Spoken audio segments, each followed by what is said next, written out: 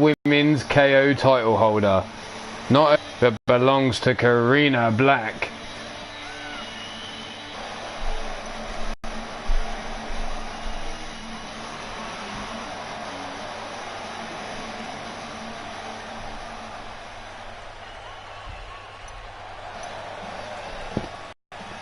She is Karina Black.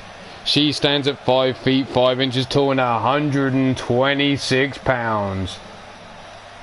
Sporting a brand new attire just for the pay-per-view, it seems.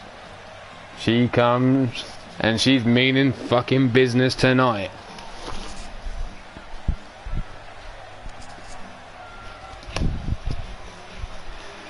And it looks like my chat box isn't working. If any of you are saying anything I haven't responded, that is why. But we'll see what we can do about that.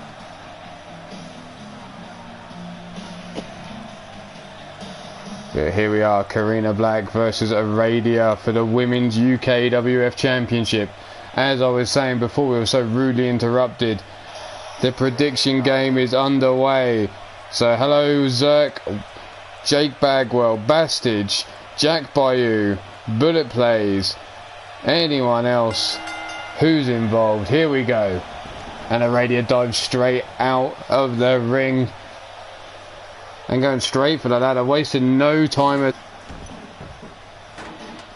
Table and ladder both in the ring, and Aradia already got the table set up, but Karina catches with her right hand.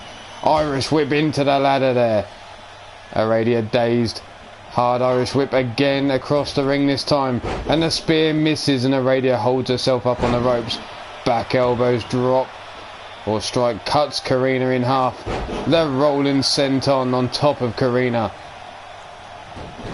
Looking for the sweep of legs was Karina. Aradia just caught a glance and blowing a big boot to the side of the head, and already Aradia looking to unhook that belt. Karina looks dazed on her knees there. A smack to the booty. And another. Karina not giving up. A third smack, and Aradia still has that title belt in hand, and finally her grip becomes loosened. And Karina's looking for the power bomb. Off the ladder. And a cartwheel in celebration there from Karina.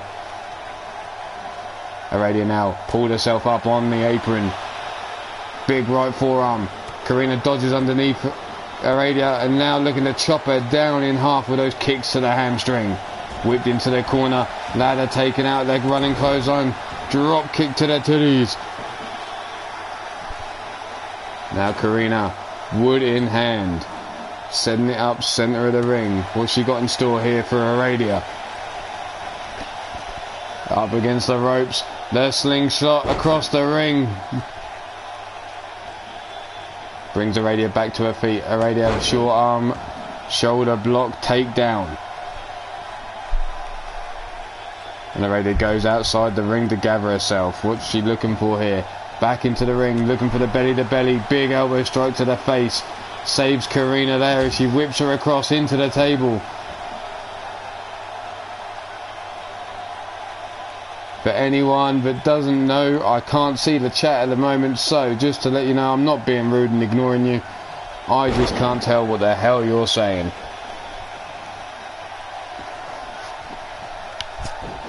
Monkey flip there. Or the arm drag takedown. Back elbow strike into the corner. A kick to the ribs. Up on the mid turnbuckle. The sunset flip power bomb. And Karina has Aradia rocking. Indeed, Mark. Let's try this again. And Karina's up. What was she looking for there? Double axe handle over the table. Impressive with the leap, but not the execution in the final part. And now Aradia has her set up on that table. Karina fights her way free. Kick to the shin. Sets her up for a power bomb again. Centre of the ring.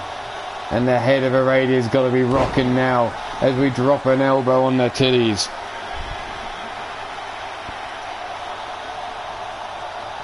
Karina now double underhook. Suplex there. Tossing Aradia across the ring. And now Karina decides it's time to grab the ladder. Time to grab her belt and take it home. Hello, Cassie, Madam Red. Welcome. Nice to see you. Nice. Aradia now up to her feet, climbing the ladder slowly. Karina sees her coming though. Blocks the forearm and delivers one of her own. Now a smash on the ladder. Karina going down. Holy shit. Through the table. Holy fuck. The crowd screaming this is awesome as Karina's just been, well, rock bottom through a table there by Aradia. Pulling herself up on the apron. Karina lies motionless. Just up the ladder, punch to the midsection, trying to chop the giant down. A big right hand and a second from Aradia. Blocked. And the Karina fight back the chop across the titties. And another. And again. Karina now tosses Aradia down to the floor. Up to the top. And away we go. Karina, title belt in hand. Is this going to be a dip? Has she defended her title belt after taking that vicious table shot? Aradia still lying motionless. Karina seems to be struggling with the clasp on the belt. Aradia now slowly getting up to her feet, but is it going to be too little too late? She turns around, sees Karina at the top of the ladder. And that looks like it's it. And Karina Black successfully defends her title in a TLC match. And there you have it. It's all over. Karina, here it is. That rock bottom through the table. And Karina Black comes out of the opening match retaining her title. How many others will we see retain tonight? Congratulations, Karina, on retaining that belt and still remaining to be champion. There she is, belt raised high. Congratulations, Karina.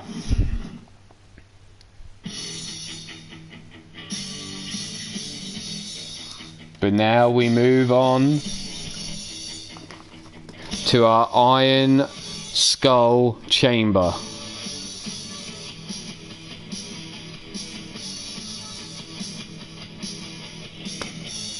So, 6 men in the Iron Skull Chamber. And those 6 men are beginning with a champion. Warren Benjamin.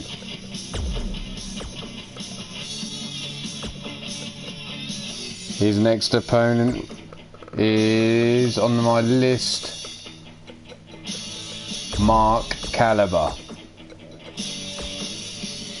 Next out the gate, Nathaniel Parker.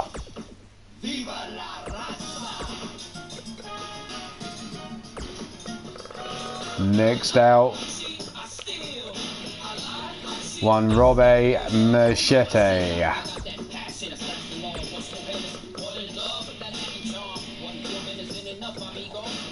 Then we add Shooter Shamrock. And we finish with the mystery entrant brought to me by Pete Wall, his new client after ditching the Ministry of Hate, and he brings in the Iron Warrior. We're yet to find out who the second man that Pete Wall is bringing to the table, but here we go. So those of you that have already predicted, hold on to those predictions.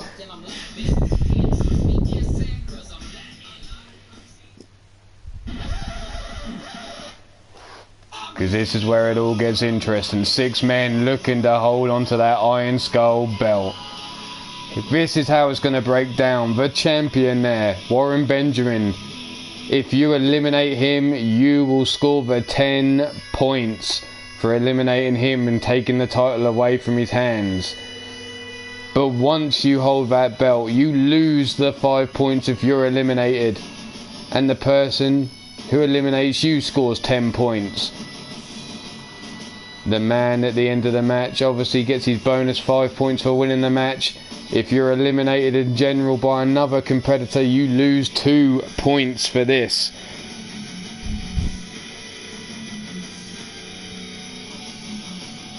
Shooter Shamrock sporting a special attire, Nathaniel Parker the same, and then we have our mystery man on the far right, the Iron Warrior.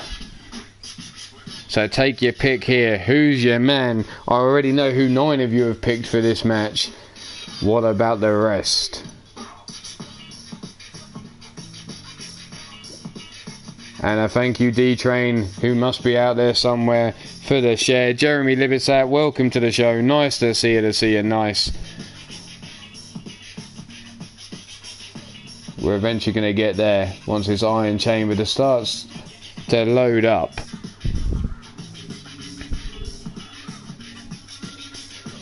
I now have the chat all loaded up. I can now see it. I may not respond instantly for where it is, but this is the match. All on the line. Can Warren Benjamin retain his belt tonight in this iron chamber?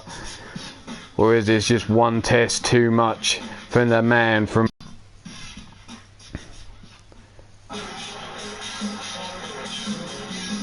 And it looks like... No, I was about to say we're frozen, but it is moving.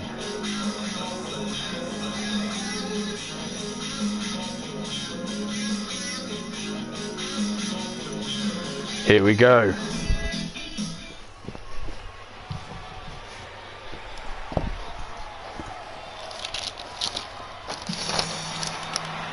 Oh shit, here we go. I've got no details on this man, but he wants to get this fucking match underway, wasting no time getting to the ring.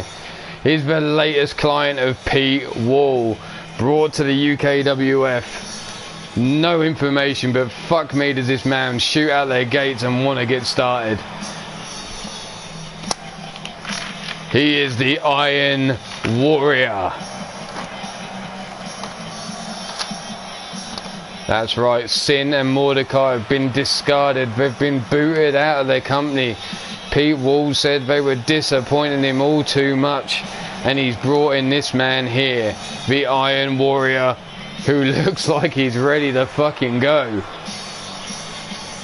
And he's lucky enough to be going straight in to the pod. Griffith Davian, welcome. Nice to see you, nice. There we see the first man climbing into the pod, the Iron Warrior.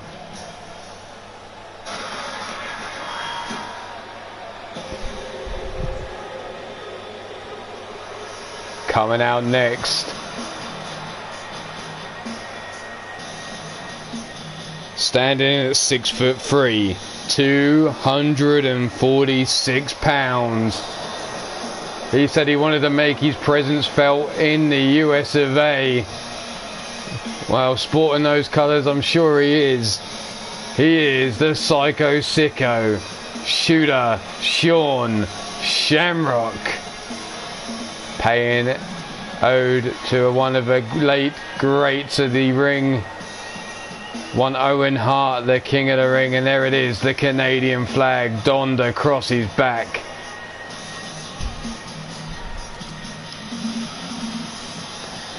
So remember this, Warren Benjamin, the man with a target on his back. If he gets eliminated, he loses 5 points. For every man he eliminates, he will score 5 points. You eliminate Warren Benjamin, you score 10 points, and then 5 points from that point onwards for every elimination you score, but you will lose 5 also if you get eliminated. Complicated, I'm sure, but coming out next,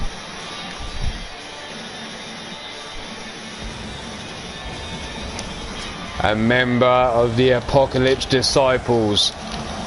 He's Free Lions Wrestling Zone, standing at 6'2" tall, 232 pounds. He is Mark Caliber. Mark Caliber, the third man out and into a pod. Has he scored well, being the third man out?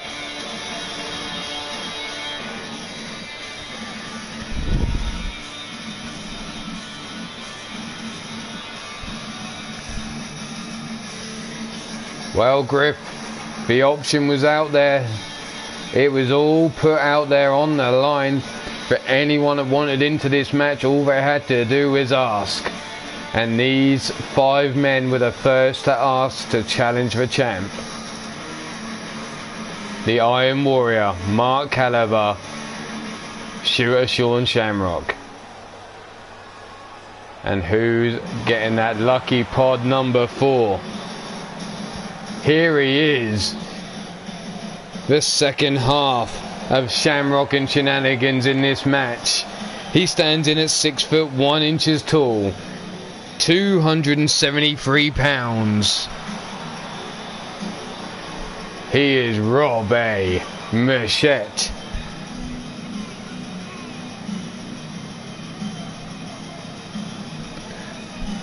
And there you see Shooter Shamrock being called out for wearing his Canadian glasses. Nothing mentioned about the Canadian jacket that he wore. Feck West, welcome to the show. Nice to see you. To see a nice sit back, relax, and let the invasion take over. As we have invaded the New York City, the Big Apple, and it's now under the UKWF and Three Lions Wrestling's control for tonight. The final pod being filled by this man here, Robbie Machette.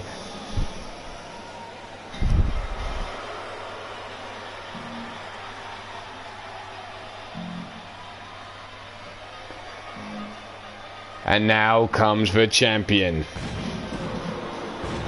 Standing in at 6 feet tall, 260 pounds. A member of Baltimore's finest, he is Warren Benjamin.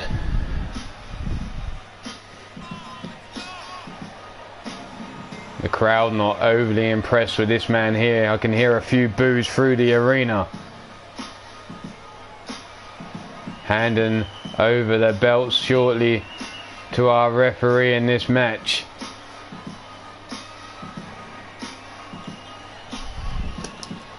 I hope Miss Jones is ready to keep the score.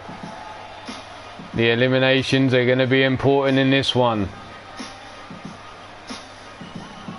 And the Iron Warrior could be getting off to a flying start if he walks away with that title belt in his opening match.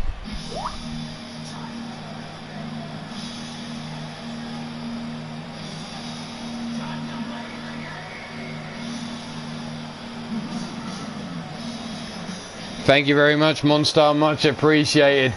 And it looks like business is picked up, because representing the youth, he is from Three Lions Wrestling. Coming out in a special attire just for tonight, it seems, standing at 7 feet tall, 355 pounds. He is the British Giant, Nathaniel Parker. He likes to call himself a fucking beast. Well, can this beast deliver tonight? Or are we going to be disappointed?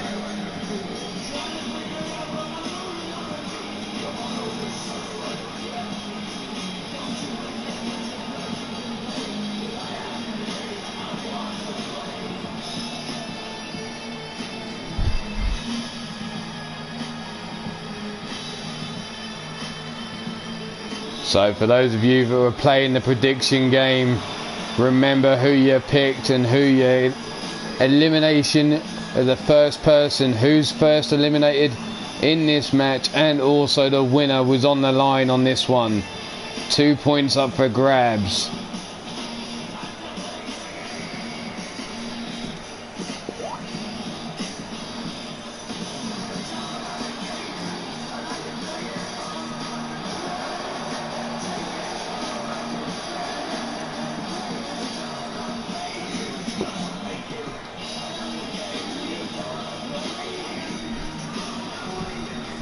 Griff going with the Brit on this one. Well, we'll soon find out. Can the Brit be successful in the invasion? Or will it go to Baltimore and the champ still retain his belt? Well, the Iron Warrior looking to upset on his first night out. And we're kicking things off with Warren Benjamin getting chopped down by the big man Nathaniel Parker. A swing and a miss. Off the ropes. Big boot misses. Step to one side by Nathaniel Parker. Spins Benjamin round and exploder suplex there across the ring. Dumping him like the sack of spuds. Oh fuck, stepping on the hand and a stomp to the back of the elbow. Working on the arm now as Benjamin gets up. Fireman's carry takedown there.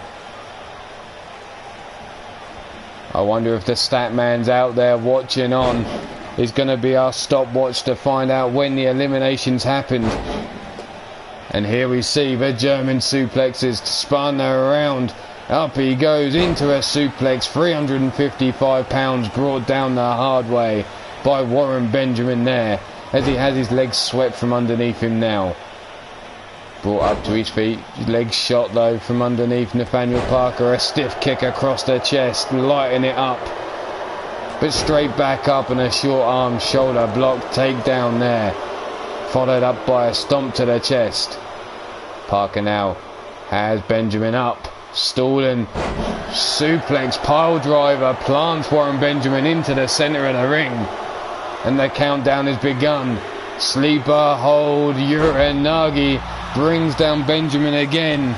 And now stomping on the lungs, looking to force the air out of him. And in comes the Iron Warrior, making his debut here. Big right hand, spun around, knee strike, and now stomping away at the chest. Parker turns his attention back to the champ. Spins him round, has him set up in the corner. Picks up the Iron Warrior now. A shoulder block takedown, runs right through him, stiff kick to the chest. Benjamin now has his eyes on Parker. Parker with a headbutt, blocking the belly-to-belly suplex attempt. But gets caught by the Iron Warrior. Big right hand delivered to Benjamin. The Warrior running face buster. Big swing and a miss there from Parker, but the back elbow connects, ducks under. The clothesline from the Warrior takes him down though.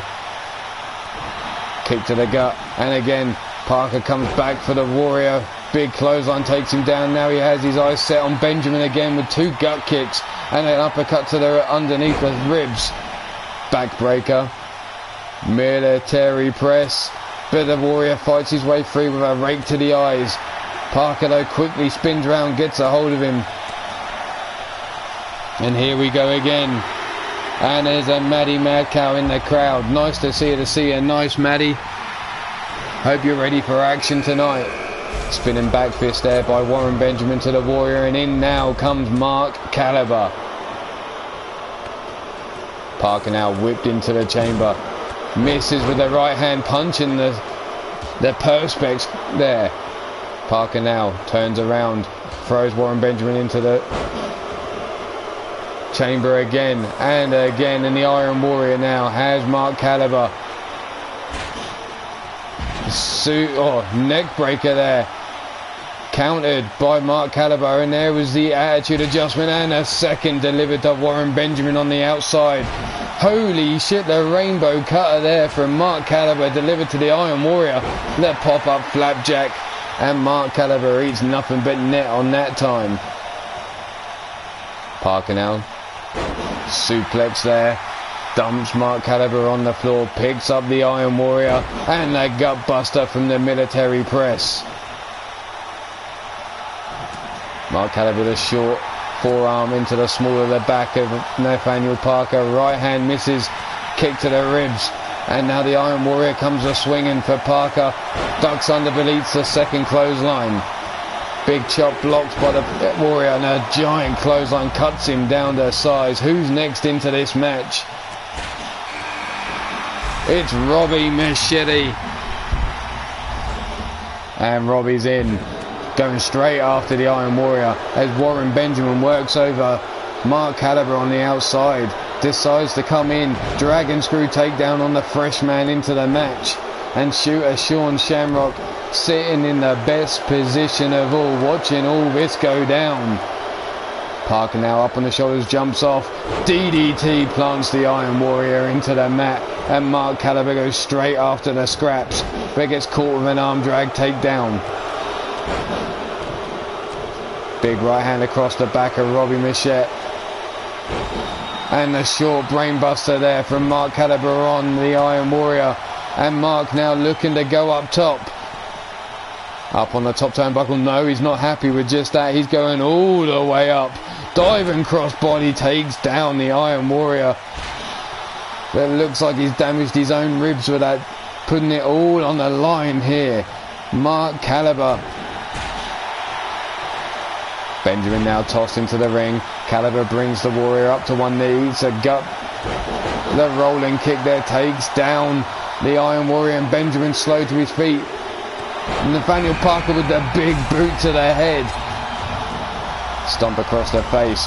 Going to work now. Knee strike to the side of the dome, and shooter Sean Shamrock, the Psycho Sicko, is in the match.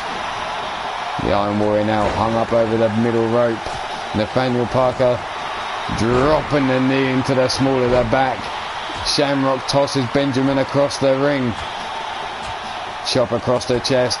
Running shoulder block blocked by, and a bail toss from Nathaniel Parker. The Iron Warrior, Nathaniel Parker, tying it up. And through the chamber went Mark Caliber. Robbie Machete planted him through that chamber. The crowd screaming, "This is awesome." Nathaniel Parker out at the corner now. Shamrock eats the knee of Warren Benjamin, falls to the floor. Benjamin catches the Warrior. The Warrior now high angled slam there. Look at the strength on show now. Picks him up from the floor. Military press. Dumps him over his shoulder, and the Iron Warrior picks up the bonus points of eliminating the champion. And out goes the champ. The Iron Warrior now is the man. The stalling suplex to shooter Sean Shamrock. Mark Caliber now gets caught. The Iron Warrior from behind.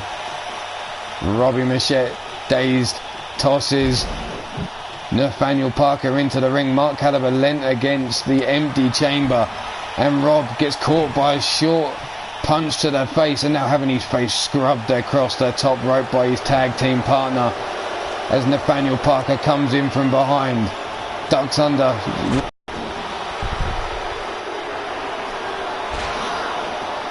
The sit-down powerbomb there, the spinning out sit-down powerbomb from Shooter, and Robbie Machette and Shooter Shamrock double teaming Nathaniel Parker, but he comes out with a clothesline. The Iron Warrior still working on Mark Caliber outside the ring.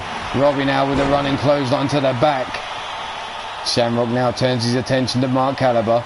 Rob scoops up Nathaniel Parker, drives him in. Nathaniel Parker is out, and Rob Machette with an elimination. The Iron Warrior though has Robbie out and dumps him outside onto the metal.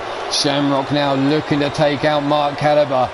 Here he is, stalling, suplex, no. Countered there by Mark Caliber. Holy shit, Mark Caliber's on another level tonight. Gets caught, Robbie rolls him through. One arm sit down powerbomb, and the Iron Warrior on all fours outside the ring. Scooped up, no, the Iron Warrior blocks, punched it underneath the rib, big right hand. Drop kick to the back of the head. Robbie with a diving headbutt and eats nothing but the mat. Mark Caliber getting out of the way just in time. Stomping away now. A stomp to the knee.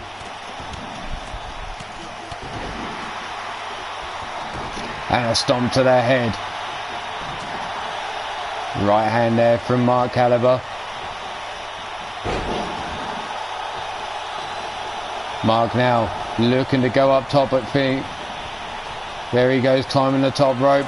And death from above, not enough to take out the Iron Warrior though. Is Robbie Machette and Shooter Shamrock. Sit down power bomb there. Kick to the midsection. What has Mark Caliber got in here? And there's the brainbuster, and Mark Caliber now is the man with the belt.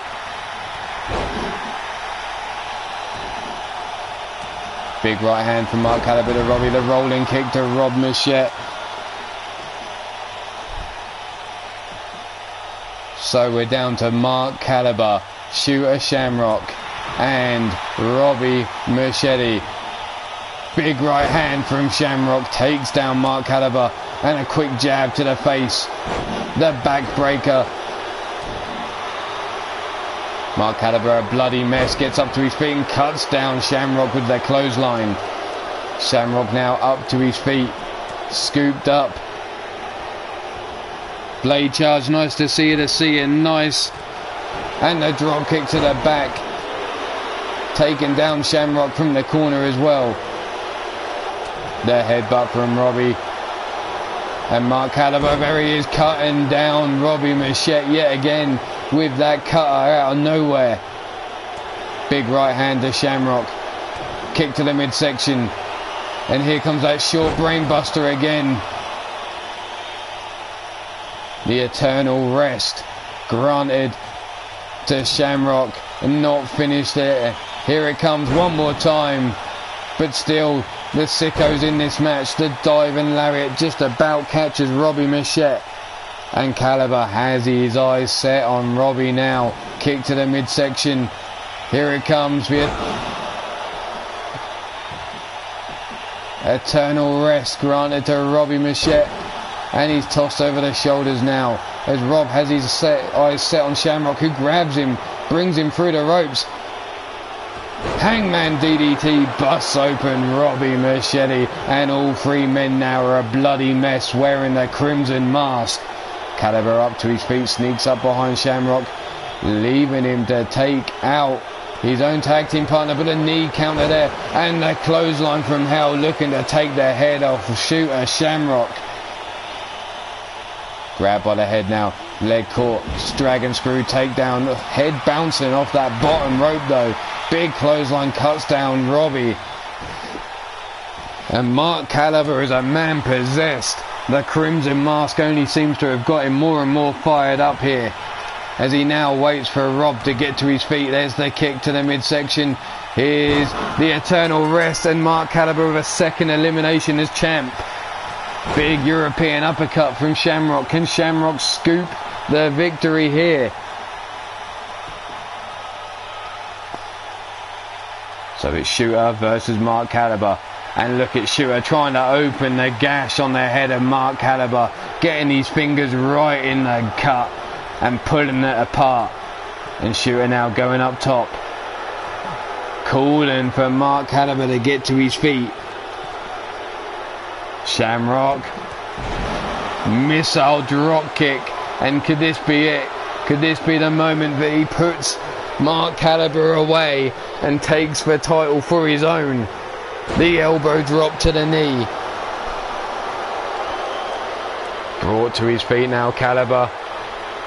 And there's the Shamrocker. The Shamrocker, not enough to put Mark Caliber out, but Shooter not giving up there. The sicko has his eyes set on that belt. He brings him up, and here comes the pot of gold. And again, Mark Caliber holding on. Shamrock brings him to his feet. Nova jawbreaker from Mark Caliber. The clothesline caught. STO takedown. The crowd booing the sicko as Mark Caliber looks to stay the champ. And there he is again, pulling at that cut, trying to open it and get the blood to flow. Shamrock now rubbing his own head. I can't tell if that's blood pouring down his face or if it's just the face paint, that Canadian red and white. But Shamrock going up top one more time. Here it comes, the elbow drop, but he misses. Eats nothing but mat. Caliber slowly pulling himself to his feet, and again Shamrock misses. Forearm from Caliber. Up he goes, the pop-up Hurricane Rana, driving the head of Shamrock into the mat. And now Caliber, what have you got in store? He's going up. But not just up, he's going all the way up. And here comes that diving crossbody yet again. You can't ask for more than what Mark Caliber is showing here tonight. He's put it all on the line now, diving from the top of that chamber, not once, but twice. And look at the bloody mess. The blood pouring down his face, all over his chest. The crimson mask well and truly flowing. Berkshire now brings him through the mat, onto the ropes. The hangman DDT. And look at him just taking in the boos as if they were cheering him on. Up he gets. Brings Caliber up. And the pot of gold, and it is all golden as Shooter Shamrock takes the title for himself.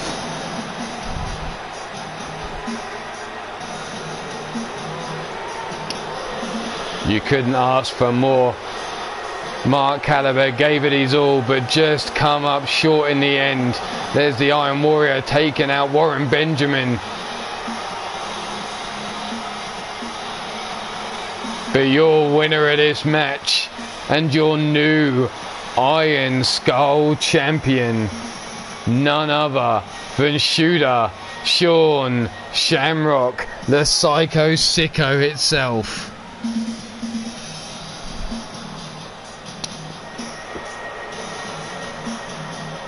Congratulations, that man there.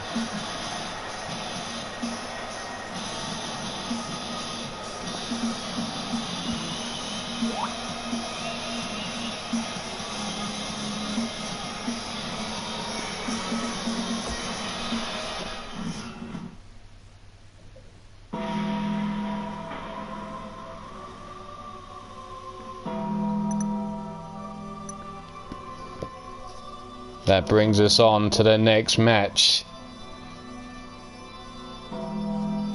The No Escape cage match is coming up next. Crimson Ninja and Mean Joey Green welcome, as well as Robbie Machete. Nice to see you all, to see you nice. The invasion is well and truly underway. As we move on to a steel cage match.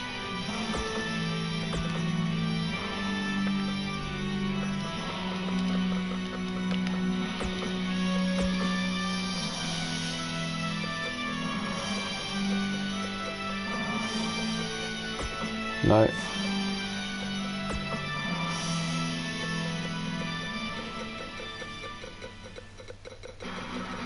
There we go.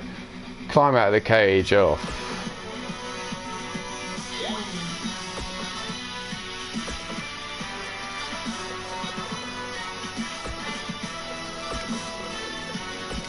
So, the challenger is Samael Megiddo.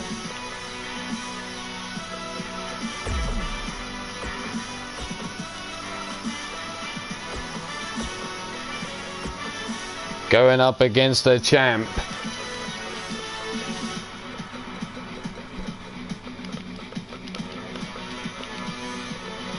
Shifty the Clown.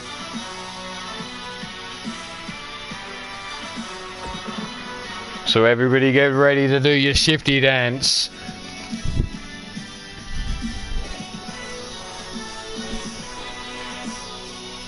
Who's your picks here? For those of you that didn't join in the prediction game,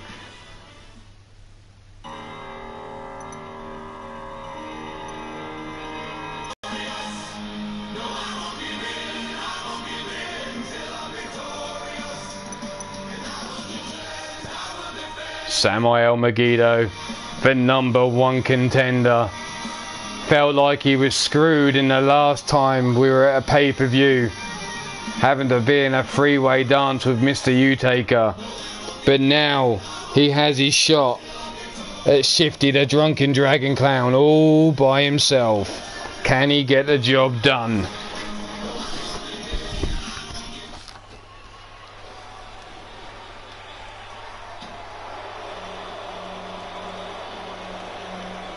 There you see the cage above the ring. And here he is, all fired up. A member of the Vermilion Coven, standing in at 6 feet, 10 inches tall, and 400 pounds. A man that size should not have that much fucking energy. But here we go. He is Samael Megiddo.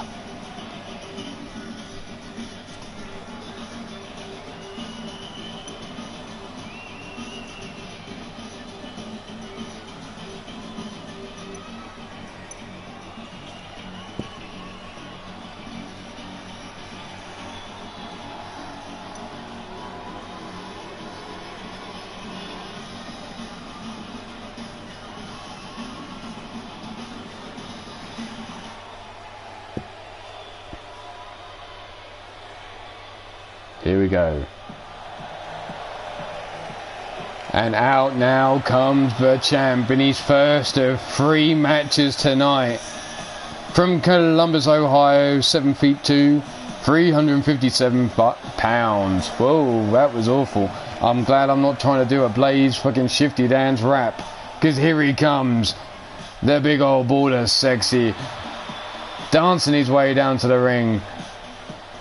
He is the Three Lions Wrestling Super Heavyweight Champion.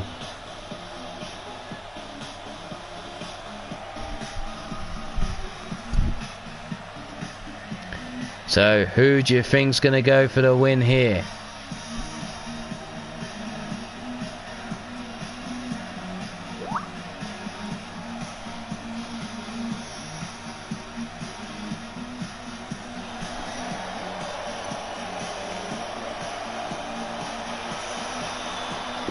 And there he is, in the ring, dancing his ass off.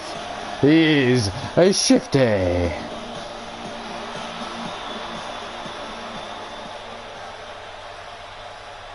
Here we are in our outdoor arena in New York City. And we're going to go straight out the wheelbarrow stunner from Shifty. But Samael not even dropping to the floor, barely rocked there as he comes out of the kick and the forearm now. The kick to the midsection there. The diving crossbody just swatted to one side by Samael. Big right hook pops him up, and Shifty, 357 pounds in the air, comes crashing down as Samael now goes to work with the elbow strikes. The legs swatted from underneath him. And Blaze Radio was doing the Shifty dance. Careful not to pull something, Blaze, other than your cock. Anyway, whipped into the corner, goes Shifty. The shoulder thrust in the corner, cutting Shifty down. Rolled over, in for the pin. And only a 1 count there from Samael. Shifty now up to his feet, catches a right hand straight away, whipped across into the corner, and another shoulder tackle in the ribs. Picks Shifty up, 2-handed choke slam. Shifty catching his head on the bottom rope as he come crashing down there, might have almost broke his neck.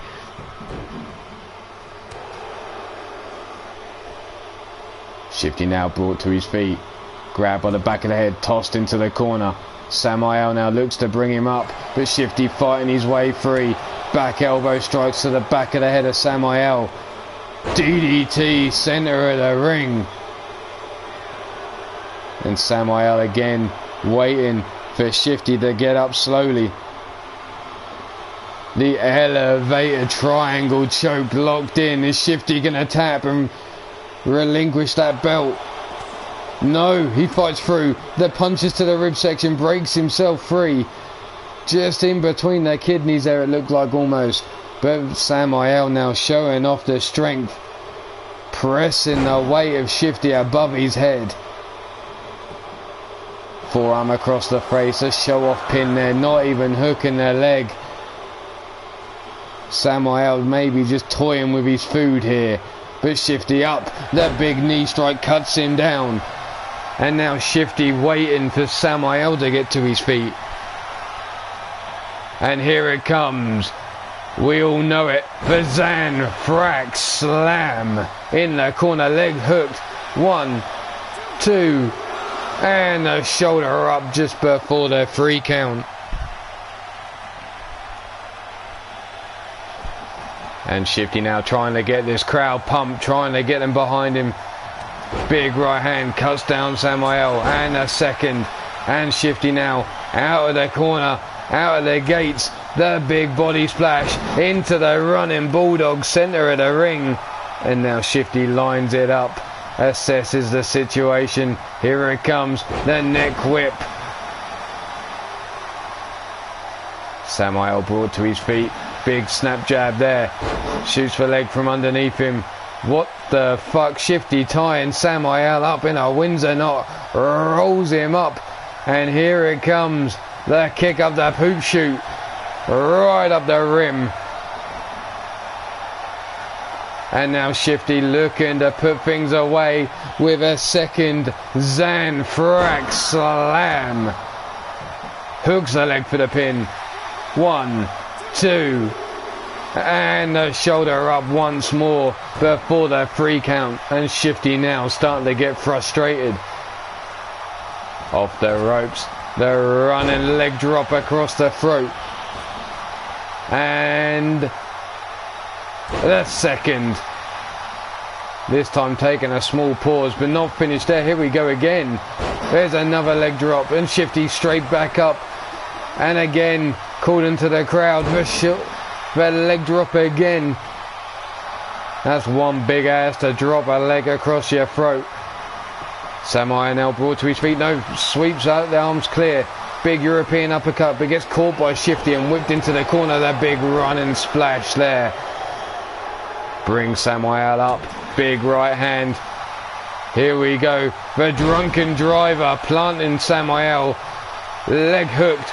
1, 2, and 3. And Shifty retains his belt.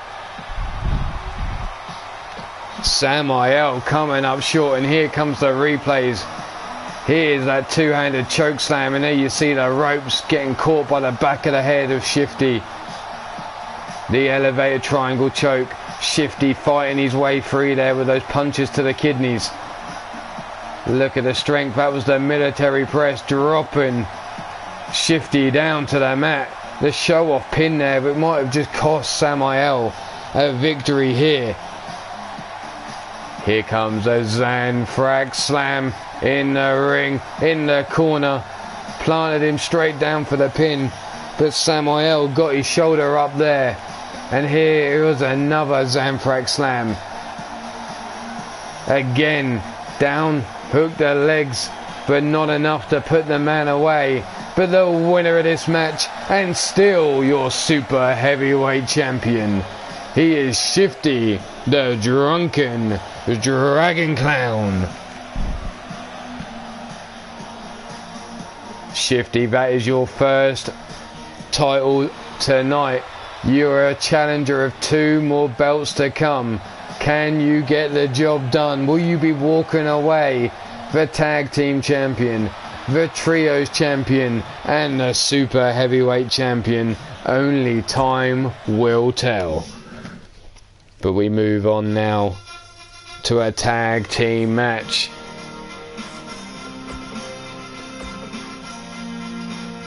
No DQ and no count out.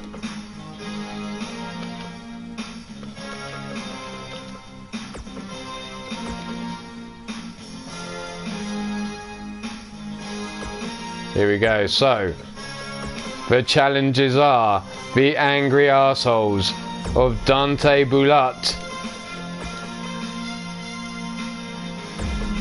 and Fred Starr, and they are going up against one Mordrin Nightwalker, who just missed out on challenging for the heavyweight title or the UK title tonight. But here's his tag team partner Jake Bagwell.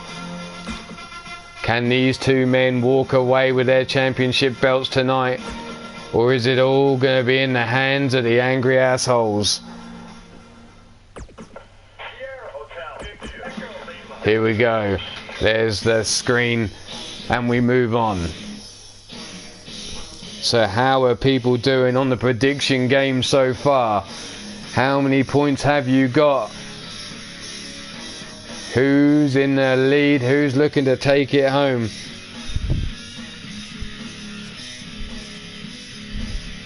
Cougar Knight, welcome to the show. Nice to see you. You may have been here a while and I might have missed you. As you can see, the chat's not up on the screen, but we've got the tag team championships of the UKWF on the line. Boots and Blood looking to retain those titles.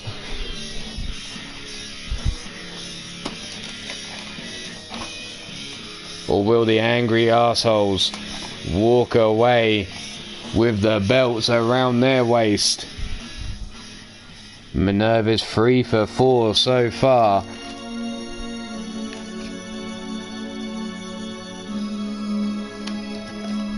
Jake Bagwell, welcome back just in time for your match.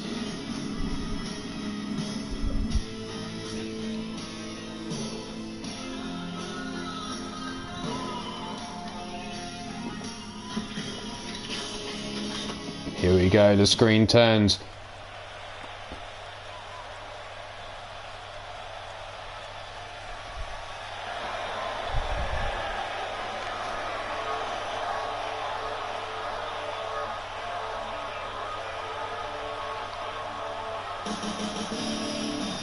And here they come.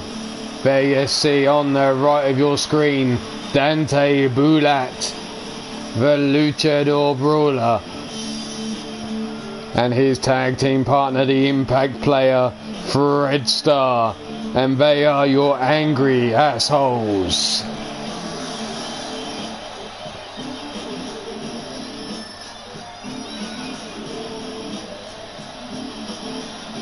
Can they get the job done here tonight? Or is it all in the hands of Boots and Blood?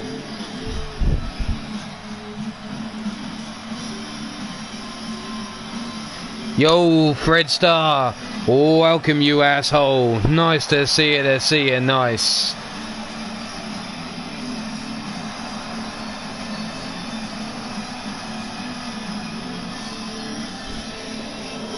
There you see the angry assholes in the ring, ready to go to work.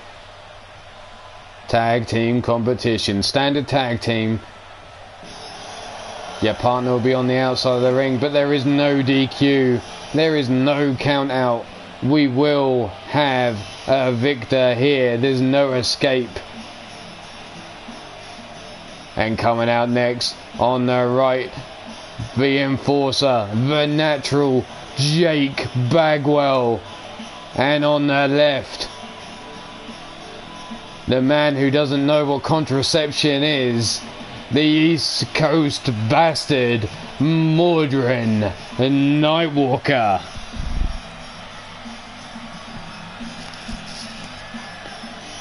Boots and Blood looking to retain their title.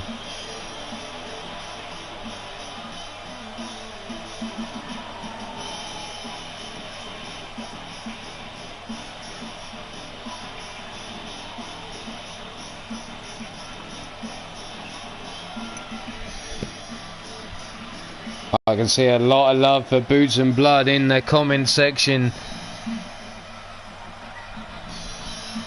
Jack Bayou's 2 for 3, but you should be 8 out of 4 points, Jack. There was 4 points on the line so far, but there's the tag team belt. This is what it's all about, the UKWF tag team title.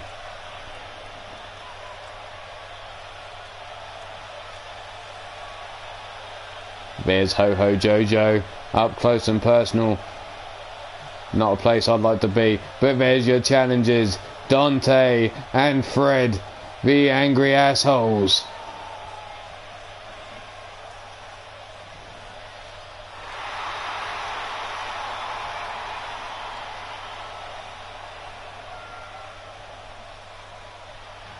And we move across. Get out of the fucking screen, Ho Ho.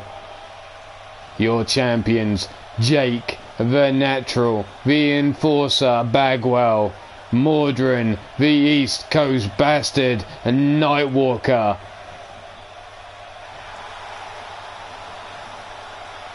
Look like they're determined to keep a hold of those belts tonight. We'll soon find out. Handing them over the gold. Is that the last time it's going to be in the hands of Boots and Blood here tonight?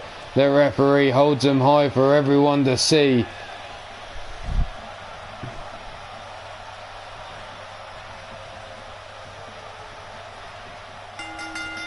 And here we go, straight out of the gate with a drop kick to the chest. Mordrin on the offensive. Dante has a stomp across his back. The jab, no, blocked. Big right hand, club and blow there. Jumping knee strike, dodged to one side by Mordrin. Spins him round, picks him up, backdrop suplex. And a second, and we're not finished there. Into the German suplex. Dante now brought to his feet by Mordrin. Big European uppercut separates the two. Whipped into the corner goes Mordrin Nightwalker though. Club and blow across the back. Mordrin slips out, kick to the back of the hamstring. Looking to choke Dante already. Into the Russian leg sweep. And he ain't even Russian. Stomp to the chest. Dante now tosses him over his back though. Brought to his feet, no, sweeps for a leg from underneath him. Mordrin Nightwalker catches that boot to the side of the head though from Dante. Knew Mordrin was coming and caught him with the boot. Whipped into the corner of the asshole. Arm wrench. Hammerlock into the suplex, dropping him on that wrist. Dante now walks around, tags in the Impact player Fred Starr. Single leg drop kick, swatted to one side though. Leg sweep into the backbreaker, into the Russian leg sweep, and he ain't even Russian. Stomp to the chest, and Mordrin now backs up into the corner and tags in Jake Bagwell. Good tag work here from both teams so far, keeping the fresh man. And the standard moonsault there. The Impact player going to work on Jake Bagwell, who gets up though, short arm shoulder block takedown, stomp to the arm now, and follows up by making Fred Starr's face eat the mat. Stomp to the small of the back. There's the figure four. Rolls him over. Fred Starr, can he get to the ropes? No, he's going to break free. Going after the ankle. Right forearm to the face, and now he's up to his legs. Looking a little bit wobbly though. Whips Jake into the ropes. Chop, no, they collide. Brings him up. Jake Bagwell though, trying to get himself free. The stalling. Look at the blood rush to Jake's head. And now showing off, releasing with one arm into the suplex. And there's the hot tag to Mordrin Nightwalker, who comes out with a clothesline, ducked underneath by Fred, but catches him with a drop kick. And a second, cutting the Impact player down to size. But quickly up to his feet is Fred Starr. Ducks under the clothesline. And now he's looking for the sit down pile driver.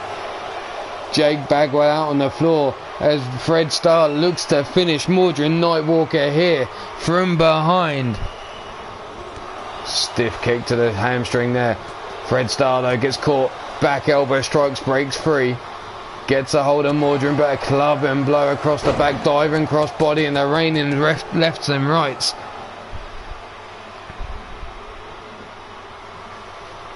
Brandon now, what the hell are you talking about? Runs across the ring, back elbow strike, kick to the ribs, ducked under, and a right kick to the, or left kick to the top of the dome.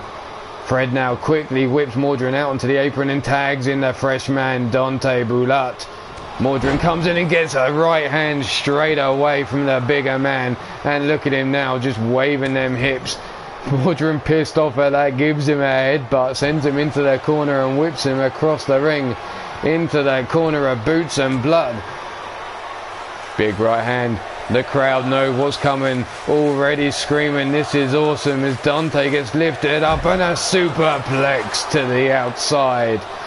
And Dante now writhing around the floor in agony. That lower back lit up with the impact to the floor. Brought up. Big European uppercut countered though by Dante. Right hand to the gut, cuts Mordrin, and a big knee strike to the top of the dome.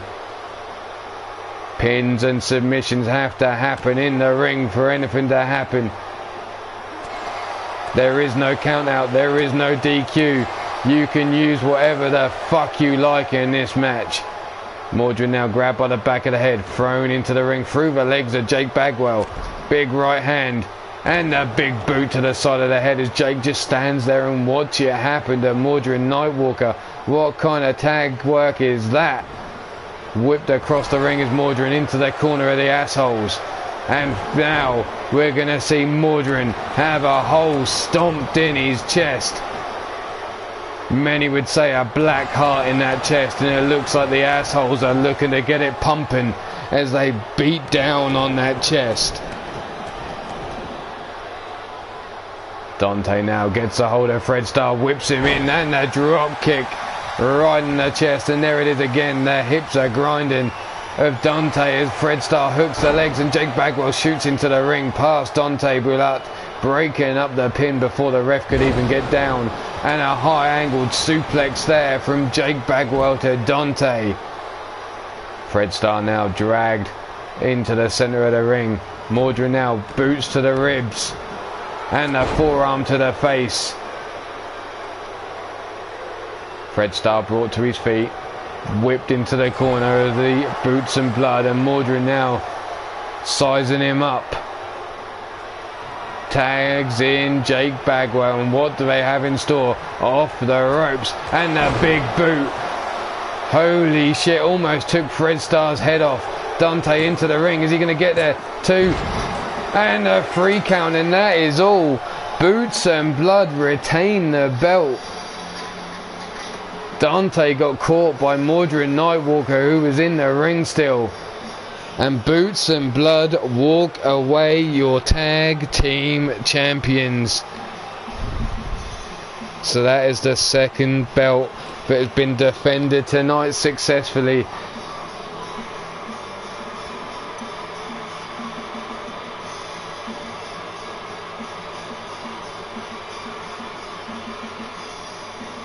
Here we go, off the ropes. There was that giant boot to the side of the head of Fred Starr into the pin, and that's when Dante got caught by Mordrin Nightwalker, who cut him off at the pass, and they retain their tag team championships.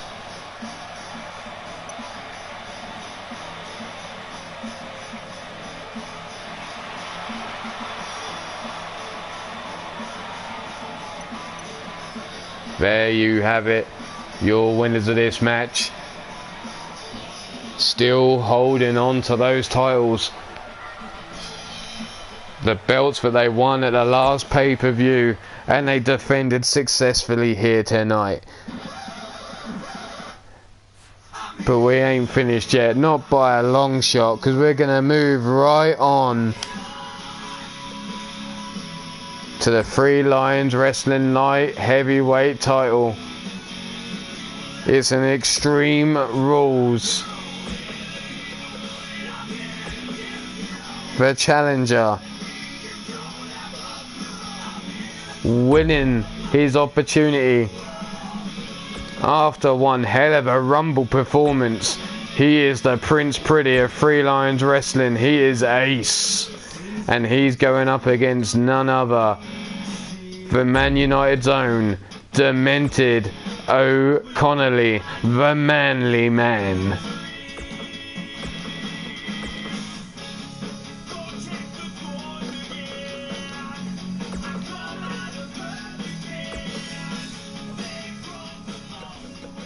And we need to change just one thing. Falls count anywhere. There it is.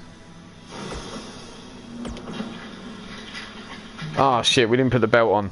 Bollocks. Oh well. It's for the belt. Demented versus Ace. We know it. It doesn't matter other than that. Fucker.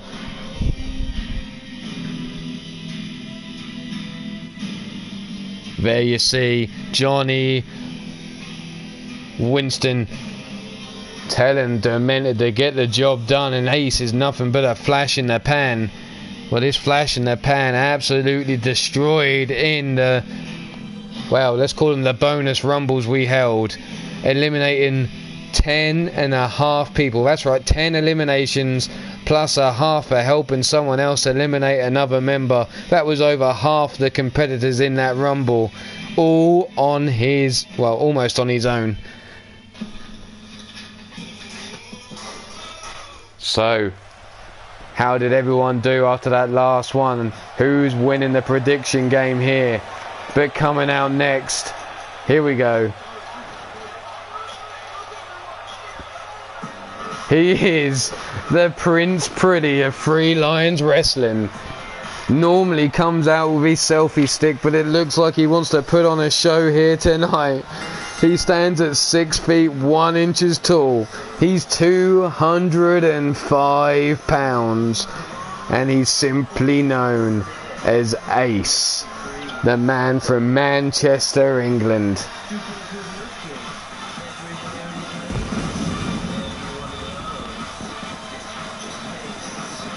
Fucking hell, blinding the fucking glitter on that dress. Jesus, that robe.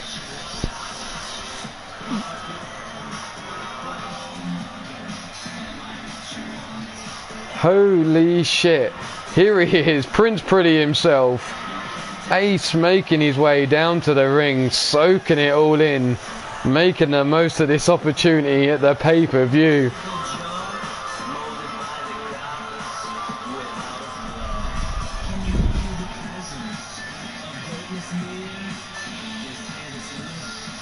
I should have worn some sunglasses when he come out. You're right. Jesus Christ. They should come with a warning on that robe.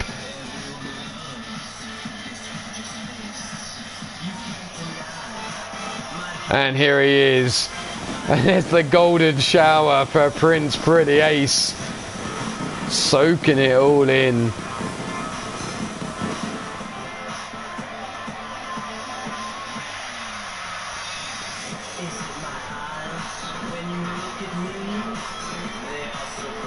He is Three Lions own. Wow.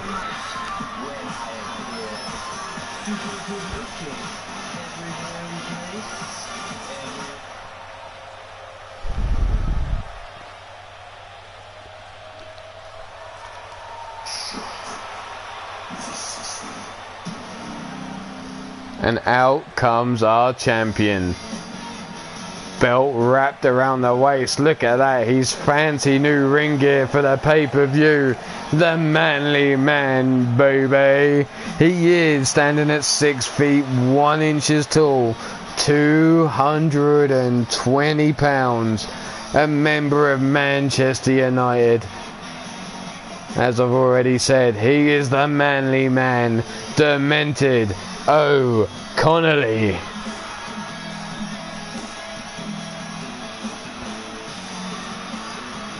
American flag on one arm, the United Kingdom flag wrapped around his arm on the other.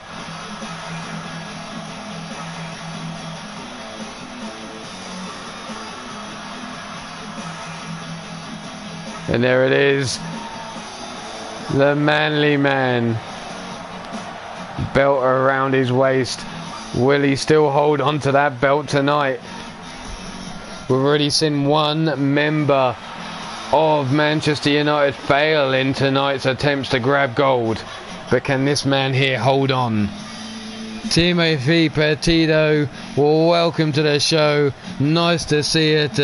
Nice. You might have been here a while, and I'm sorry if I haven't seen you, but welcome. There it is, Ace versus Demented, and here we go. The bell rings, Falls Count Anywhere, and straight out with a flatliner. Demented eats the mat. Falls Count Anywhere, Extreme Rules. Swing and a miss by Ace. Grab from behind. The kick to the back of the knee. Ace straight on top of Demented though. Whips him hard into the corner. Spins him round. Hurricane Runner takedown. Ace now big knee drop across the eyebrows of Demented. And the manly man on the receiving end of an ass kicking at the beginning of this match. Head slips free from between those legs of Ace. Scoops him up. Slams him down with authority though. And the Demented, the manly man, is back into this match and straight outside the ring to go and get some toys.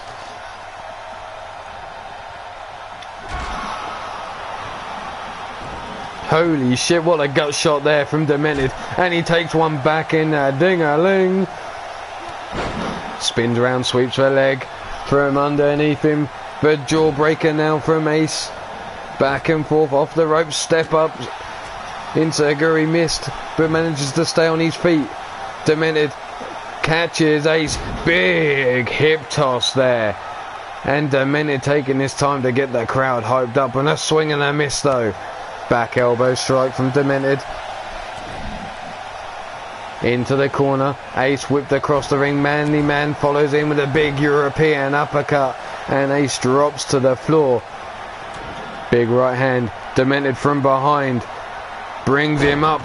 There's the lung blower.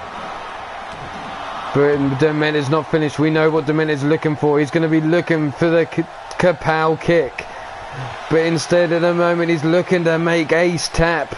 Making him look to yell, "Mummy!" Elbow strikes as Ace breaks free from the hold. Not willing to give up his chance at gold just yet. From behind, crucifix takedown. Ace now standing over the body of Demented as he's slow to get to his feet. The Hurricane Runner and Ace has him in the place. Kiss to the crowd and the Tiger feint there. And Demented laid out, but Ace not capitalising. What is he thinking as he stands out there on the apron waiting for Demented to get to his feet? Ace still standing there just watching as Demented now grabs a hold and brings him in with a suplex over the ropes. Straight in, hooks the legs for the pin. 1, 2, and only a 2. Stiff kick to the spine, lights up the back, but a kick to the top of the dome from Ace in return. Rolls through the legs into the Boston Crab. Demented has that hammer in his reach, looking to get to the ropes. But it's Extreme Rules. Stiff kick to the face.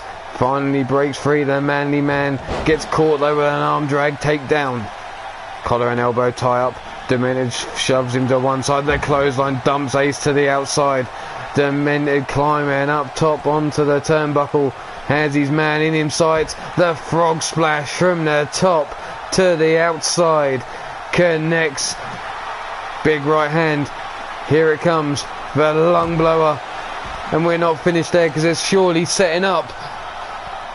As the Manly Man taunts to the crowd, turns around, stomps on the knee of Ace. The referee now on the outside of the ring. The jawbreaker there from Ace though. Spinning heel kick to the midsection. The big right hand drops him down to the floor. Jawbreaker from Demented though. Comes back into this. Hurricane Rana of his own. Hooks the leg, referee in position. 1, 2, and the shoulder up from Ace.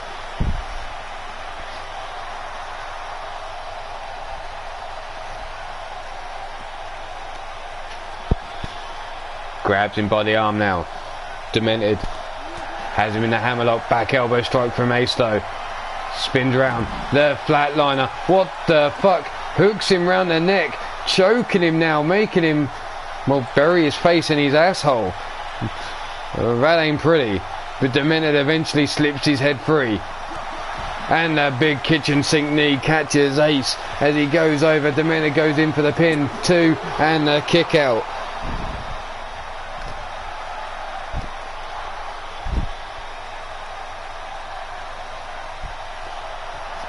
Head scissors there, but Ace manages to break free. Demented slowly getting to his feet. Ace rolls through the legs into the Boston Crab and has Demented got nowhere now, nowhere to go on the outside. Boston Crab locked in. Is Demented gonna tap? Is the Manly Man gonna break to the Prince Pretty? No. Ace gives up. Brings Demented to his feet. Looked like he was going for a back elbow strike. Demented blocked, but he caught him with a right hook. Snap, suplex, no. Demented with a knee strike to the top of the head. Flying forearm cuts down Ace. Ace now brought to his feet. Step up, Insaguri rocks Ace. And Ace now brought to his feet quickly by Demented, who has him up. Suplex with the bridge into the pin. 1, 2, and a kick out again on 2. Demented now eyeing up his opponent, measuring him up now. What's he looking for here? Brings Ace to his feet. Ace shoots for legs from underneath him though. Where's Ace going? Going under the ring. Looks like Ace wants to bring some toys to the party now after Demented brought the sledgehammer out. Changing his mind as he sees Demented get to his feet. Whipped into the ring though, because he gets caught. Ace slowly clawing his way up to his feet, but Demented raining down the forearms across the back. Whipped into the corner and busts him open. The Manly Man has him over the top now. Tarantula hold there. Up on the shoulders, and here it comes. The kapow kick. And that could be all she wrote for Ace. Down for the count. 1, 2, and 3. The kapow kick finished off Ace. And the champion retains.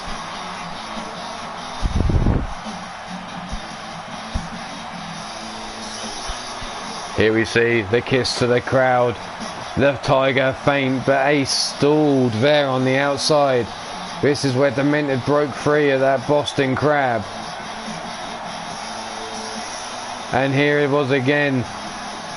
Demented breaking free from the submission hold. There's another Boston Crab on the outside, but not enough to put the Manly Man away. And here he is, still your light heavyweight champion of Three Lions Wrestling, Demented O'Connolly, the Manly Man.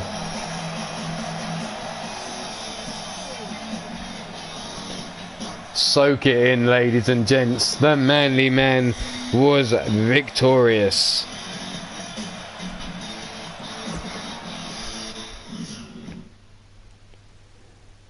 But this is where we move on to some tag team action of the women's division. UKWF Women's Tag Team Championships on the line in a tag team war. As we move on in the evening, the lights begin to dim outside as we move into the night time here in the US of A.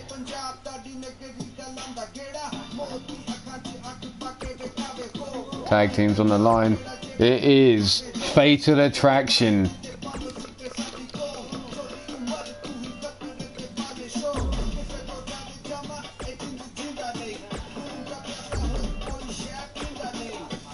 versus the Femme Fatales, which is Karina Black, who we've already seen in action tonight, retaining their title in a TLC match. And we come out tonight to defend their tag team titles as well. No rest for the wicked. Because here we go.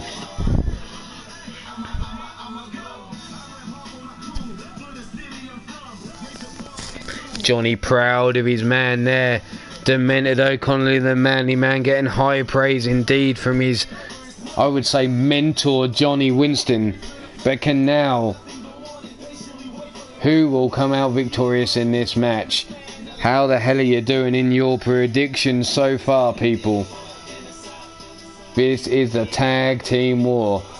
Tornado tag style battle. Pinfall, submissions and knockouts anywhere the fuck you like within the arena. Elimination style, so at some point we may have a 2-on-1. Unless we have simultaneous eliminations, we will have a 2-on-1 at some point. But who will be standing in the ring? Tag team belts on the line. Jack Bayou is 4 for 5 at the moment. Anyone doing better than that, I'd find it hard to believe.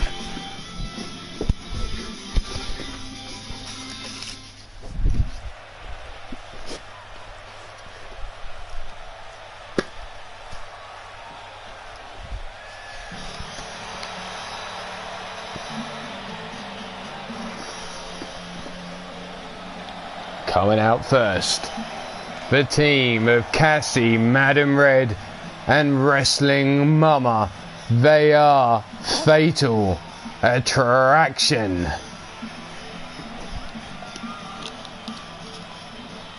New team on the block, but made their way up the rankings, taking out Ruthless Dreams for the #1 spot. Can they now go all the way? Well, joke's on you, Maddie. You would have come away with a decent prize tonight had you have even bothered. You are indeed, Bullet, you are indeed. Congratulations, though. That's one hell of an achievement.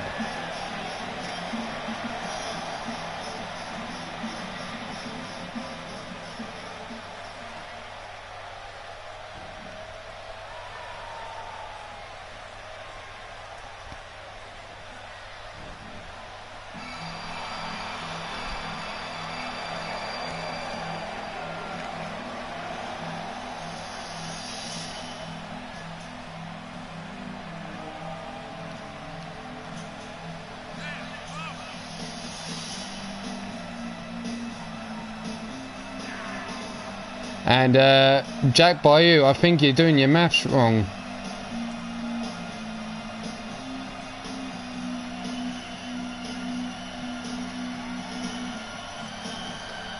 Because here come your tag team champs, by the way. They are Karina Black and the Spectre, the Femme Fatales. Karina Black, you've already seen him in action once tonight. Her tag team partner coming out. Can they get the job done? Yeah, right.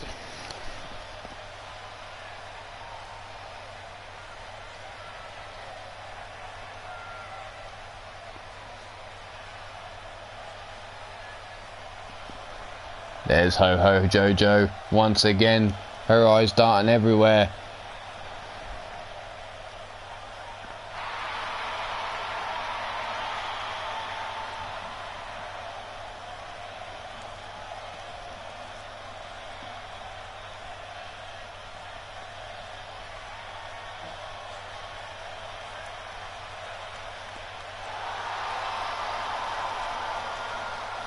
There's your champs.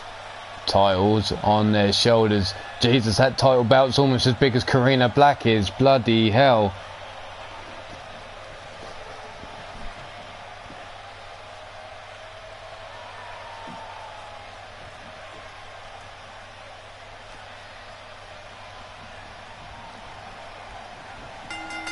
And here we go. Tag team war underway. Cassie comes straight out with a clothesline. And Mama with their code breaker taking down the Femme Fatales. But here they come back. The spear to Cassie. The clothesline taking down Mama. But Cassie straight on Karina Black with a rolling neck breaker. And the Spectre still has Mama in her sights. Slaps that chop to one side and delivers a drop kick. The snap jab. And Mama stomping away and talking shit to Spectre as she has her down on the floor. Cassie now from behind, looking to make Karina tap out straight away, and Spectre coming in to save her partner there. Clothesline takes down Mama in the corner as Cassie goes straight back to work on Karina Black, and the alley-oop in the corner there from Spectre on Mama. Karina Black now has Cassie on the ropes, catches the leg, and an elbow strike to the top of the knee as Spectre takes Mama to the outside, and Cassie now takes Karina down. Cassie and Mama now both on the outside around the corner with Spectre. As Spectre fights back, knees kick to the midsection. Now Cassie comes across the ring to Karina as she's up on her feet. Lupez press. Spectre gets the elbow strikes to the stomach from Mama, breaking free from her grasp. Cassie down for the pin. One and only a one count. As Mama unloads on the Spectre, and the Spectre now comes fighting back. Arm caught. Cassie now, big right hand chops.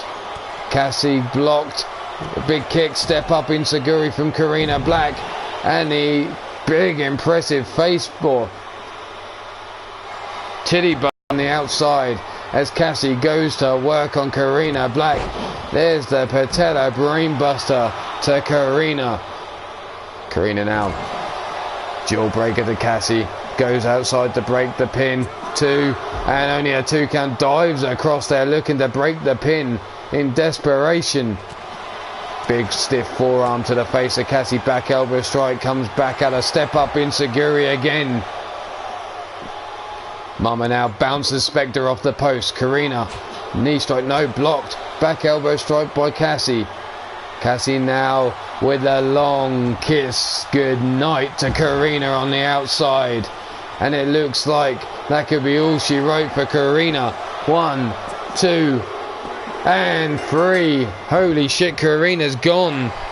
Fatal Attraction with 1 elimination, and now it's Spectre versus Mama and Cassie. Cassie now over the top.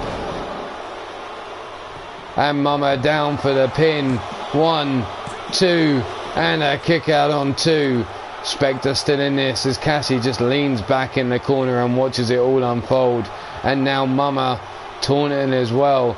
These ladies think their job's all over, but Spectre fighting back, gets to her feet, gets a hold of Mama, sits her up into the pile driver. Spectre's got to look to take one of these 2 ladies out and then focus on the other. Has her back turned to Cassie and gets dumped on her neck on the ropes. Stiff kick to the top of the spine. The Spectre's got to take Cassie out while Mama's still on her back. Cassie now gets caught, slaps the arm, breaks free. Snap jab though from Cassie. Over the top rope goes the Spectre and to the outside.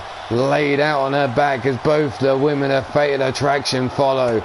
Big right hand chops across the chest. Mama comes in, sets her up,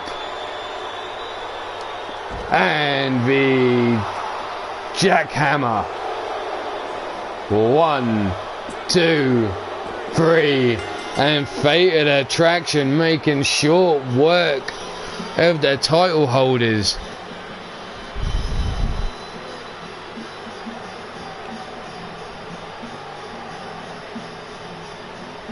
Holy shit, there was Mama on the outside with a titty buster to the Spectre. Here's Cassie inside, patella brainbuster. There's Mama, has her up.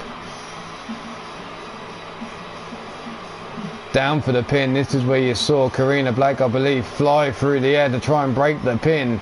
There she is. But Spectre slipping out of the grasp of Mama. There was the DDT there.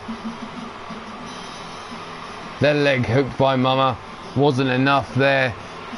The pile driver from Spectre as she valiantly tried to fight back the situation of 2-on-1.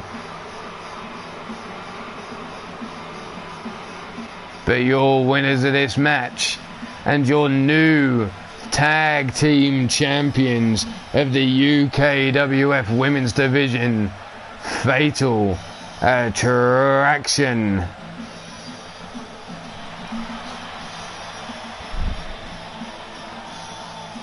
There you see Cassie draped over the ropes, Mama holding that belt around her waist. Who will step up and take these belts away from these 2 ladies? Only time will tell. But now we move on to the Three Lions women's division yet again, but this time it's singles competition.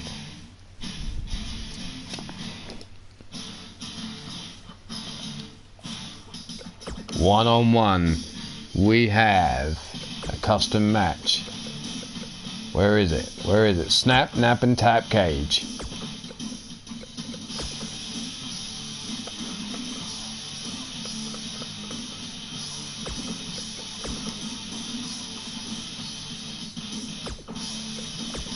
The challenger.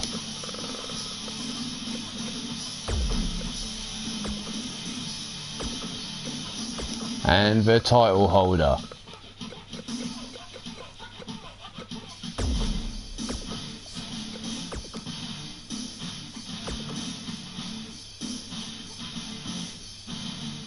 Title on the line. Here we go.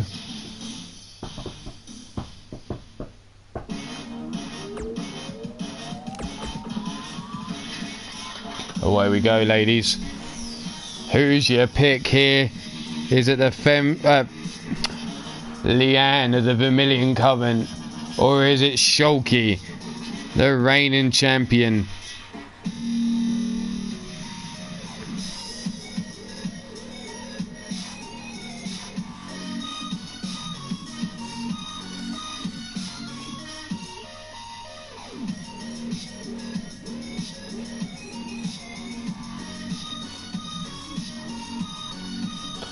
Take your pick, ladies and gents.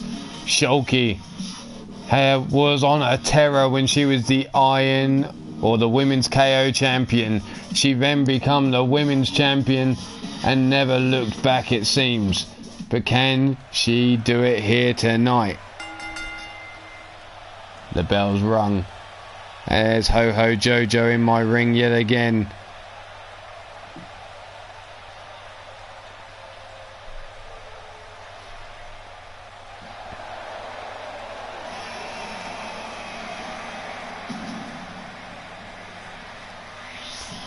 But coming out first,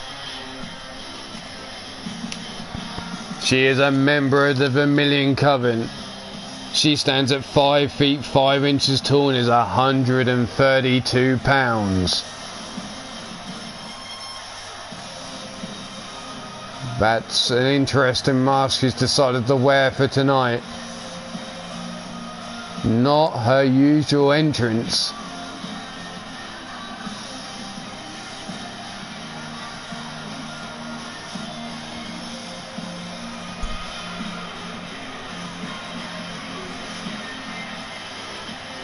Who's got it going?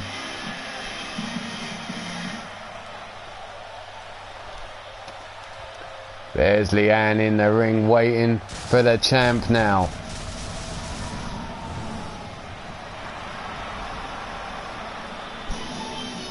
And here she comes. Focused as ever.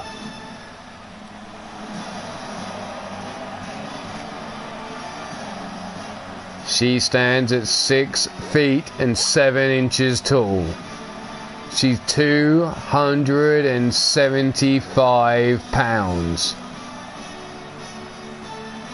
So she's over double the weight of her challenger and stands a great 1 foot 2 inches taller. But does that mean she's gonna get the job done here tonight?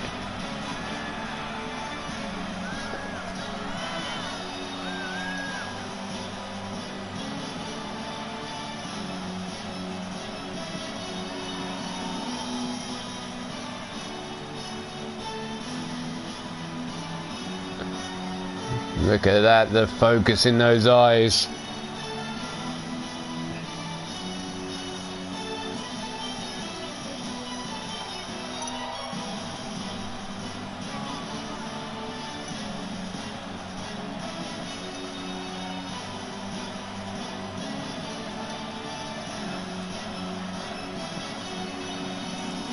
Who have we got in this match? Let's see what people are saying. I can see Bullet says Leanne, Monstar's going for Shulky, Blade Charge going for Shulky. Thank you very much Monstar for the smashing of the thumbs and the support, much appreciated. Robbie Machette saying Shulky, Timothy Petito going for Shulky, Leanne. Better Leanne than me, says Minerva. Well, I'm sure you're not jealous here. As we go into the snap, nap or tap cage, Leanne has got to look to take down the bigger woman in Shulky and make her scream mummy or knock her the fuck out. Size and power, obviously the advantage of She-Hulk chick, who looks like she could snap a fucking bus in two without even blinking. There we are, belt raised high into the air. Hands over the belt to the referee. Shows it to the challenger one last time. Who's that belt going to be around come the end of the match? Raised in the air, there it is. So we know what that means now. Time to lower the damn cage and get this match underway.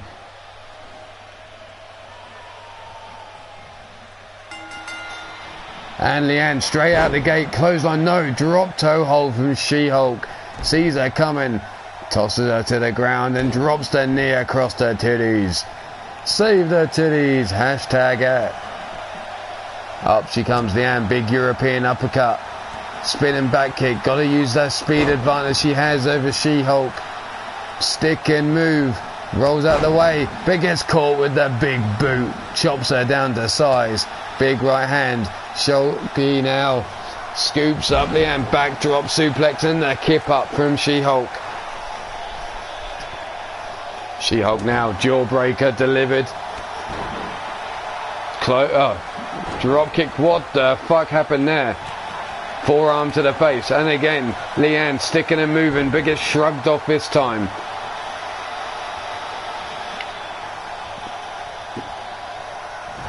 Into the corner, she gets brought, her head bounced off that top turnbuckle. And Leanne falls into the center of the ring, a stomp to the back. Shulky now rolls her over, gets her by the legs, lifts a deadlift into the powerbomb, holy shit. And now She-Hulk climbing the cage, diving with the elbow drop across the titties.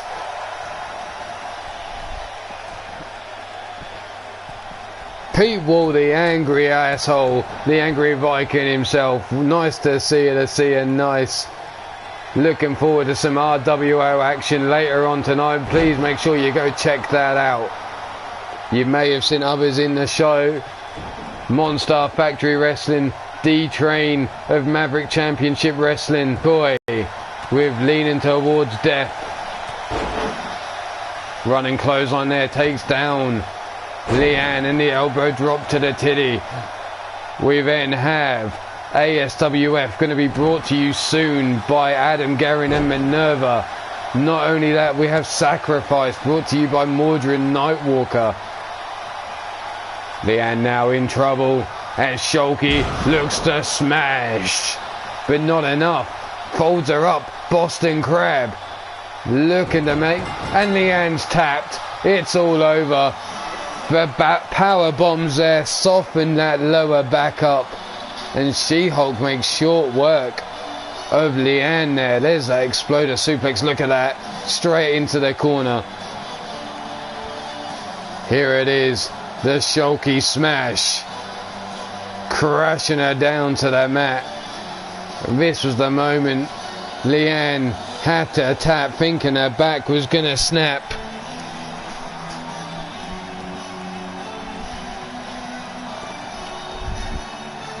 So there you have it, the winner of this match, and still your women's champion of Free Lions Wrestling, She-Hulk Chick. But the women's action doesn't stop there. It's time for the women's KO Chamber match.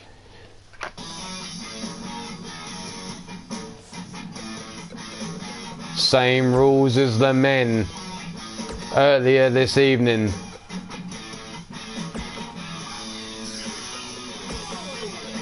The champion, we've already seen her in action tonight as it is, Aradia.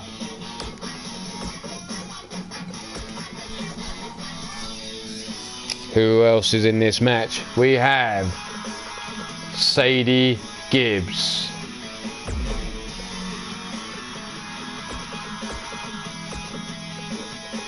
Not only Sadie Gibbs, we have Jennifer Quinn. Jennifer Quinn.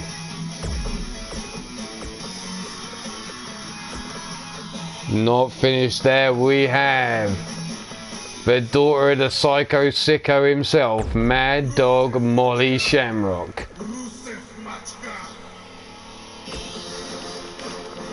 The daughter of Blaze McCoy, that little hippie chick. She is Sunshine Marigold. And the final and mystery competitor in this match, making her debut here within the UKWF and Free Lions Wrestling She is none other than Sweets Tea.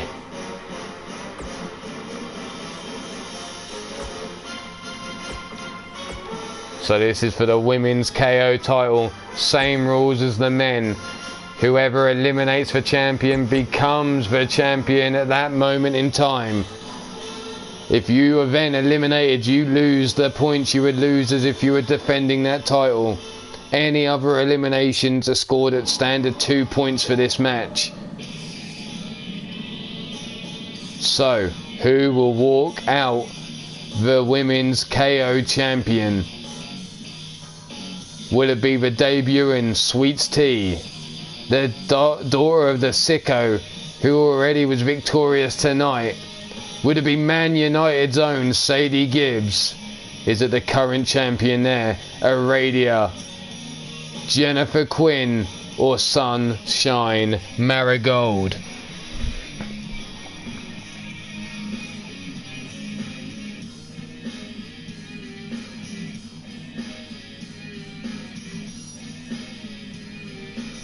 So who's the picks here?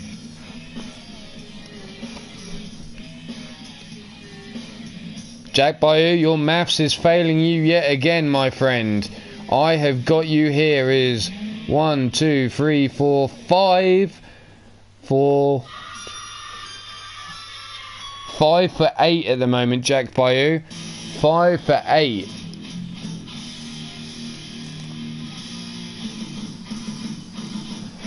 So, ladies and gents, who's walking out?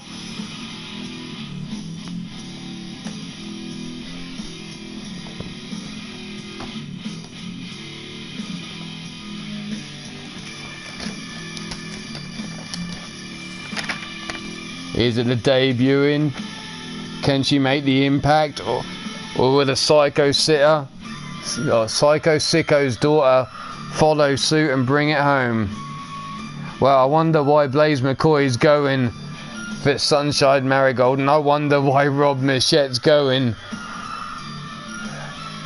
for Mad Dog Molly Shamrock. I've got the predictions here in front of me of everyone who took part. That was 9 people that took part in this prediction game.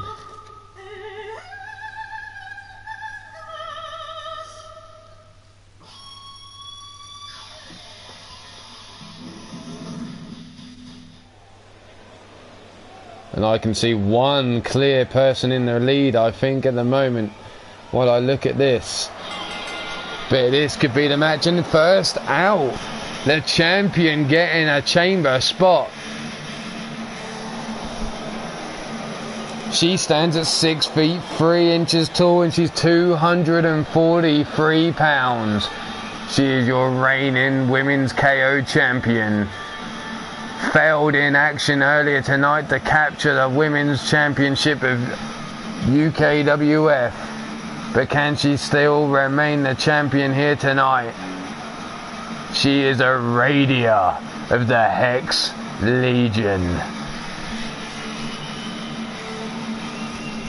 Maddie Marie, welcome to the show. Nice to see you. Nice. Don't be shy. None of these... I was about to say none of them bite, but some of them do. Not hard though, not unless you ask for it. But there she is, Aradia the champ, getting a pod space.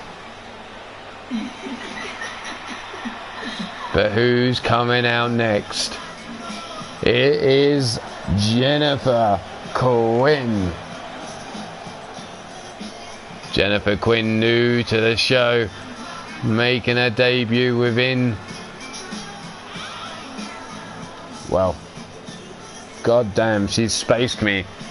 But here she is, she's got a pod space. She is Jennifer Quinn.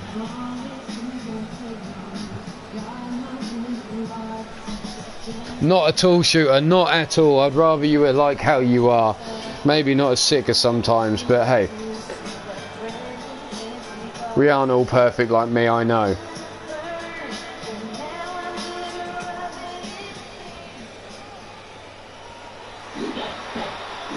Who's next out? And it's the Mad Dog Molly Shamrock. Molly Shamrock stands at 6 feet tall and 135 pounds. From Thunder Bay, Canada. Not sporting the Canadian flag like her father did earlier tonight.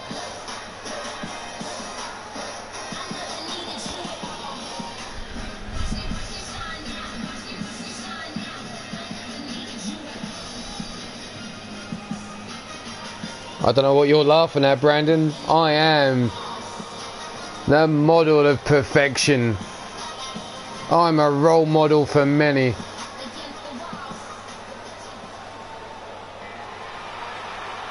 And getting the last spot in the chamber. One of those pods.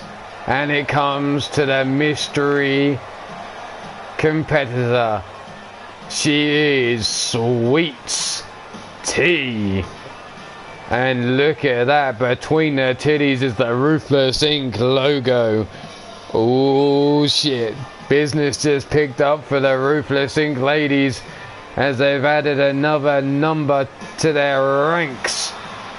Can she bring the gold home to Ruthless Incorporated?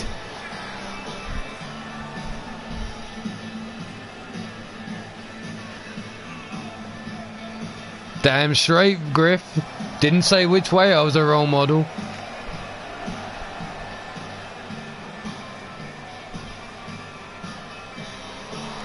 But there she is, making her debut. Sweets Tea.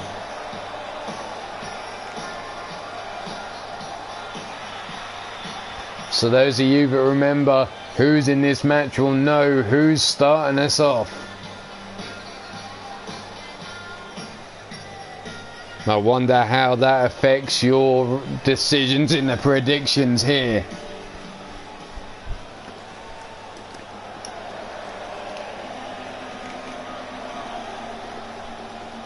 Because coming out next is a former Three Lions Wrestling Women's Champion, a member of Manchester United.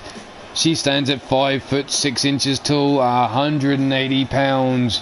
From Sydney, Australia, she is Sadie Gibbs, sporting a brand new attire just like her fella was earlier tonight. He was successful in his defense of his title. Can she follow suit?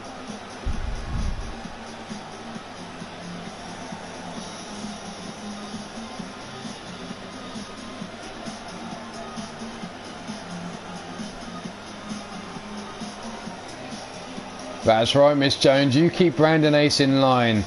Mr. Unable to compete at the moment.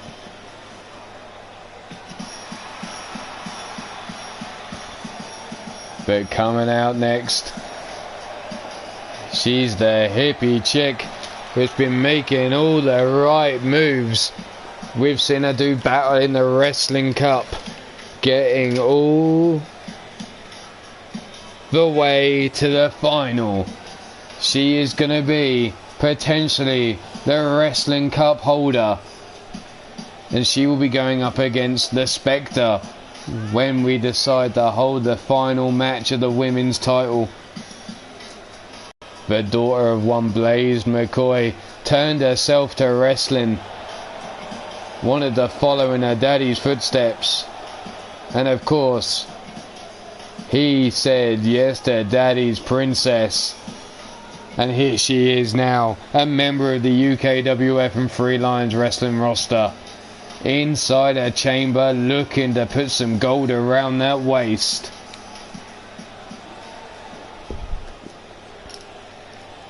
Sadie Gibbs versus Sunshine Marigold to start us off.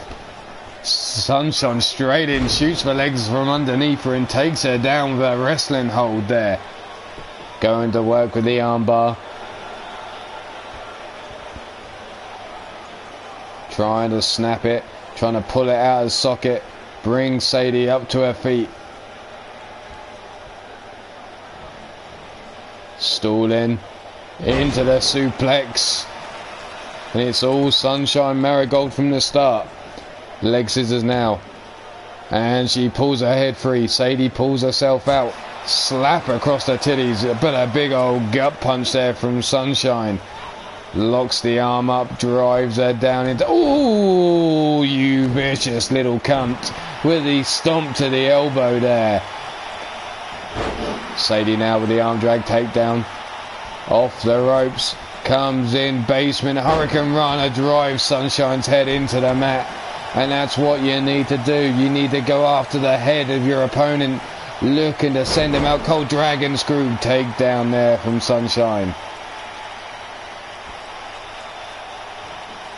And a big suplex again from Sunshine Marigold.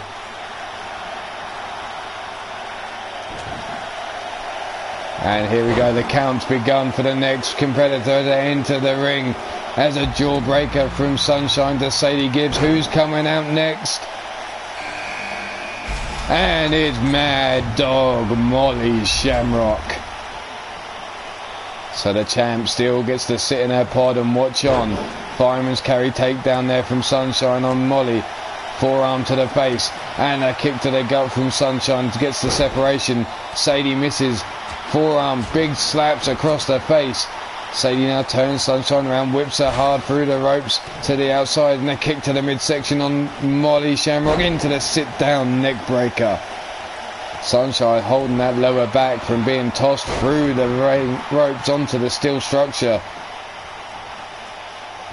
Sadie now has her up gut wrench suplex, holds on though, rolls through, gets back to her feet, delivers a second, not finished, still holding on. Brings her through and delivers a third. And there we are. 3 gut wrench suplexes and then a flying forearm taken down Sunshine. Sadie Gibbs now taking control with a big old kick to the ribs, sending Molly across the ring. Kick to the midsection, legs caught. Sunshine comes through. Judo throw there to Molly Shamrock. And the countdown begins. Who's coming in next? Jumping knee strike there from Sadie, from Sunshine, takes down Molly. The float over into the inverted DDT, and the champ is in the match. 4 ladies in, and the champ's in the ring, and Sunshine Marigold goes straight after her. Sunshine wasting no time going after the champ, wants that belt around her waist. As Sadie now gets dumped to the outside over the top rope, and Sunshine going after the arm now of Aradia. Folds it down, hammerlock, and now goes after the wrist, stomping down. Sadie gets out of the way of Molly's stomp, but gets caught with a snap suplex on the metal grate. Molly now gets tossed, or tosses Sadie Gibbs into the steel structure. Sunshine going up as Sadie Gibbs and Molly Shamrock go at it on the outside of the ring. Rammed into the steel, goes Molly's back. Sunshine's up, diving crossbody, and Aradia ducks underneath the bottom of it, and Sunshine eats nothing but mat. Off the ropes, whipped across the ring, scooped into the power slam there. Sunshine working over Aradia as Molly and Sadie Gibbs go to work on the outside, bouncing each other off the steel. Over the top rope goes Sadie Gibbs. Sunshine going to work on that wrist of Aradia again. And who's coming in next? And it's Jennifer Quinn. The roll through the O'Connor roll into the suplex, and Sadie dumps on the back of her neck as Jennifer Quinn comes in and uses the back fist to the face on Molly Shamrock. Goes straight for the top turnbuckle. Not happy there. She's going all the way up. Sunshine has her eyes on a diving crossbody. The body splash from the top takes down Sadie Gibbs. Gets caught by Sunshine Marigold, who has her in the powerbomb position, and power bombs her onto the metal grate outside the ring. Molly Shamrock working over Jennifer Quinn, and Sunshine now look to turn her attention to Aradia, but catches Molly Shamrock. Is she going to look for Daddy's hook, line and sinker to follow up? Here she is, has Molly Shamrock up, hook, line and sinker delivered. Neck breaker to Sadie Gibbs. Sadie now, arm drag takedown as Aradia works out Jennifer Quinn on the outside with a backbreaker. Kick to the midsection, and Sadie Gibbs with the natural selection. Not finished, has Sunshine in her sights as Sweets Tea finally joins the match. Sadie has Sunshine up, dumps her down into the moonsault. And now we have 4 women fighting it out on the outside, and Sadie and Sunshine on the inside. Jennifer Quinn working over Aradia, and Sadie wiping her feet. Disrespect shown to Sunshine Marigold as she scooped up, slips through the back door, forearm across the back. Molly cutting down Sweets Tea as Jennifer Quinn climbs the cage, diving crossbody, just about catches Aradia there. Shots rain down to the back of the head of Sweets Tea. Sadie up against the pod. Sunshine backs up, diving, spears her through the pod. Sadie Gibbs smashed through the pod by Sunshine Marigold. Aradia now tossed into the ring by Jennifer Quinn as Sadie Gibbs gets dragged out of the broken pod by Sunshine Marigold. Jennifer Quinn with a kick to the midsection and the cutter, and Aradia still in this match though. Jennifer Quinn going after the champ, looking to finish her here. The pop up into the electric chair drop, and there's the stunner.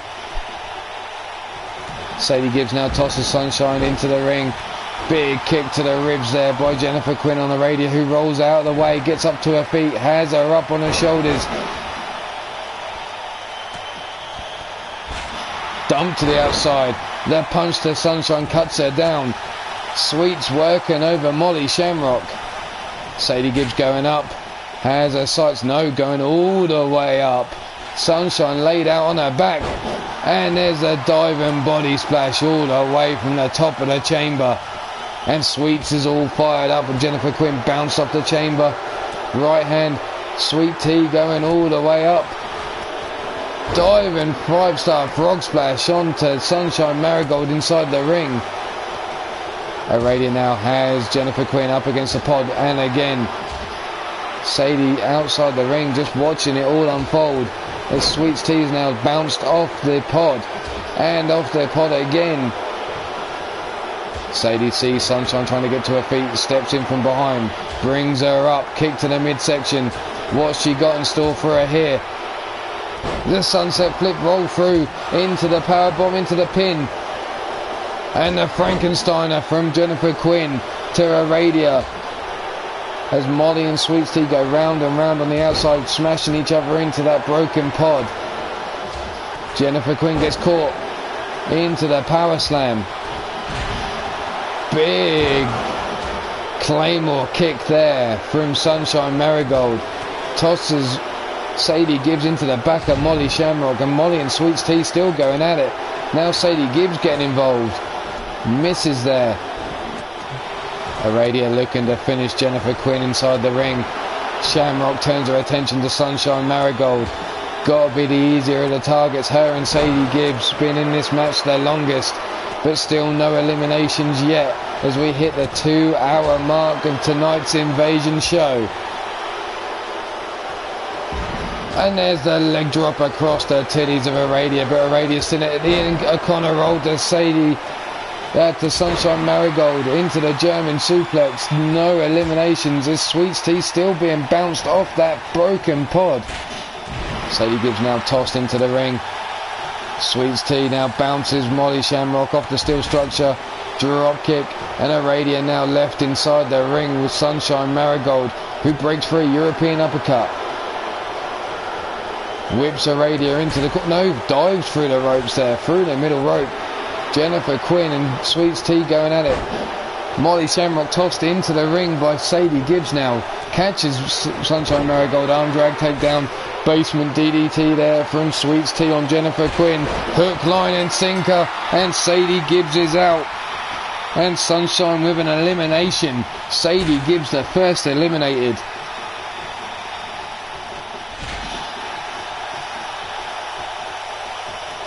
This is bad news. First, Molly Shamrock left inside the ring with the champ, Arm drag takedown though. Sunshine going to work on Jennifer Quinn. Now Sweets Tea coming back at her. Elbow drop or elbow shot to the top of the knee of Sunshine. Sweets Tea lines her up on the pod. Aradia tossed into the corner by Molly Shamrock, who catches Sweets with the right hand. And there's the Shamrocker. Not enough to knock Sweets Tea out though. Molly backing up into the corner. What she got? Jennifer Quinn turns around, Frankensteiner on Sunshine Marigold, who's on the outside. Aradia breaks free from the corner. Back elbow strike from Molly. Whipped through the ropes to the outside goes Aradia. Turns around in the corner. Looks to set her up. Molly Shamrock breaks free though. Sunshine going after the champ. Right hand backs her up onto the pod. Sweets Tea tosses her out of the way. Doesn't go after the champ though. Goes after Sunshine Marigold. There's Molly inside the ring there. Connor roll into the German suplex, dumping her on her neck. Not enough. Sweets now turns her attention to Aradia. Backs up. And the spear through the pod. And that's Aradia out. Sweets Tea is now your champion. Sweets Tea is now the champion, eliminating Aradia. And we're down to 4 women left. Sweets Tea, Sunshine Marigold and Molly Shamrock. Jennifer Quinn still as well. Sorry, I missed her off that list. And there's the suplex from the middle rope. Drop kick misses from Sweets. Sunshine Marigold whipped into the corner and Sweets has her eyes set on Molly Shamrock. Fireman's carry takedown and Molly driven into the mat there. Kick to the midsection. Stunner from Jennifer Quinn. Sweets Tea climbs up. She's not happy. She's going all the way up. And a dive and body splash to Molly Shamrock. Sweets Tea holding those ribs, taking it out of both of these women. Sweets now stands over Molly Shamrock. Jennifer Quinn comes in, takes a stomp on to Molly Shamrock. Sweets turns her attention to Sunshine Marigold though. Tosses her hard into that ring post. Stomp to the titties. Now choking Sunshine Marigold in the corner. Jennifer Quinn tries to sneak in behind Sweets, but she's turned her attention to Molly Shamrock, sitting her up on that top turnbuckle. Chop across the left chest, but a kick to the face by Molly Shamrock saves her. Tosses Sweets into the corner. Molly and the hook, line and sinker from Sunshine Marigold, and Sunshine with a second elimination, and Jennifer Quinn is out of here. Sweets now whips Molly across the ring. Sunshine and Sweets both have their eyes set on her, it seems, and chops across their chests. Knife edge chops. Sunshine has her attentions turned to Molly Shamrock, who breaks free of the hold. Chop across the titties, kick to the midsection. Shoots for her legs, raining down right hands into the head. Sweets now fights her way out of the corner. What's she got in store for Molly Shamrock as she sits her up on that top turnbuckle? Legs spread across. Big right hand to the face. What's Sweet got in here? She's going for a superplex. And there goes Molly Shamrock, and Sweets with another elimination. Sweets dodging it. Sunshine's attempt.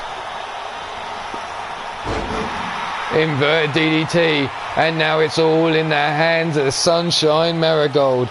Could she become the new champion? Looking for the hook, line, sinker. No, Sweets rolls through. Drop toe hold to delivered. Sweets now, could she make a clean sweep? Goes for the Hurricane Runner, but gets caught. Spine buster there. Sweets now laid out on her back. Sunshine going after the wrist, stomping down.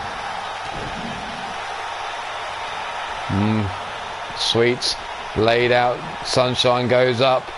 Sweets trying to get up. Sunshine all the way up. Has her eyes, but sees that Sweets is up against the ropes. Not a position she wants to risk. Trying to take her out.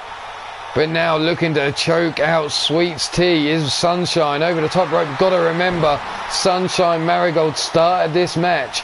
She was the first woman in. Forearm to the face. Sweets fighting back. Looking for the jawbreaker. No. Kick to the guts. High kick. No. Leg caught. Elbow strike to the top of the knee. Forearm blocked. back and forth. Judo throw there from Sunshine Marigold, takes down Sweets T. Sunshine now brings her up to her feet. Whipped into the corner goes Sweets. What's she got in store here? Brings her up to the middle rope. Into the suplex. Not enough to put Sweets away, but this could be it. The hook, line, and sinker. Here it comes. And there it is. Sunshine Marigold with the elimination brings home the belt. And your new champion is none other. Here we go. Sorry, let's go through the replays. There's the standing moonsault from Sadie Gibbs. On the pod, Sadie Gibbs speared through the chamber. Jennifer Quinn. There's the twist of fate. The stunner there. But here we go. Your winner and new women's KO champion, Sunshine Marigold. Congratulations to Sunshine Marigold. I'm sure her daddy's out there. There he is, proud of his daughter.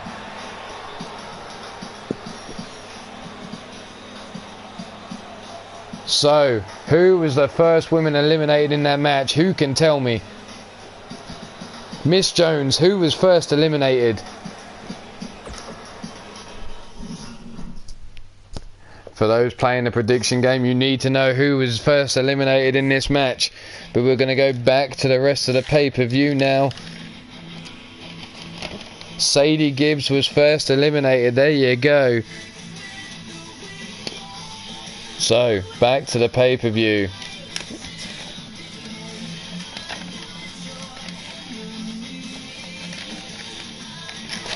And we move on to the super heavyweight division of the UKWF.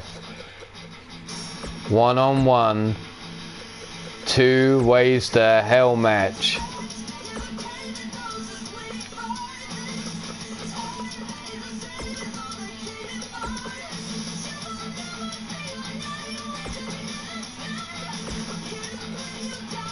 And we are looking for Morgan Hex, your challenger. Morgan Hex, the challenger for this belt. Going up against none other than Mean Joey Green.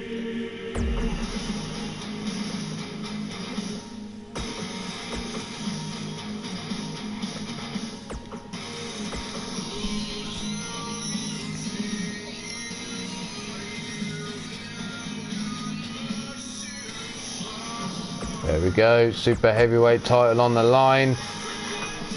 Let's get the damn thing started.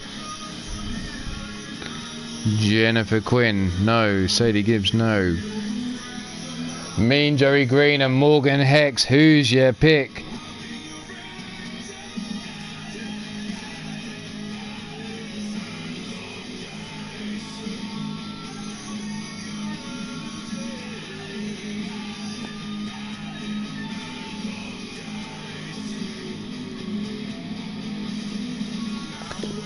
Who's your pick in this one?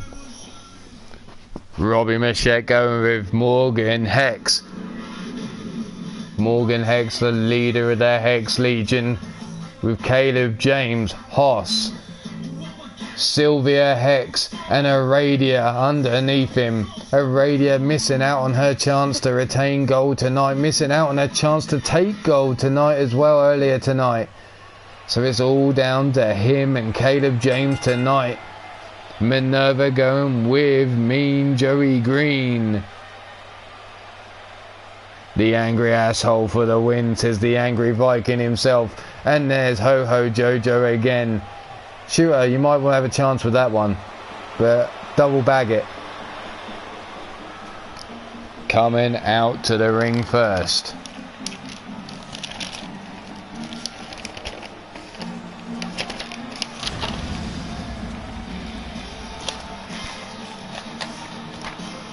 All lit up in red. There you see the night sky of New York City. We're in the pitch black. And out comes Morgan Hex, who stands at 7 foot 3 inches tall and 376 pounds.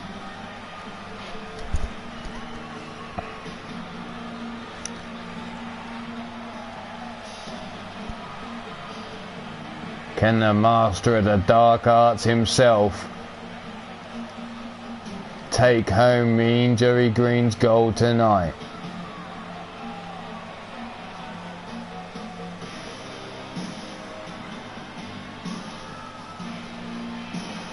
Slowly climbing into that ring now.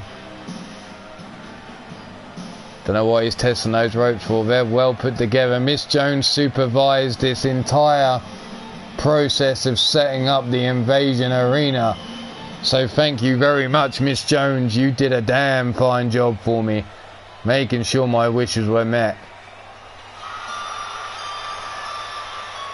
But here comes the champ. He is none other than Mean Joey Green. And Mean Jerry Green stands in at 7 feet tall and 385 pounds. That's a big old guy.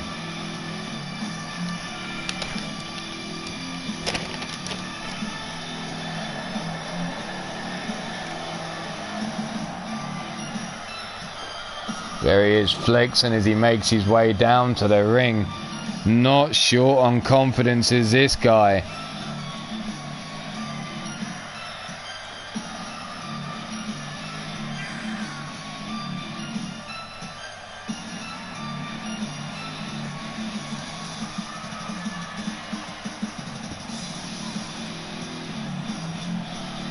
Into the ring, here see Morgan Hex making his way round as Joey sets himself in the center of the ring. 2 ways to hell, knockout, pin or submission, 2 victories to win. Best 2 out of 3 falls basically. So who's your pick here? Joey's calling for the mean one to win.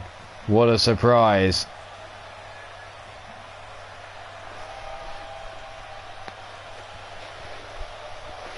Morgan Hex.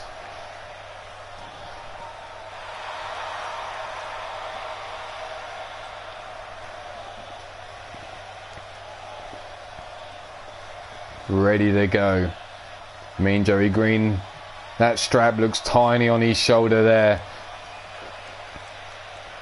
Is Morgan Hex the man to remove it from his waist? Or is that asshole right there gonna teach Morgan Hex a lesson?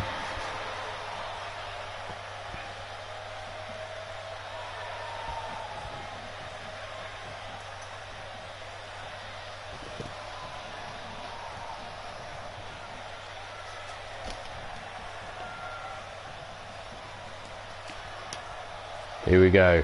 Title belt shown to the challenger, raised above their head. It's all on the line here in this best 2 out of 3 falls. 2 ways to hell in a cell match. Here we go. Do the damn thing. No bells rung and they lock up straight away. Mean Jerry Green tossed into the air by Hex. Stiff kick across the spine and now his neck's being cranked. Looks like Morgan wants to rip that fucker clean off. Brought to his feet, Joey though. Short arm lariat there, taking down Hex and lights up the back of Hex in return. Hex rolls out and then rolls straight back into the ring. Catches him, body shot, leg caught, elbow strike to the top. Hurricane Runner takedown there from Mean Jerry Green. Not something you see very often from a man of his size. 7 feet tall, pulling off a Hurricane Runner. The eyes raked by Morgan Hex. Knee strike and the leg drop. No, leg lift into the Hurricane Runner, and again Morgan Hex driven into the mat. Stomp to the arm. Mean Jerry Green now looking to make Morgan Hex scream for mummy. Breaks free. Hex now through the legs, sweeps him from underneath Joey. Has him up on his shoulders now though. Brought over to the corner. Dumps him. Holy shit! Morgan Hex bounced off the Hell in a Cell and then off the apron.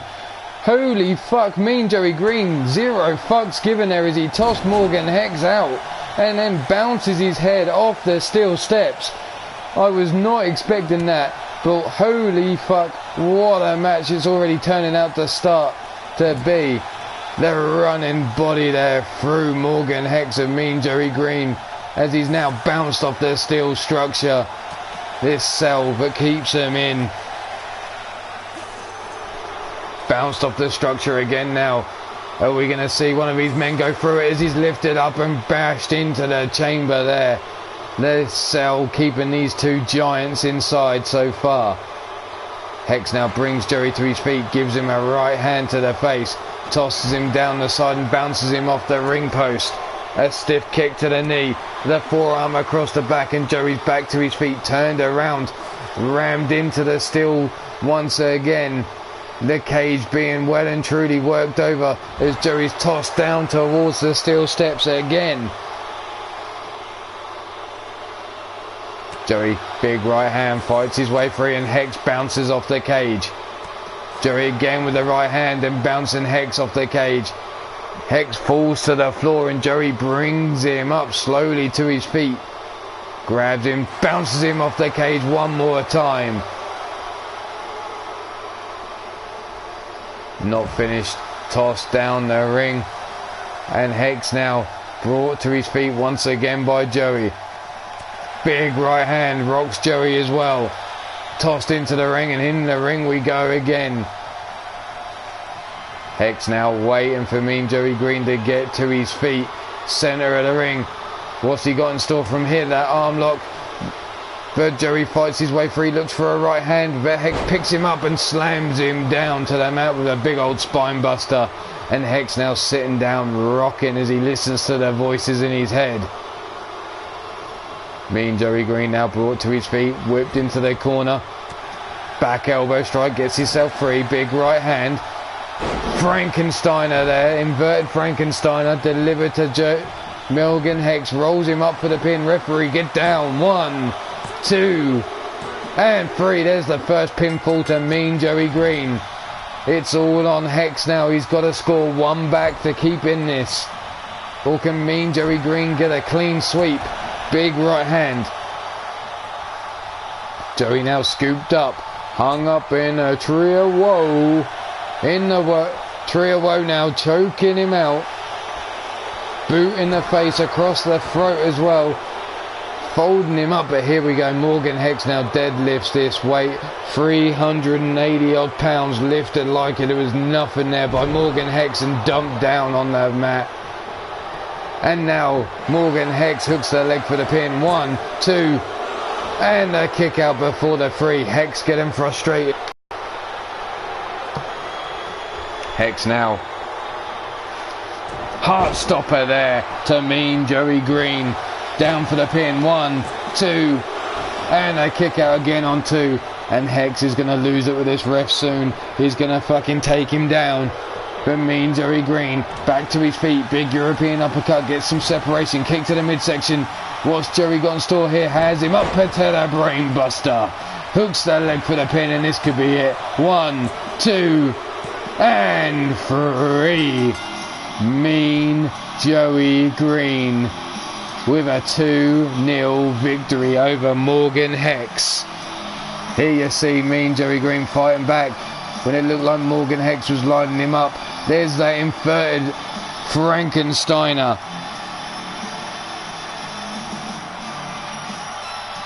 Into the pin.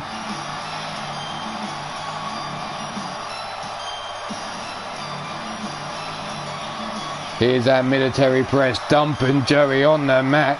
Center of the ring. Not enough to put Joey out. Hashtag the mean one, says Dr. Amos Tickler. And here's that heart stopper. This could have been it for Joey. How did he manage to kick out of that, having his heart stopped by the punch on the chest? Somehow got the shoulder up And here it was, the moment the patella brainbuster delivered to Morgan Hex. Hooked the leg, 1, 2, and a 3. And that was it. And still the super heavyweight champion of the UKWF is the Mean Joey Green, also known as an asshole.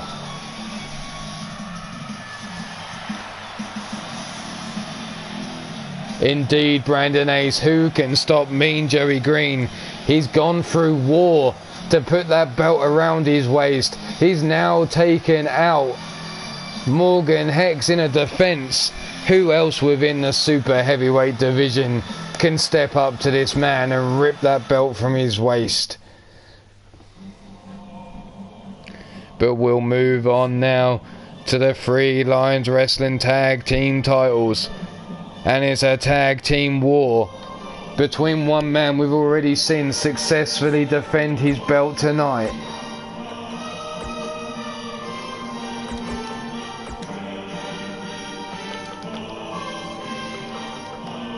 Ignore all those other arenas you see. You did not see them. These are not the arenas you're looking for. With the tag team challenges are your Drunken Showtime, which is made up of Vernon Quinn and Shifty the Drunken Dragon Clown, and they will be going up against the tag team of Walker, the one without the tattoos if you must ask, and he'll be tag teaming with his brother Texas Ranger. Title belts are on the line in this tag team war. There they are.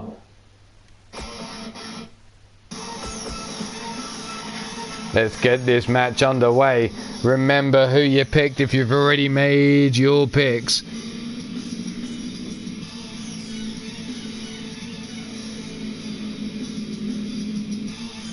There you see Caleb calling for Hoss, maybe the man to step up to Mean Joey Green. And Mean Joey Green not backing down, telling the man to step up. Well, you know what? Next show, UKWF show, it will be Hoss. It will be Mean Joey Green. And they will meet in that ring. Belt not on the line, but if Hoss can beat Mean Joey Green, I'll give him the damn title shot at the next show. Not the next pay-per-view, the next show after that. Can Hoss deliver?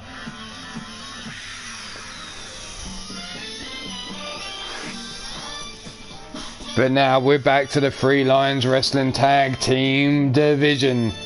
Can the Drunken Showtime, Vernon Quinn and Shifty the Drunken Dragon Clown take on the boys of the ranch?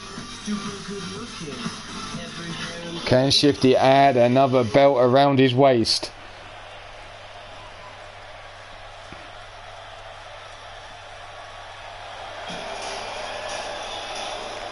And here they come. The tag team of Vernon Quinn and Shifty the Drunken Dragon Clown.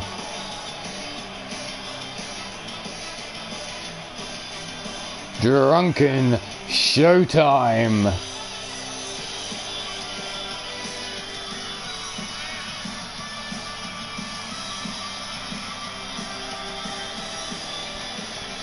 Miss Jones, make a note of that match. Hoss versus Mean Joey Green at the next UKWF show.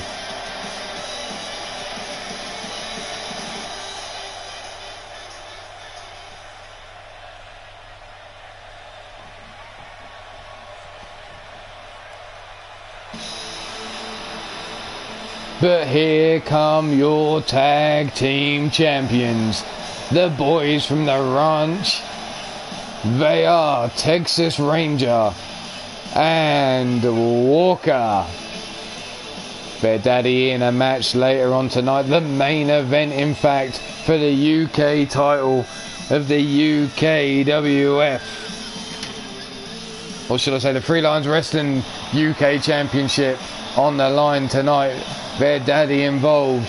Can it be a golden celebration down on the ranch tonight?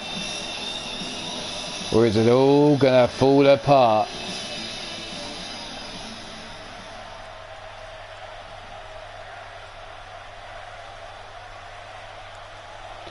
Oh, of course you have. Of course you have.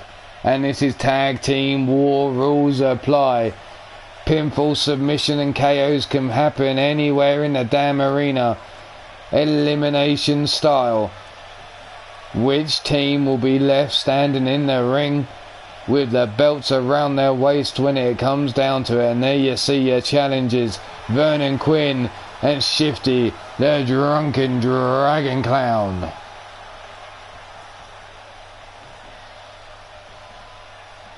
And here are your champs.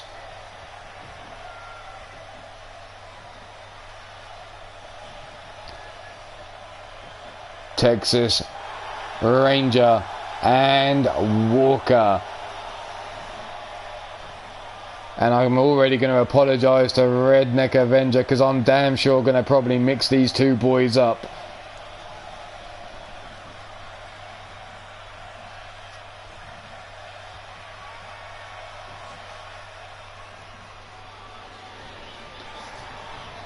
So here we go. Ring the damn bell and straight out the gate, Shifty taking down Texas. And Walker going out. Side suplex there. Shifty going straight after Texas. Half and half suplex there. Vernon Quinn, the bitch slap across the face of Walker. Step up Inseguri misses. Kick to the midsection. And the punch free into the side headlock there. Vernon Quinn scoops up Walker, slams him down, and Texas slams Shifty down to the mat as well. Neither team in full control, it seems, as Vernon Quinn looks to pop the shoulder of Walker, and the booty pop and miss there from Shifty, this time with a side suplex from Texas.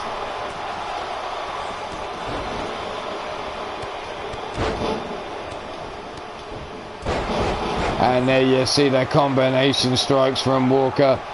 And the shotgun saying he's hunting Vernon Quinn. And it's time to finish things here. Head scissors there, elbow strikes to the top of Shifty. Double boot stomp from Walker on Vernon Quinn. Stiff kick to the chest. Dragon screw takedown by Vernon Quinn though. Big boot to the face, chops Vernon Quinn down to size as Shifty keeps on Texas Ranger, and the booty to the face again. Vernon Quinn has his back broken over the shoulder of Walker as Shifty calls for Texas to get to his feet. Shifty saving his partner there with a stomp down. Bringing Texas through the ropes. DDT through the ropes there into the mat. Walker shoots down Vernon Quinn and a punch to the back of the arm. Shifty now looking for the drunken driver. Texas brought down. And there, the dirt nap from Walker, and Shifty saving his partner. No, misses. And the second time manages to break up their count. Walker now gets caught. And a Zan frag slam coming the way of Walker as Texas stalks Vernon Quinn. Has him 1, 2, and a 2 count delivered to Walker, and the pin broken up before it can even get started by Texas, thanks to Shifty, who takes down Texas now in a stomp to the back. Shifty taking control of this match for the drunken showtime. Walker and Texas now back up to their feet. Vernon Quinn still laid out, spinning back fist by Walker. Has him, side suplex. Texas brings Vernon Quinn up, knife edge chop across the chest, off the ropes, double, or the chop there, the axe chop there, as Walker now brings Shifty up, stomp to the back, driving his face first into the mat. Vernon Quinn gets arm drag takedown by Texas, and a flying lariat. Shifty's up, Shifty's down with the accordion rack backbreaker. European uppercut by Vernon Quinn. Spinning neck breaker. The dirt nap from Walker. Down for the pin while Vernon Quinn has his back turned. Doesn't save his partner. Vernon Quinn fucked up there. And the boys from the ranch have the first elimination, and Vernon Quinn with it all to do. 1, 2, and a 2 count. Vernon Quinn, Boston Crab locked in. Is that going to be enough? No. The ranch 2 on 1. Vernon Quinn needs to get an elimination and get it done quickly, as both members of the ranch are down.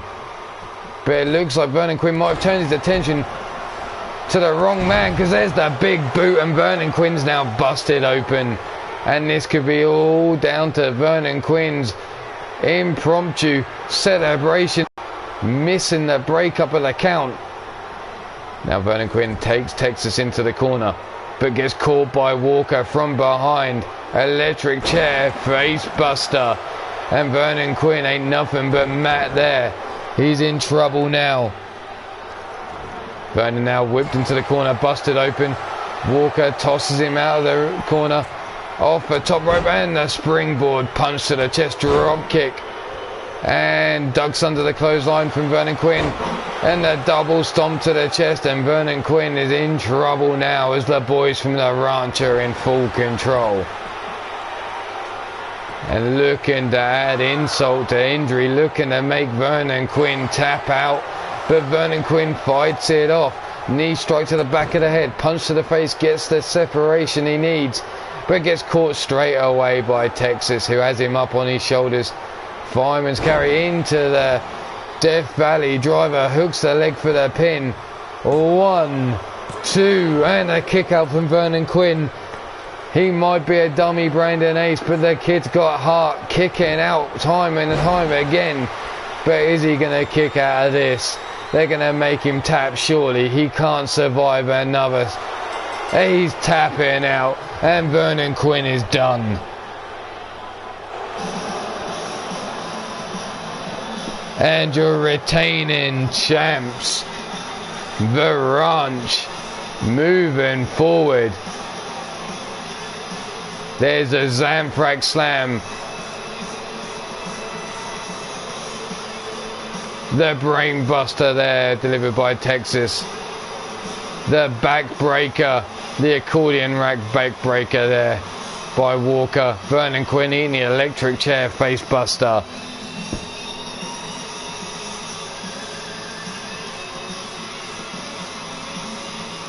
But your winners of this match, and still your 3 Lions Wrestling Tag Team Champions, the boys from the ranch.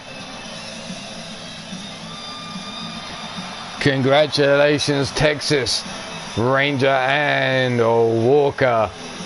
I'm sure your daddy's gonna be proud of that result. But can he do it tonight against Johnny Winston?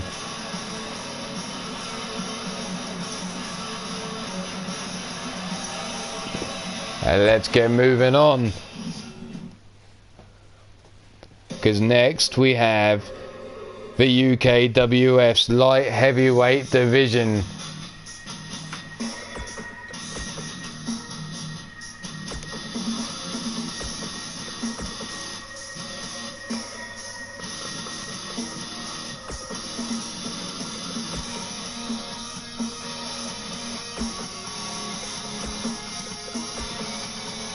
The challenger, one Caleb James.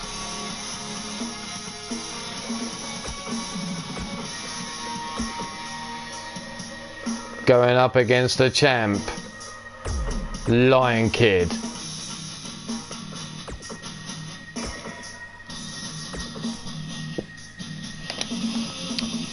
Instantly I see Mean Joey Green calling for the kid. Minerva saying, good luck, kid. Who have you got?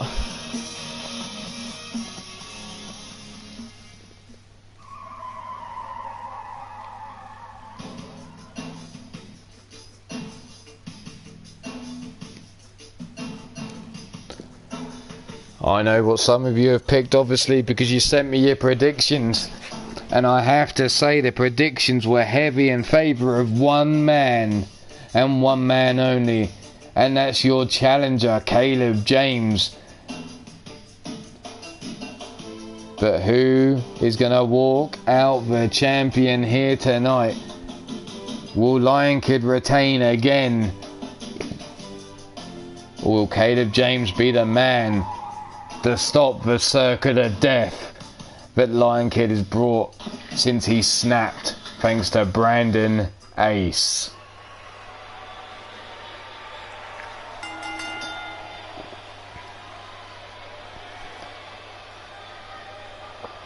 And there's Ho Ho Jojo telling the arena the rules of this match. Anything goes, first blood. And here comes our challenger.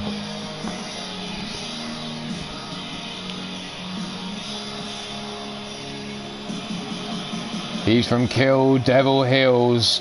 He's a member of the Hex Legion. Standing at 6'4" tall. 224 pounds. He is Caleb James.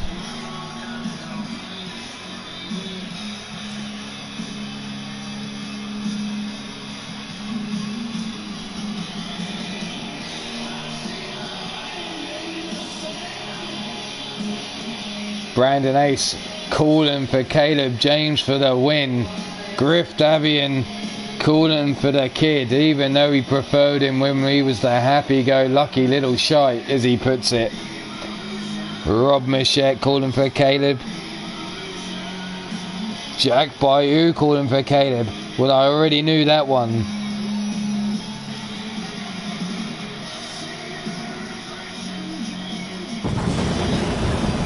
Look at that. Caleb James has arrived in New York City. And he's looking to claim some gold tonight.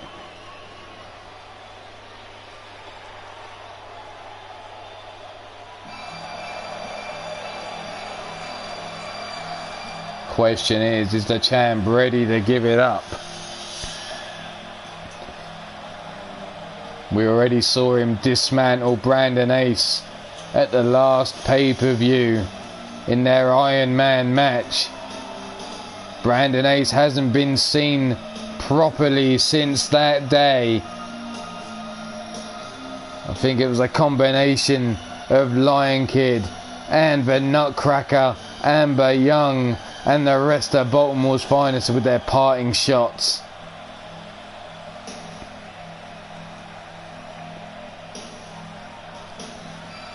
But coming out now is our champion, standing at 5 feet 8 inches tall. He's 210 pounds.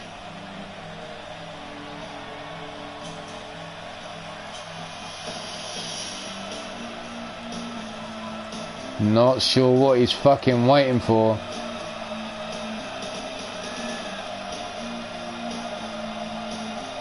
Certainly taking his goddamn time about it. Making the most of having that belt around his waist, it seems.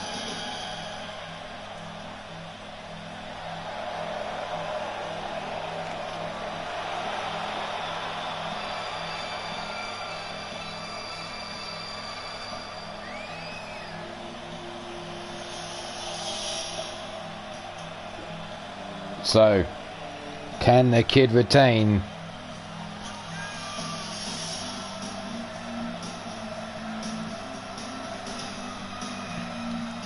Showtime Vernon Quinn, welcome, welcome, welcome. You just missed your first match of the night against the Ranch.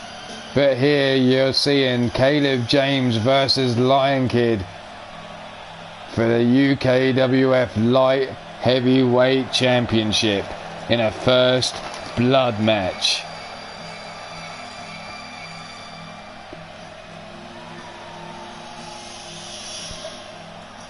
Caleb James, you see, eyeing up, talking shit to the fans behind him as Lion Kid, god damn, takes his time getting into the ring. certainly make the challenger wait. You got to think, is this mind games from the champ? Making the challenger wait all this time. As the lights go up, the belt around his waist.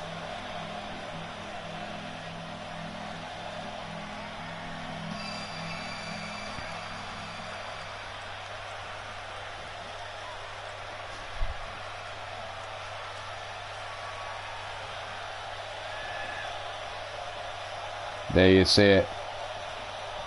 Caleb James, your challenger.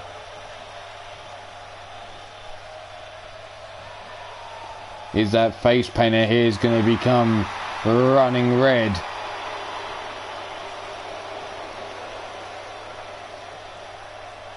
The champ, the Lion Kid. Is that mask going to fill with blood?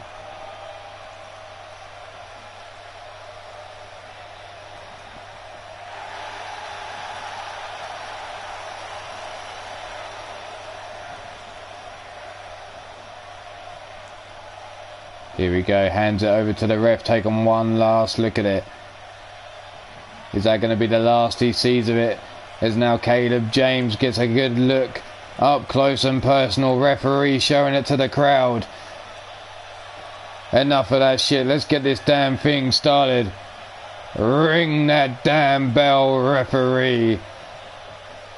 Here we go. And Lion Kid straight out the gate with a super kick on the jaw of Caleb James. Welcome to the championship match, Caleb. Swing and a miss there from Lion Kid on the second kick to the spine. Forearm across the back, misses with a forearm to the small. Caleb sidesteps, kick to the back of the knee. Turns him around, sets him up, sit down, pile driver there. Jawbreaker from the Lion Kid. Runs in, arm drag, takedown. Big right hand, no. Blocked by Caleb James, who's off the ropes and into a spear. Cutting Lion Kid in two. Swing and a miss from Caleb James, but catches him on the second go round. Cuts their hair. Elbow drop to the sternum. Back up, both men to the feet now. Caleb James whips Lion Kid into the corner, comes in back. Hip attack and into the insaguri. Picks up Lion Kid, staying on top of him. Snap jab blocked. Big right hand from the Kid. And a super kick cuts down Caleb James again. Short arm shoulder block. Takedown by the Kid. Caught now. Gut wrench by the bigger of the two. Sit down power bomb. Stiff kick up into the corner. Lion Kid stumbling around the ring.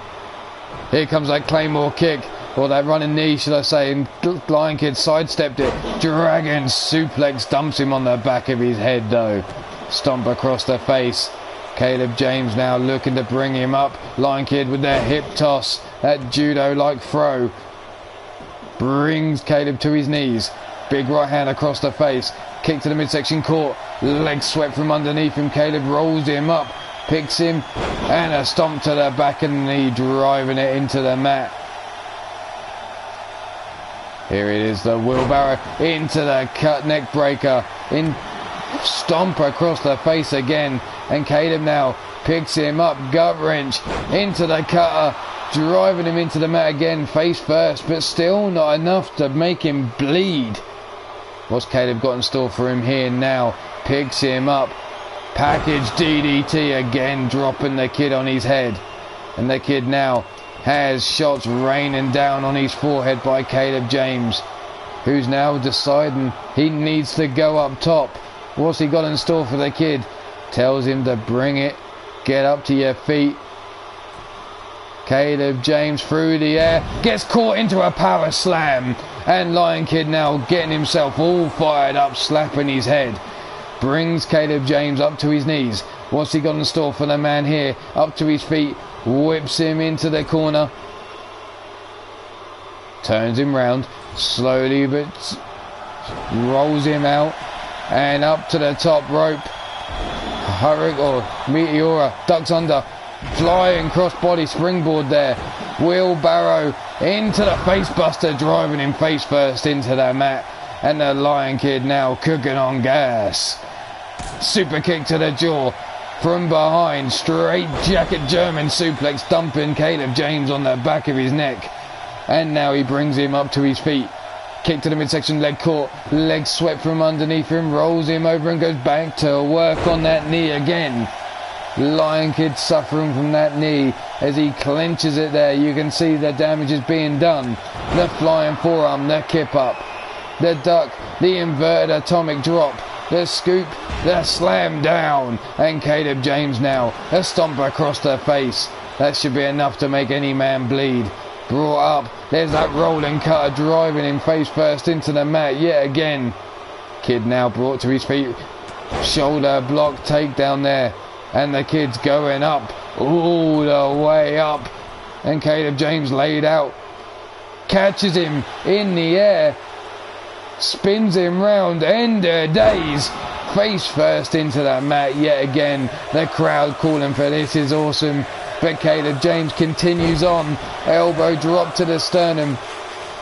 And Caleb now deciding to go all the way up top. Through the air. And the super kick on the jaw from the Lion Kid in return. Both men now catching their opponents unawares. One with a super kick and one with the end of days. Caleb James still laid out. Face down, ass up.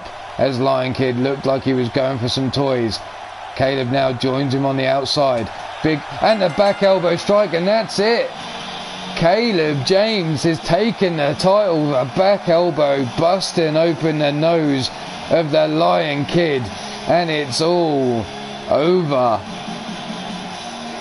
And as we know, there are no instant rematch clauses in the UKWF and Three Lions Wrestling. You have to earn every damn shot.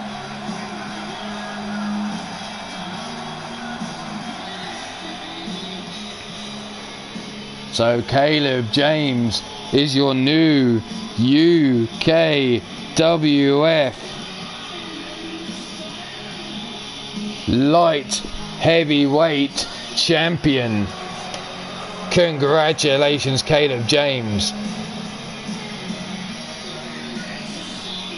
There he is, belt raised high above his head.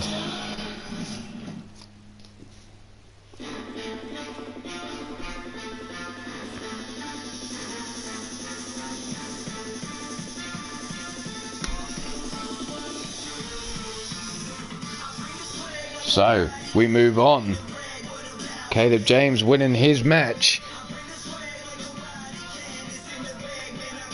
And we move on to the Three Lions Wrestling Women's Tag Team.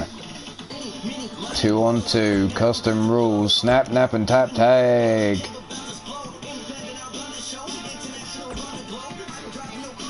Is that right? Custom match, snap, tap and... Yep, that's the one. The challengers are the Vermilion Coven. Leanne must be feeling rocked already from earlier tonight. And her partner, Rafe. Going up against the champs, Maddie Mad Cow. Where are we? Maddie Mad Cow. And her partner, Mighty Minerva.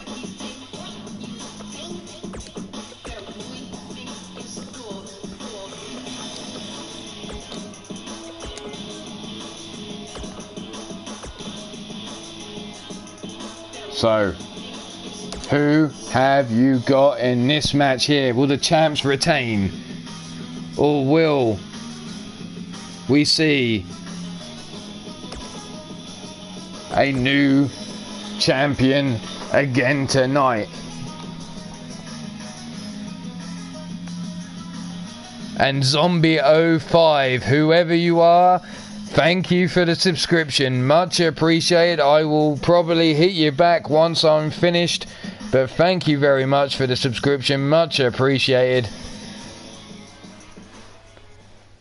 And that leads me on to this. If you like what you see here tonight, hit that like button, that thumbs up.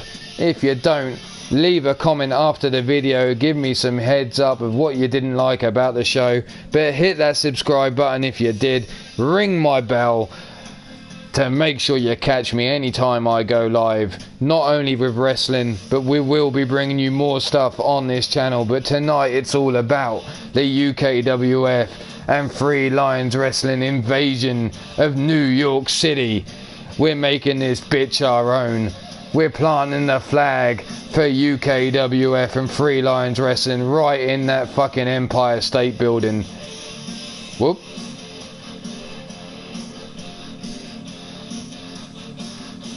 So here we go. Vermilion Coven versus Fate and Fury. Take your damn pick.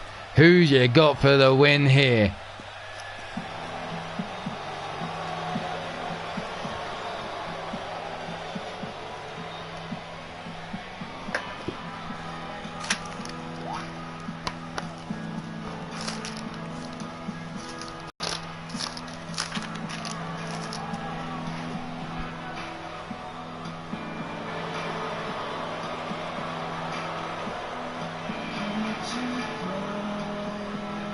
Coming out first are your challengers. Rafe on the left, Leanne on the right. They are members of the Vermilion Coven, sporting new looks here for the pay-per-view.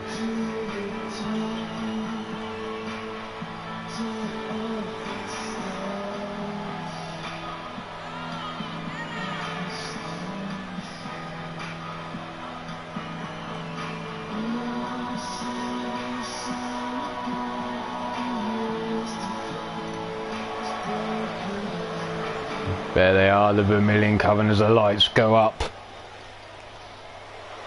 They stand in at a combined weight of 264 pounds.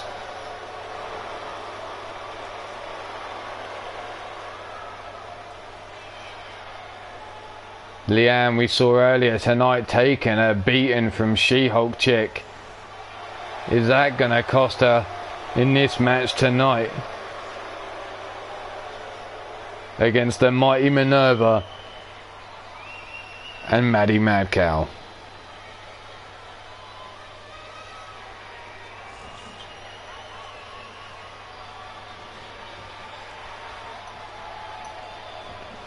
Here we are, Rafe and Leanne taking their position in the ring as they wait for our champions. Maddie Mad Cow leading the way, mighty Minerva behind. A combined weight of 411 pounds. They are Fate and Fury.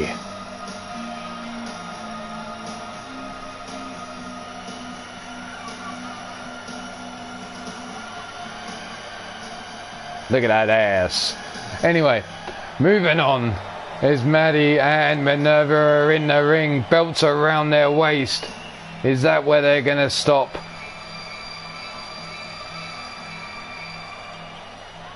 This odd couple. The mighty Minerva of Ruthless Inc.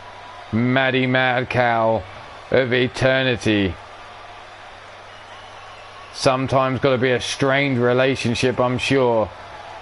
But they seem to have made it work so far. How long can that go on?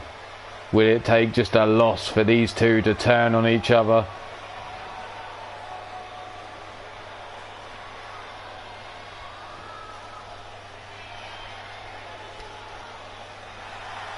I'm sure you did, Minerva. I never hide what I say.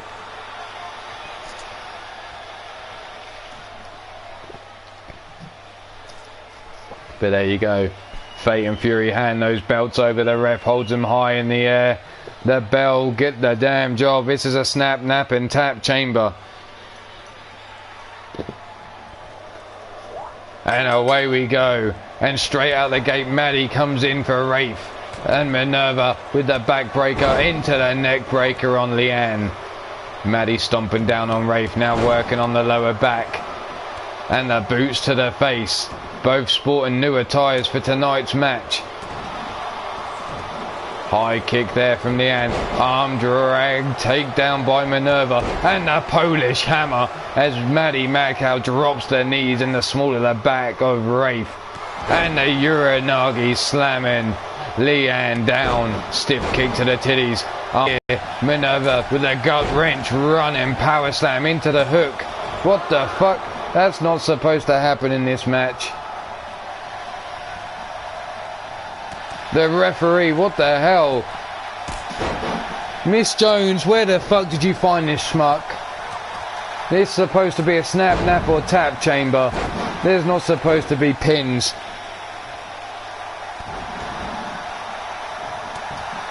Forearm across the back by Leanne.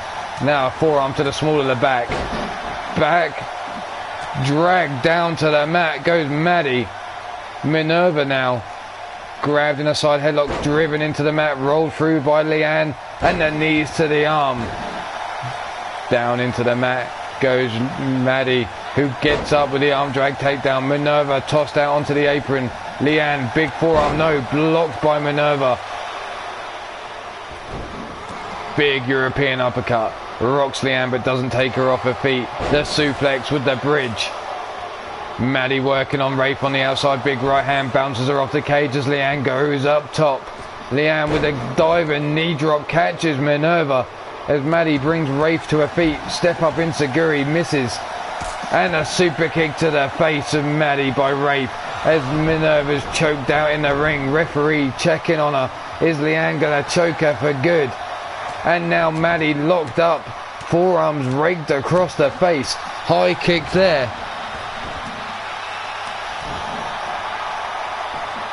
Back elbow missed by Minerva and a headbutt dropped on Maddie's titty. Leanne waiting for Minerva to get to her feet, and there's that high kick chopping Minerva down to size. Maddie in the corner, sat up on the top turnbuckle, and the referee counting the pin again. Only a 2 count. What the fuck's this ref doing? High angle package DDT there from Rafe to Maddie. Arm drag or judo throw there from Mighty Minerva as Rafe sets up Maddie, but Maddie shrugs her off.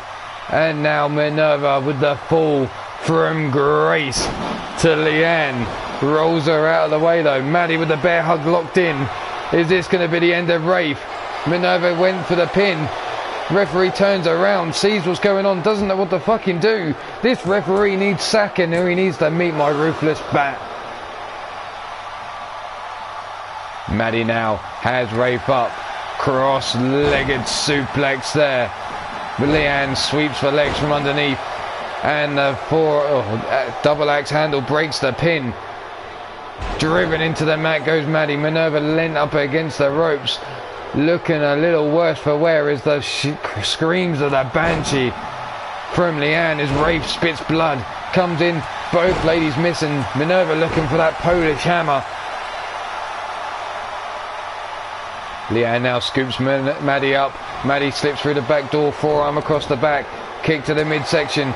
Uppercut there from Minerva.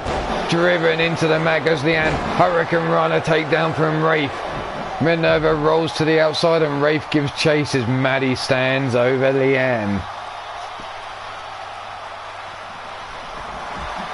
Minerva tossed into the steel cage. Leanne slowly gets to her feet. Maddie straight in.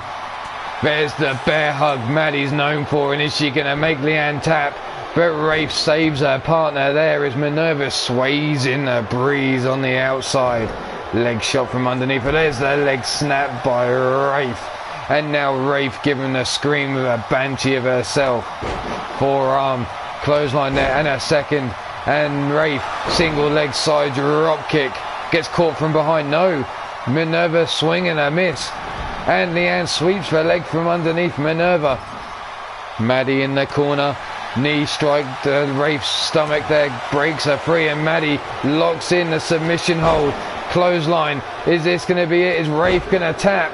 Could we see the end of the challenges here? As Minerva rocked Leanne there with those triple clotheslines. And Rafe gets dropped to the floor by Maddie. There's that spinning Uranagi from Minerva, who now waits for Leanne to get to her feet, looking to bring her up into that Tartarus rack. As Maddie uses the monkey flip, the Tartarus rack locked in on Leanne. That back already been broken tonight thanks to She-Hulk. And there you have it, the tap. Leanne has tapped, and your winner of this match is Fate and Fury.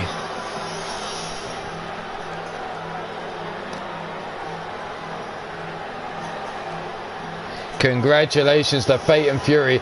There's that bear hug from Maddie Madcow. We know Maddie well for that bear hug. She's made many a woman tap, and probably many of a man scream like a woman as well. Leanne scooped up Maddie, but she fell through the back. Kick to the midsection there, and there's that bear hug again, but Rafe saved her partner. That back weakened by those bear hugs.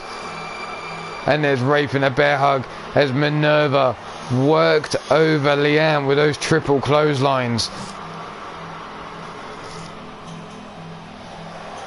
But the winners of this match, and still your tag team champions, the team of Mighty Minerva of Ruthless Inc. and Maddie Madcow of Eternity. They are Fate and Fury.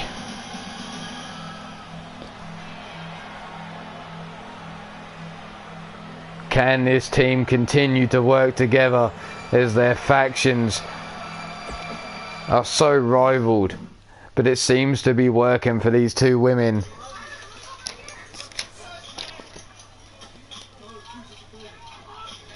As we move on now to the trios titles. First up is the UKWF title. It may not show, but this is for the title, and it's end of days. End of days in a TLC match.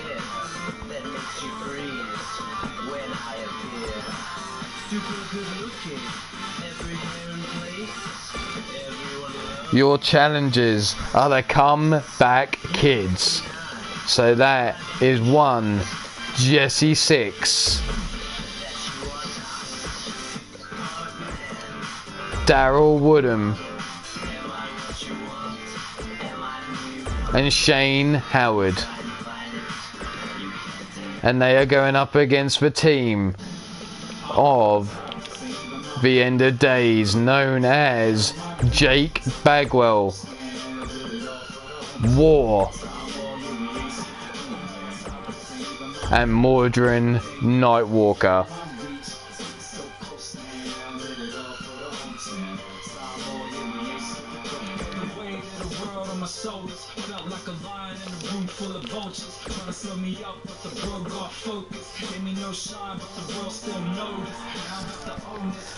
Take your pick here. Can the Comeback Kids get it done? Or will End of Days take the victory here?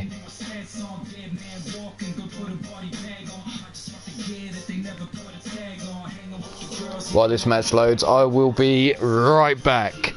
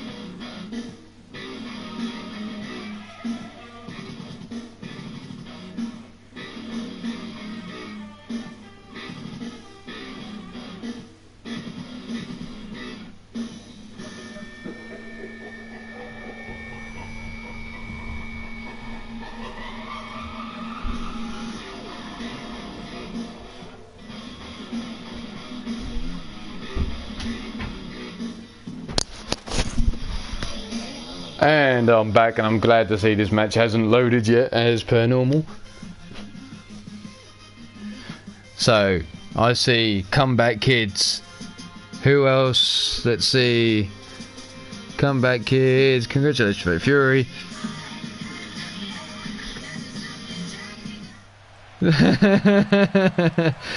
Jesse Six is Minerva's icon. Get ready, Jesse Six has told me he's sporting a brand new attire just for tonight, and there he is. And this is your Comeback Kids. Jesse Six on the left, Daryl Woodham on the right, and Shane Howard in the middle, all dressed up for tonight's pay-per-view. Jesse Six not one to be outdone by Ace. Look at the glitter.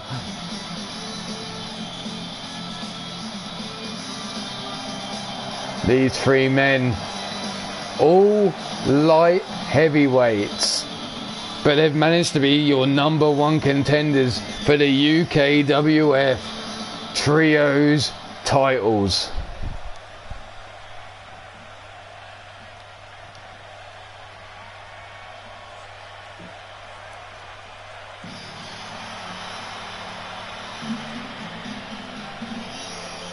But here we go. Your reigning Trios champions. There you see the belt around War's waist. They are Jake the Natural, the Enforcer, Bagwell. They are Mordrin, Mr. No Contraception, the East Coast Bastard, Nightwalker. And they are the man known as Mr. Redacted, aka Mr. War, the human fucking tank. And Dr. Anus Tickler's all over Jesse's ass. So here we go. Can the boys of End of Days, Jake Bagwell, Mordrin Nightwalker, and War go on to retain those belts in this TLC match? Or is it all in the favour of the quicker, the lighter Comeback Kids? Crack another cold one open.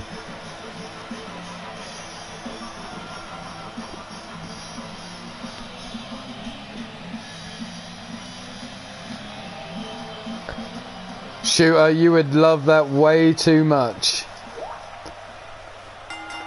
But here we go, straight out the gate, the drop kick to the knees of Jesse Six, and Daryl Woodham going straight after Mordrin Nightwalker. War going for the ladder straight away, and Shane Howard, none of it, brings the ladder, snatches it from his hands, dives into the ring, and the ladder's already there.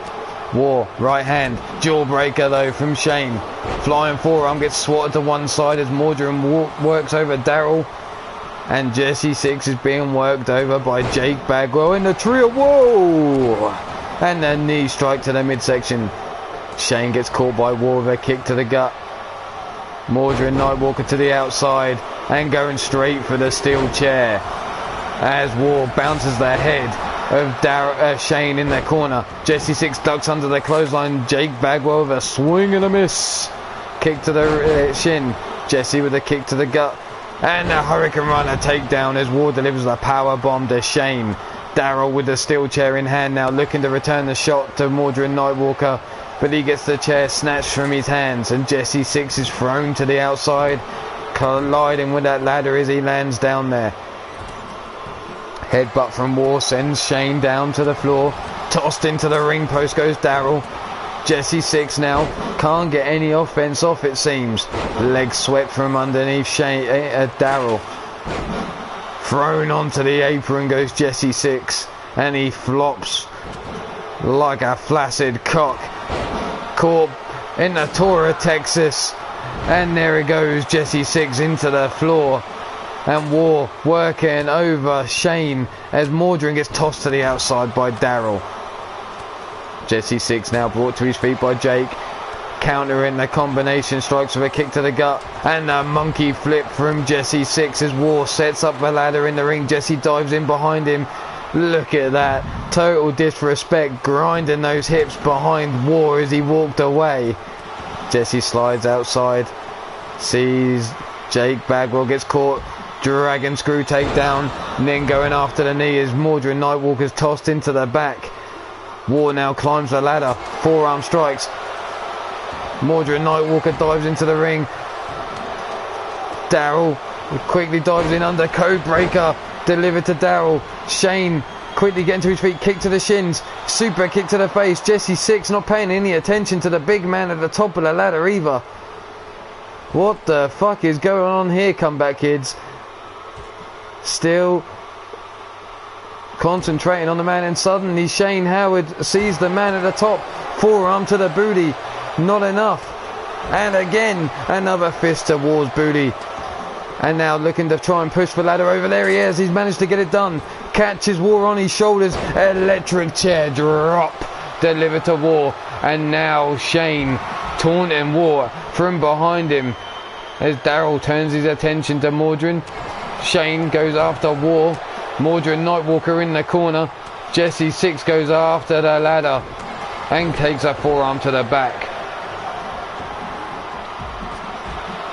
Shane into the ring, gets caught straight away with a chaos on top of the ladder. Holy fuck. Face first onto the ladder. And that could be it. That could be the end. The end of days, in fact. Jesse Six fights free. Chopping away at the legs of Mordred Nightwalker, the gut punch. Daryl takes down the ladder from underneath War, and War rolls to the outside. There's only two men inside the ring. And now Jesse Six decides to grab another ladder, and Mordred Nightwalker takes a ladder shot to the back. And Daryl has the opportunity to climb that ladder. Shane now getting to his feet on the outside. Mordred resting in the corner. And there you have it. Shane at the top of the ladder. Daryl's got to cut off Jake Bagwell. And he does. War into the ring now. Cut off as well. And that could be it. The Comeback Kids. Have they done it? Yes, they have. The Comeback Kids have become your new Trios Tag Team Champions. Holy shit. It looked like it was all over and done with. War at the top of that ladder for so long on his own. There's that but the code breaker there from Mordred Nightwalker. The kick to the knee. The super kick to the face of Jake Bagwell. The Rainmaker DDT from Jesse Six. And here was the Chaos here onto the ladder, delivered to Daryl Woodham. But your winners of this match and your new Trios champions of the UKWF, Jesse Six, Shane Howard and Daryl Woodham, your Comeback Kids. Now that's what I call an upset. These men, all light heavyweights, taking out the UK champion division and the super heavyweight human tank known as War. Congratulations. And there you see it in the chat. Jesse Six saying officially, we are the baddest bitches in the room. But that's not all. We're not finished with the Trios division just yet. We're going in with a Trios tag team match.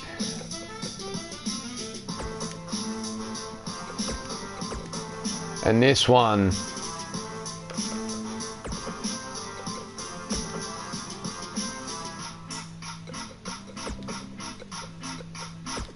is the challenges of We've already seen him in action twice tonight, so what's one more night look?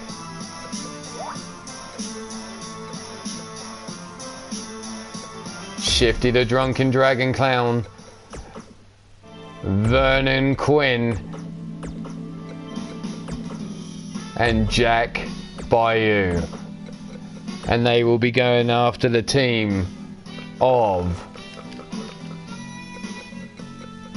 Lord Amadeus, Griffith Davian, and lastly, Judgment. This is for the Three Lions Wrestling Trio title.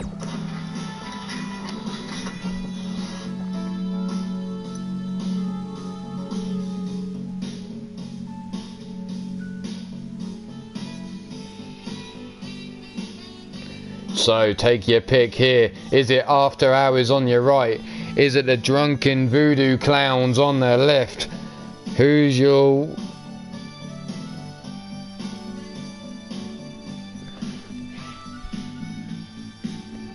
And there you see, War's not happy in the chat. Is he slightly pissed that his end of days teammates didn't save him as he was at the top of that ladder for so long? Or was it because his hands were slippery from the popcorn and he couldn't get the clasp undone? What's it all about, War? Why was it fucking bullshit? What are you angry about, man? Come on, give us some passion. The comeback kids, I'm sure, will give you something to talk about.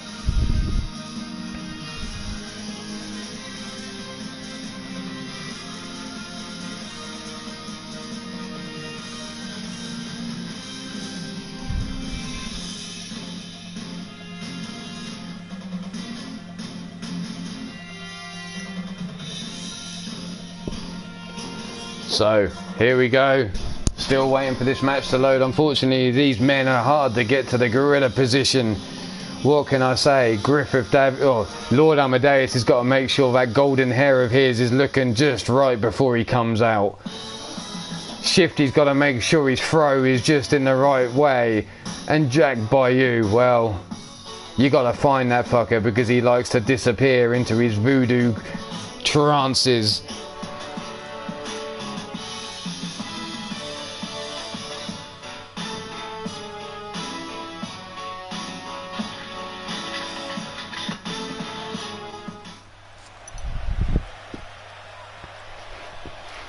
But here we go again. Trios action. And we're almost at the main event, which is a Falls Count Anywhere Iron Man match between Johnny Winston and Redneck Avenger. But before we get there, we've got two more matches. And this is match number 1. And it's the team of the Drunken Voodoo Clowns. Well, no, the Showtime Voodoo Clowns. Holy shit, where did that come from? And here they are, from left to right. Shifty, the Drunken Dragon Clown. Jack Bayou at the rear. And Vernon Quinn on the right. Dancing their way down to the ring like it's fucking Mardi Gras.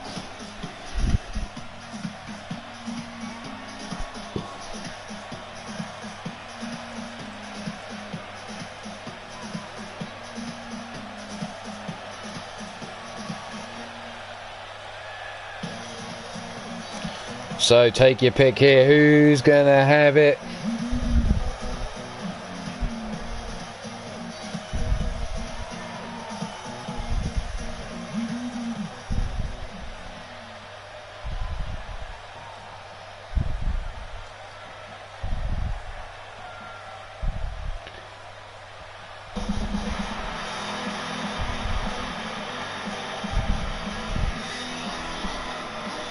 Here we are.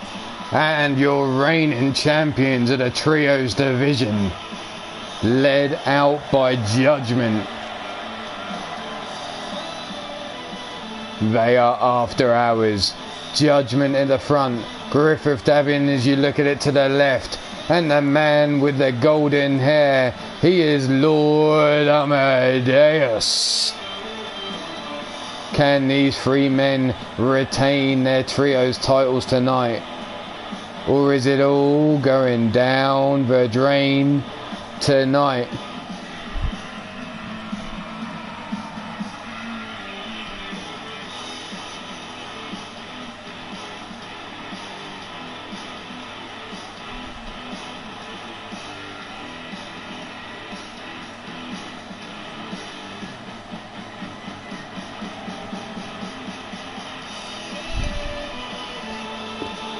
Look at this. Judgment looks focused. Lord Amadeus looks like he's ready to fucking go. Did he do a line of coke or something out the back the way he's fucking bouncing around? And Griff, as always, looking cool, calm and collected. And the question is, hashtag, where's my tat? It looks like Griffith Davian is missing a tat all down the outside of that arm. of After Hours are in the ring, and business must be about to pick up as we got a straight trios tag team match here. Look at Griff taking in the crowd's applause. Judgment just staring down the faces, and the boys of the Showtime Voodoo Clowns in the background ready to do battle.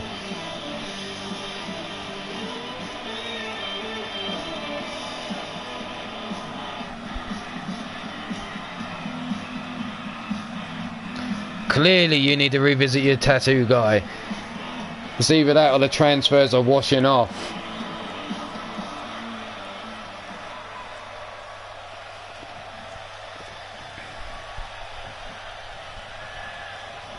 And here we go, Shifty straight in with a booty into Lord Amadeus's face, stepping on the head just before he runs off to drop the leg drop across the throat.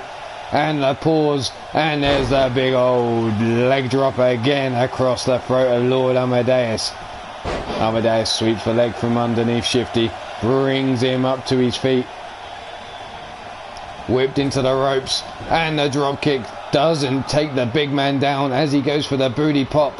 One more time, Lord Amadeus grabs him and tosses him into the corner of After Hours.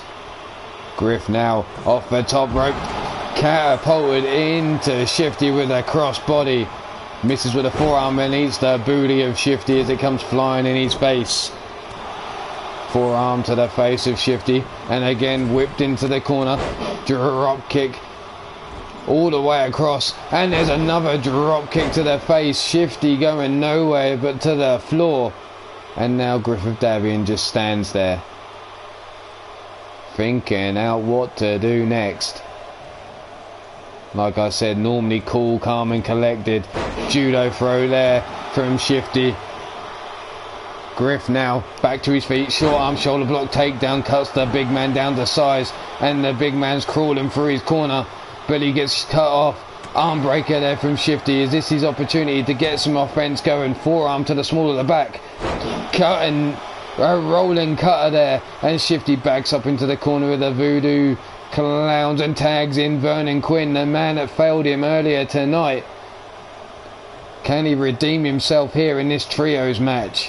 Whipped into the corner goes Griff of Davian. Griff fights his way out, and Vernon Quinn goes across the ring into the corner of After Hours.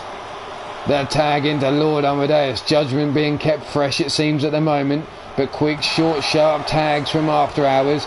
Knee strikes delivered to Vernon Quinn, ringing the gut and then ringing the bell. Face down, ass up, and then Vernon Quinn gets a face for the mat for his pleasure.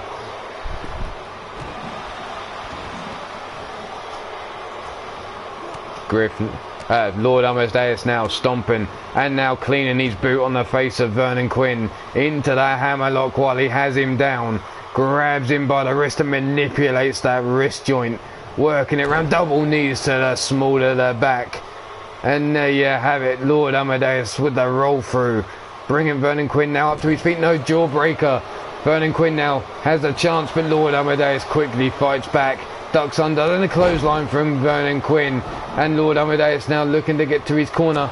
European uppercut, the pop-up drop kick from Vernon Quinn, but Lord Amadeus not taking off his feet into the Hurricane Runner, this time taking him down.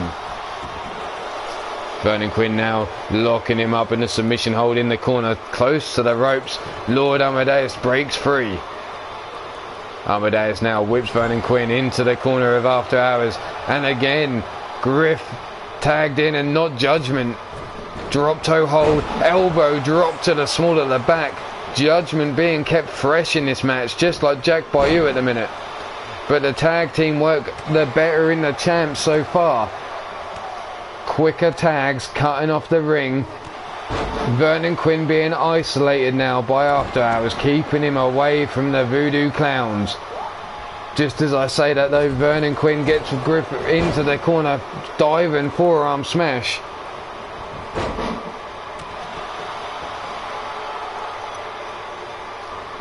Ducked under, the attempted grasp of Griff of Davian, chopping away at the leg, and the suplex with the bridge, too close. Griff of Davian with a kip up, walking down Vernon Quinn, who whips him into the corner. Flying forearm once again. Griff now drops to the floor, but gets straight back up. The arm breaker there delivered. Snap jab. Griffith Davian kick. Concussion protocol. And there you have it. This could be the end of Vernon Quinn. The cravat cutter. I'll need a name for that Griffith Davian. That cravat cutter. Hooks a leg for the pin. Judgment into the ring. Looking to cut off Shifty, but Shifty too quick. Judgment gets a hold, but Griff looking to chop Shifty down. The flying forearm takes down Judgment. And Shifty now being told to get the fuck out of the ring by the referee. Smack to the back of the head by Griff. Brings Vernon Quinn over to the corner. Leans him up against the ropes. Spins him round. Hangs him through. Hangman DDT, and Vernon Quinn is now wearing a crimson mask.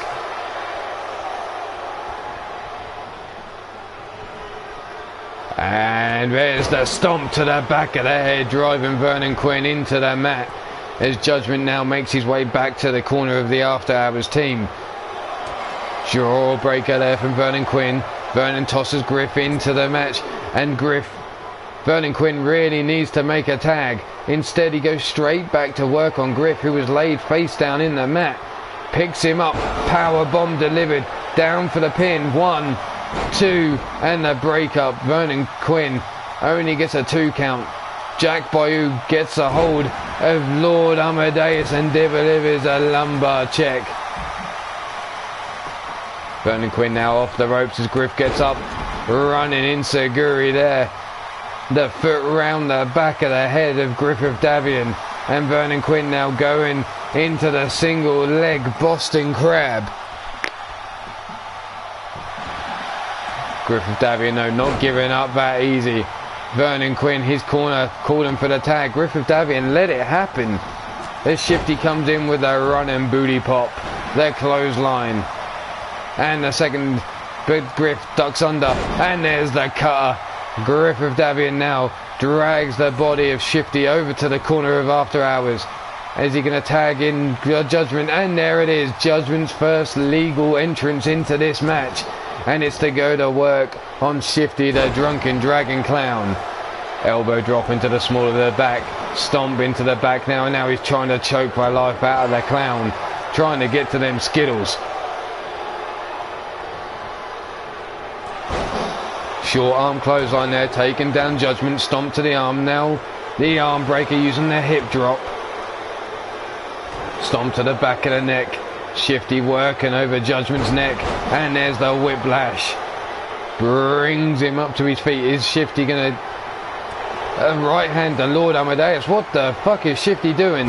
DDT through the ropes. Turns his back on Judgment and goes after Lord Amadeus. Big right hand. From behind, the drunken driver, and that could be it. No, Shifty's not finished there, and he wants to go for the Zan Frack Slam, and there, planted into the floor goes Judgment, dragged to the center of the ring.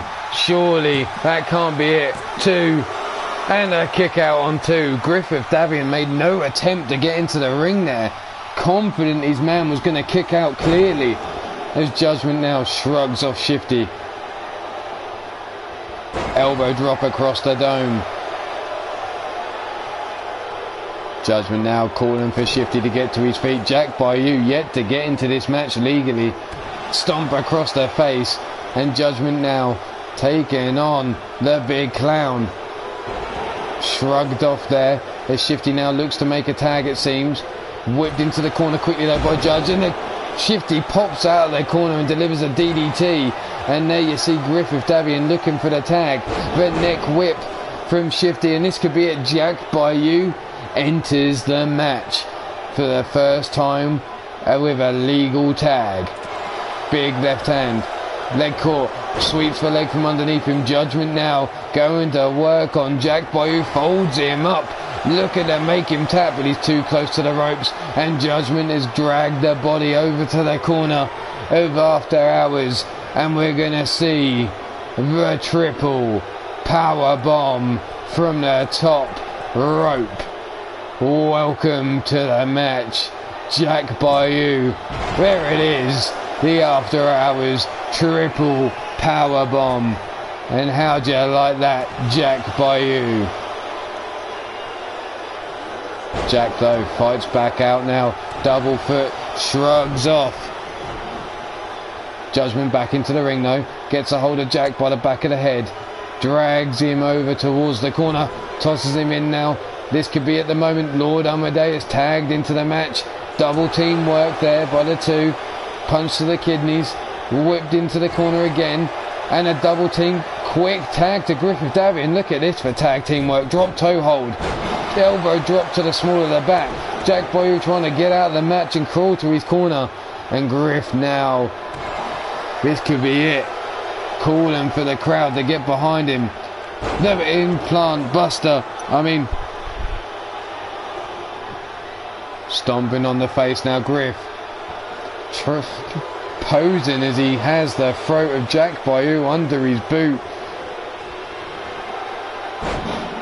The sands of time delivered to Jack Bayou, but Griffith Davian not finished, but Jack fights back elbow strike. But what's he going to do? Step up super kick, drops Griffith Davian down to the floor, handstand elbow drop, and now thumping down on the smaller back of Griffith Davian. Is that going to be enough to finish the man off? Griff now brought to his feet, but fights out with an elbow strike to the midsection. Whips Jack Bayou into the corner. Vernon Quinn there, look, bloodied face. Jack though fights his way out, whips Griffith Davian across the ring, misses with a big boot. Griff punch to the kidney, breaks free, scoops him up on his shoulders, drops him in a go to sleep, but not finished there. He looks for that concussion protocol, but no, it was a straight up Kinshasa. And there's the sands of time. And Griff now waits for Jack to get up, and there it is, the God Slayer. Is that going to be enough to make Jack Bayou tap out? No, Jack Bayou managed to roll over, a kick to the spine, but he's seriously rocked by that. He needs to get out of this match. Tag in the fresher man, Showtime Davian, but shift whipped into the corner straight away. Griff fights his way free, whips Jack across into the corner after hours. We've already seen how good a tag team they are, keeping the fresh man in. The referee taken out in the way of Griffith Davian as he tries to get to Jack Bayou. Lord Amadeus saying something in Griffith's ear. Judgment talking shit into Jack Bayou's ear. Jack now out of the corner, forearm across the back, grabs Griffith Davian by the back of the neck and tries to drag him over to the Voodoo Clowns. Snapmare takedown, stiff kick across the spine, lights him up, and in comes Shifty, the drunken dragon clown. Griffith Davian trying to make the hot tag, and there it is, and Judgment's in. Shifty too slow to stop him, and Shifty taking down the drop kick, missed there by Judgment on the second attempt. Then leg drop. Shifty now brings Judgment up to his feet. Big right hand, no, blocked. Forearm by Judgment. Chop across the chest, blocked. Running into the flapjack. And there's Judgment with his Rainmaker DDT in the corner. Judgment's not finished yet. Waits for Shifty to get up one more time. Has him up on the shoulders. What's he looking for here? The driver into the pin. 1, 2, and the kick out just in time on 2 by Shifty. Judgment now sits Shifty up, looks to stand him up. Shifty fights out with a European uppercut. Whipped into the corner goes Judgment. Big right hand, tags in Jack Bayou, and here we have some double team work at last from the Voodoo Clowns. Leg running clothesline and the spear. Jack Bayou now leg drop over Judgment. Picks him up to his feet. Rake of the eyes. And there's a low blow. Holy shit, right in front of the referee. Why the fuck didn't he disqualify him? But low blow delivered by Jack Bayou. The pump handle into the driver. The face buster there. And Jack Boyu now stomp across the back of the head of Judgment. Judgment being lifted up. The inverted DDT.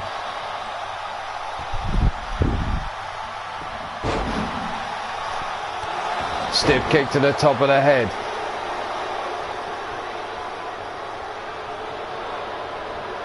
Judgment hard Irish whip has Jack Boyu onto the apron. Lord Amadeus tagged in. Smart work here by Judgment and the guys of After Hours getting a fresh man into the ring. Wrong time. The cartwheel, the knee strike by Jack Boyu. Stomp to the arm. Now Jack looking to make Lord Amadeus tap. Folding him up like a pretzel. Wrenching back, but Lord Amadeus breaks free. But the damage you can see clearly done to the small of the back of Lord Amadeus. Looking for a cutter, but Lord Amadeus had it scouted. Backbreaker into the Russian leg sweep. And he ain't even Russian, but here it comes. That After Hours triple power bomb. Up he goes. Judgment and Griff by his side. And Jack Boyu is coming down the fucking hard way. And that could be all she wrote for the Voodoo Crowns. But no, Lord Amadeus isn't happy with just a triple power bomb. He wants to deliver the crescendo. No, double attitude adjustment. He rolls through. And again, an attitude adjustment one more time. Hooks for legs, Judgment and Griff both into the ring. 2 and 3. Griff was taken out by Judgment in the keenness to get in to cut off Shifty, but managed still to cut off Shifty, the drunken dragon clown. And there you see the attitude adjustment in the corner. There you see Griff of Davian getting wiped out. And that was it. And your winners of this match, and still your trios champions of Free Lions Wrestling, are After Hours.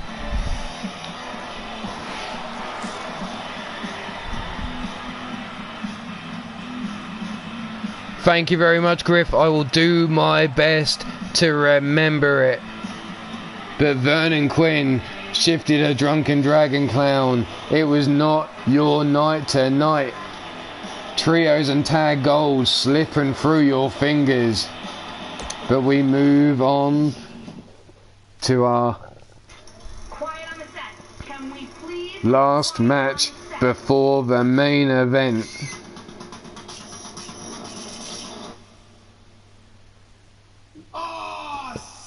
And it is a one-on-one, and most people will not like the two people involved because they are both from Baltimore's finest. So this is where I'll say, go get yourself a cup of tea, go make yourself a sandwich, go do whatever you need to fucking do, because this is Baltimore's finest, and I can totally understand if you don't want to watch it. Just double checking the rules to make sure they were all correct. But here we go. This is Warren Benjamin. We've already seen him in action tonight inside a chamber, losing his Iron Skull Championship. He's going up against his very own teammate, one and only Marcus Johnson, who likes to refer to himself as the Juggernaut.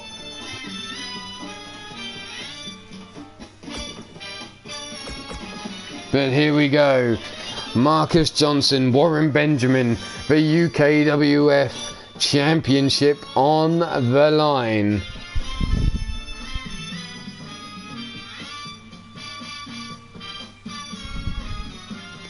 Ah, I see Wars yawning.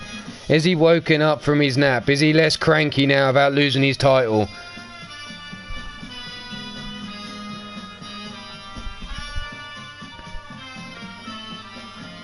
But here we go. We have Warren Benjamin, Marcus Johnson. The rankings don't lie. These two men got themselves there. Marcus Johnson is your champion after beating, or at the last pay-per-view being successful. Warren Benjamin got himself up the rankings to be #1 contender. And now it's all led to this. An I Quit match between Warren Benjamin and Marcus Johnson for the title. It is a full count anywhere deal.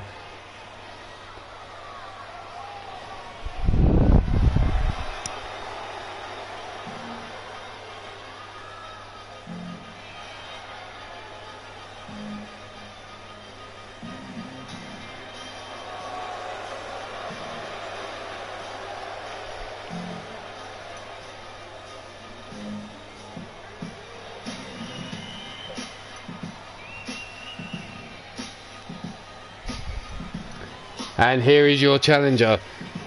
He stands in. We've already seen him once tonight, but he's 6 feet tall, 260 pounds. He's a member of Baltimore's finest. He is Warren Benjamin.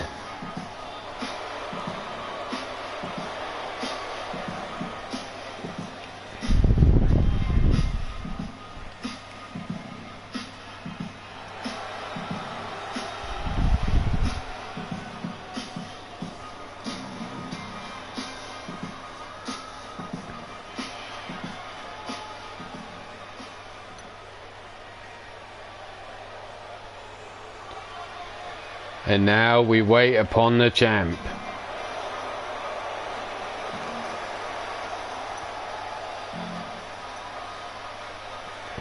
Here he comes. Standing 6 feet 5 inches tall. 270 pounds, sorry.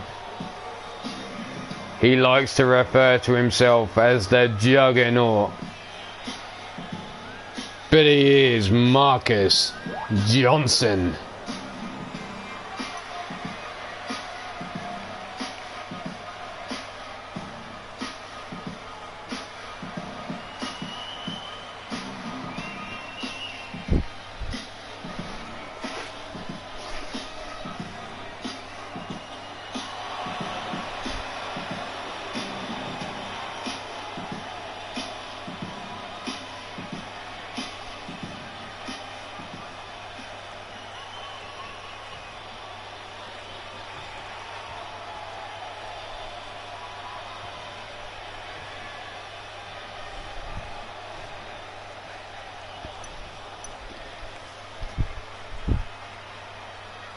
I see the world's tiniest Juggernaut,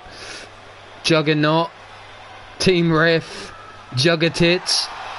Well, here we are. We're down to an all Baltimore I Quit match with two guys that have no interest in fighting each other really, other than, well, they're being made to over a piece of gold, but they want around each other's waist. I'm sure it's going to be a bit of a circle jerk.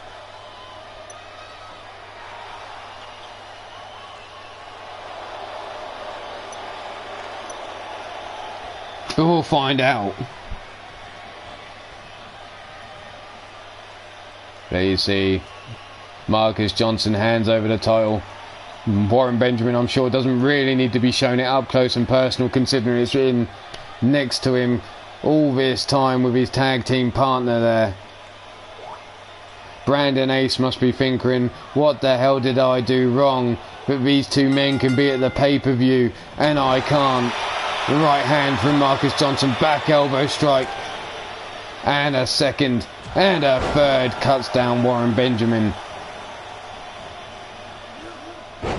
Over the top goes Marcus Johnson and a stomp to the chest. Warren Benjamin's got to be a little bit sore from earlier on, being knocked out in the Iron Skull chamber. But can he shake that off and come and take the title away from his own stablemate Marcus Johnson? Or is he going to get planted into the mat and made to cry for his mummy and say, I quit? A knee strike to the head. And Marcus Johnson now going after the lower back with that power bomb there from the ground.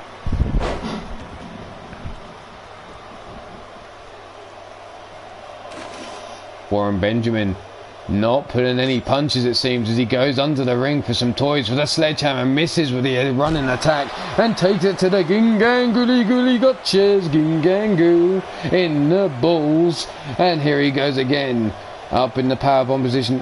Marcus Johnson, you're not Amber Young, you don't need to blow him.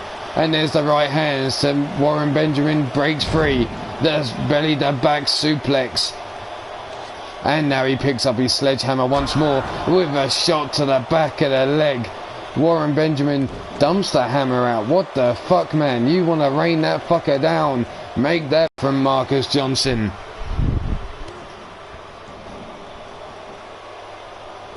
Sweeps the leg from underneath.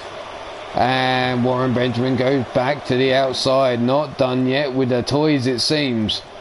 And out comes a steel chair. Marcus Johnson out, looks for the chair shot, catches the hands, back elbow strike now as the chair went flying, pop up, gut wrench, power, the suplex should I say, stomp to the arm, and now this is Warren Benjamin's chance to make him scream for mummy.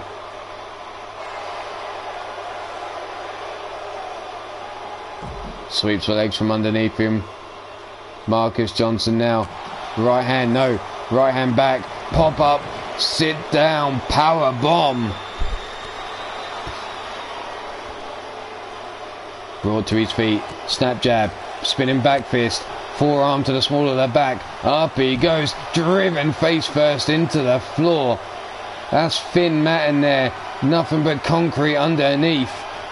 And there you see, driven down on the back of his neck. One more time by Marcus Johnson. The short arm clothesline takedown there. And Warren Benjamin back on the offense. The belly to back suplex, dumping him like yesterday's garbage. Or just like another day in Baltimore, from what I'm told. Marcus Johnson shrugs off Warren Benjamin though, as he grabbed him by the wrist. And the Juggernaut looking for the power bomb, or should I say the Juggernaut bomb. Stomp to the arm, and now Marcus Johnson has him locked in. Is he gonna tap? Is he gonna scream, "You mummy and I quit"? No, Warren Benjamin fights free. Benjamin catches the right hand as he was going for the kick to the gut, the STO takedown. Marcus Johnson now has him up. Knee strike to the chest, and again sends Warren Benjamin flying with the second one though. And there's the counter to the spear with the DDT.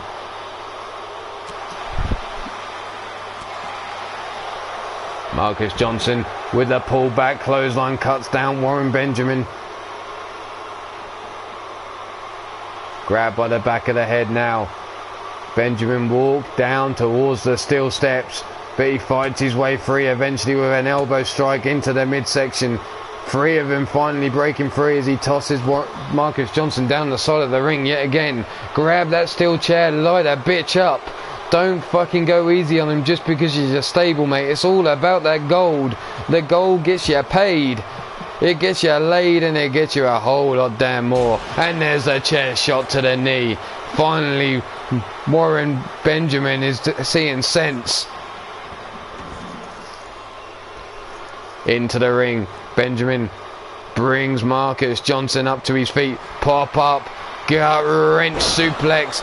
Dumping him on the small of the back. Now work that bitch over. Bring him up to his feet. Go after that back some more. Scooped up. And suplexed over. And again that back being lit up. But Marcus Johnson sweeps the leg now from underneath Warren Benjamin.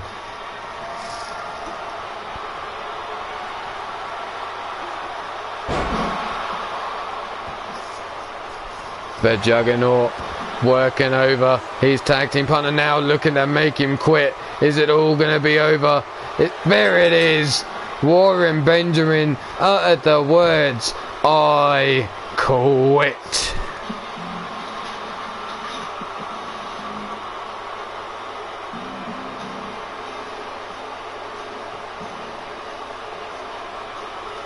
There you see it. Driven into the floor. Warren Benjamin worked over.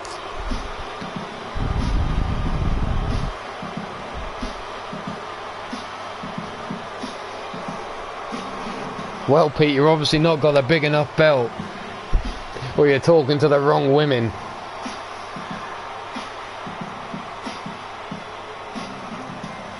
But the winner of this match, and still the UKWF champion, he is Marcus Johnson.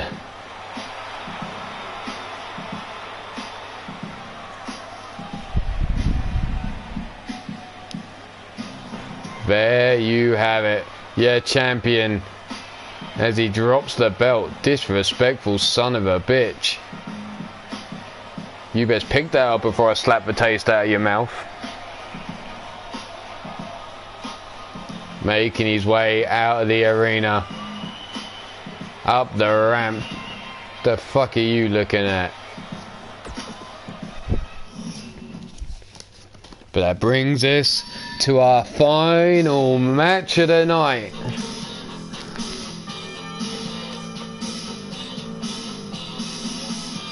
Iron Man. Let's get these rules set up first. Pin and submission. Correct.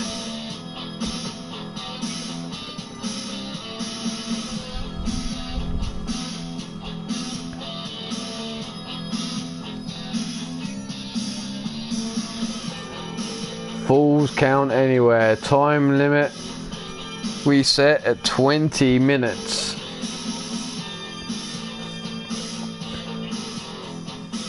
Oof. As it's falls count anywhere, I think we're gonna have to turn these sons of bitches off.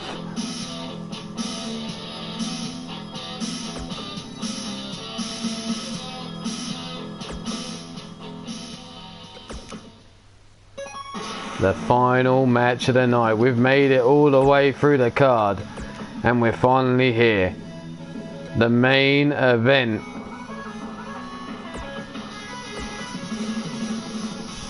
The challenger.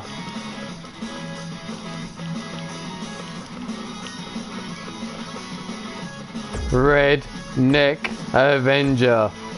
Going up against the champion, one Johnny Winston.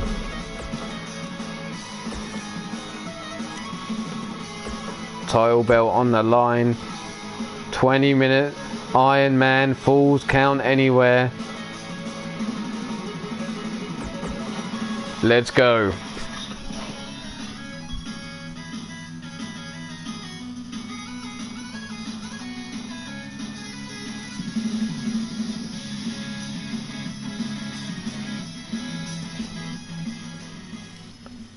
Well now, Brandon Ace, if you speak upon the Marcus Johnson, he didn't like the way I've been talking about him, when he needs to stop being a little bitch and get up on his own 2 feet and speak.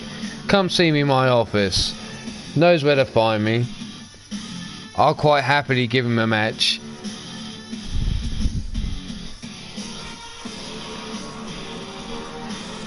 Then maybe he'll prove something.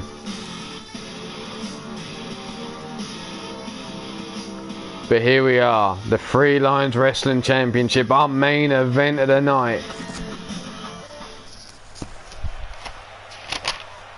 It's all down on these 2 men here to finish the night strong.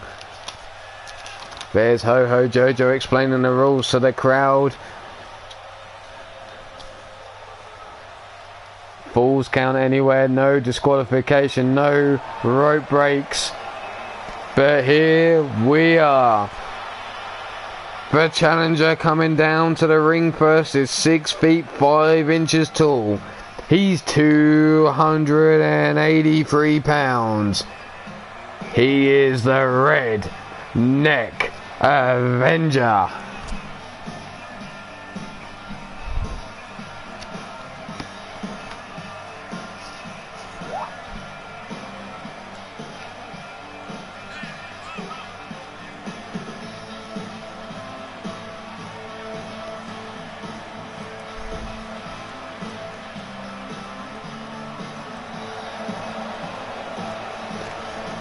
There he is, waving the flag of the US of A. Go down well here tonight. I hope you've all been keeping account of your scores. It's all down to this match here.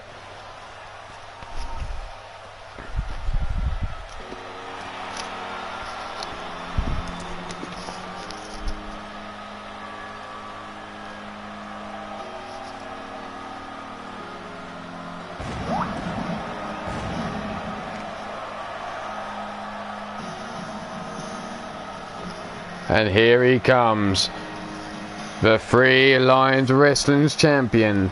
He stands at 6 feet tall, 247 pounds. By way of Manchester, Sacramento, USA. Here's Johnny, the Manchester Mauler, Winston.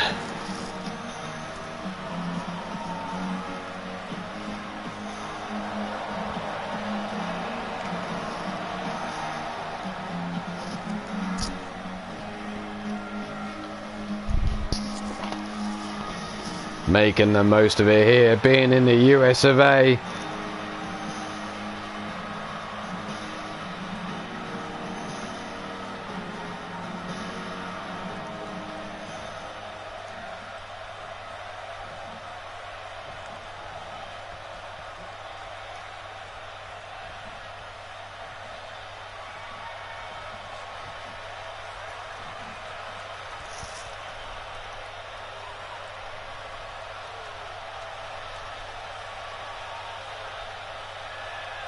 There's the belt it's all about.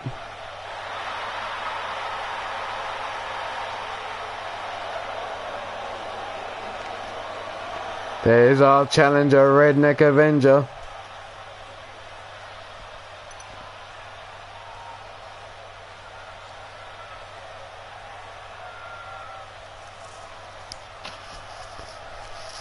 Now down to the champ, raising that title. Is this going to be the last time tonight he raises that title above his head? One final look before he hands it over to the referee. This our main event of the night.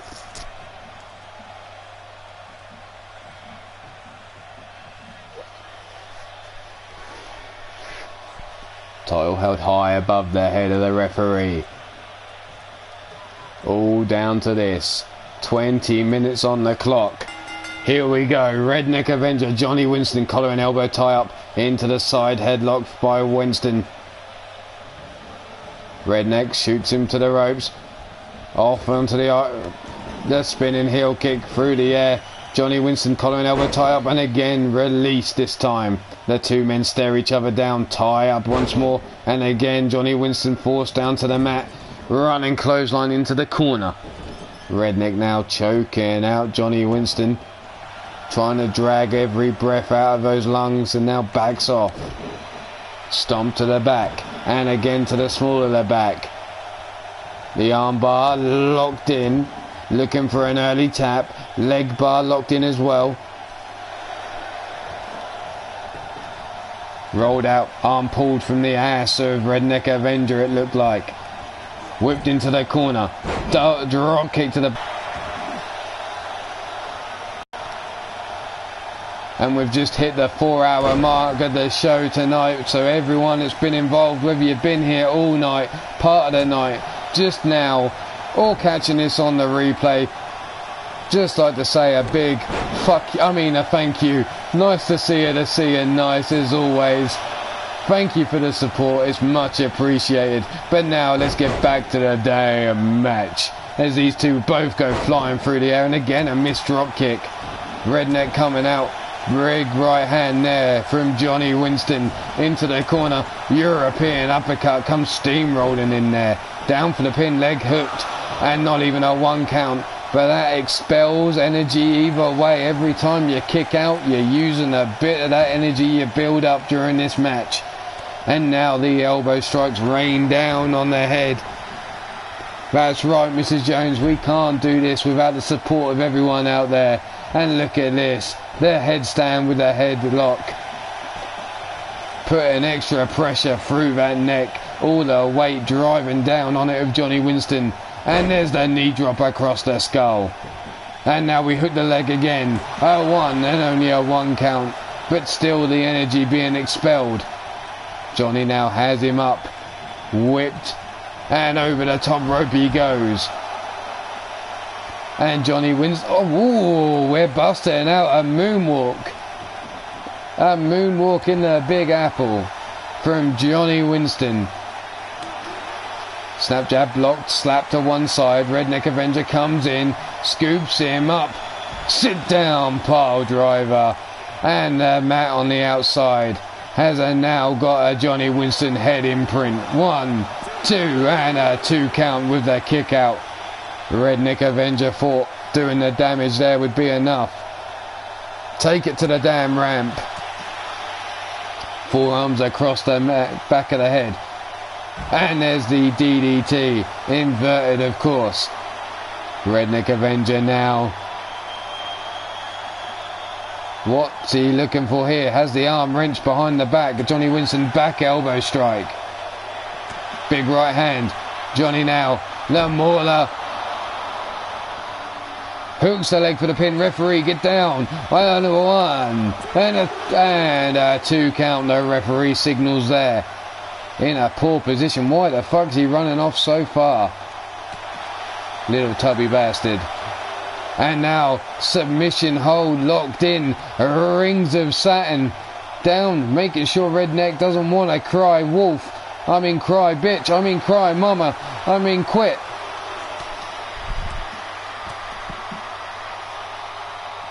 Redneck Avenger breaks free though. Big right hand. Snap jabs.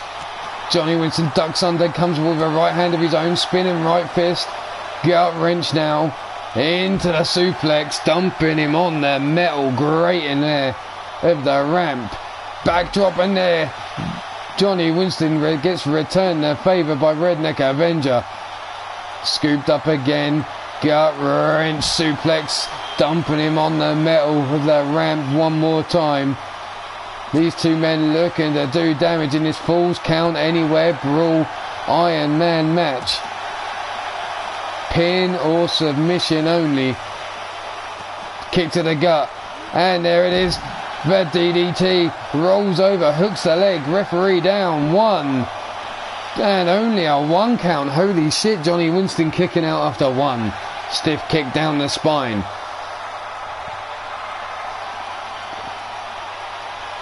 Up he goes.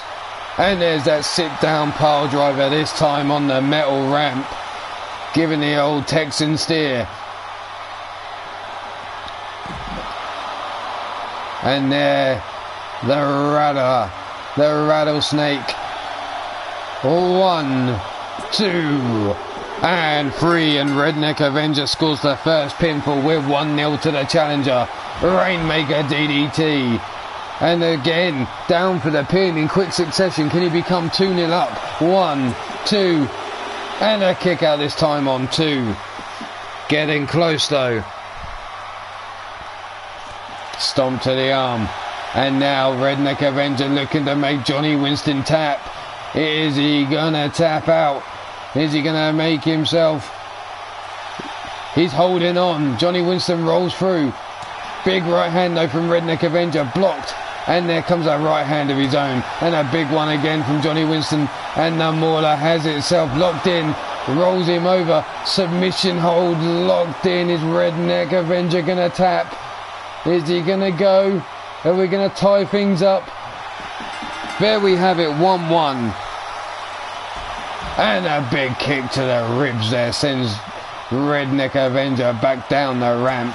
Big right hand. And here, the Mauler again. Dumping Redneck Avenger on his head. Hooks the leg for the pin. Referee get in position. 1, 2. And the kick out just before the 3. It's still 1-1. We will not have a tie. We will have a result at the end of the night. We don't have a tie here for the title. Snap jab there by Johnny Winston. Redneck ducks under, forearm to the small of the back, right hand to the face. Up the ramp we go. Step to one side, a kick to the gut. Snap jabs, back elbow strike, and we've got a crimson mask on the face of Redneck Avenger as he gets dropped there. Catches a leg, dragon screw takedown, landing on the metal some more. These two men, zero fucks given, slamming each other down on that metal ramp. The rolling neck breaker. And now Redneck Avenger looking to put Johnny Winston away. And there it is. The roll through into the pin. 1, 2, and the kick out just before the 3. The shoulder up, and Redneck Avenger getting pissed off, it seems. Thinking, what the hell have I got to do to put this man away? We're going for an arm bar, but not just that. We're hooking the leg in as well. But leg and arm bar combined, is it going to be enough to make Johnny Winston cry? No, Johnny Winston breaks free, pulls his arm out. Punch to the kidney.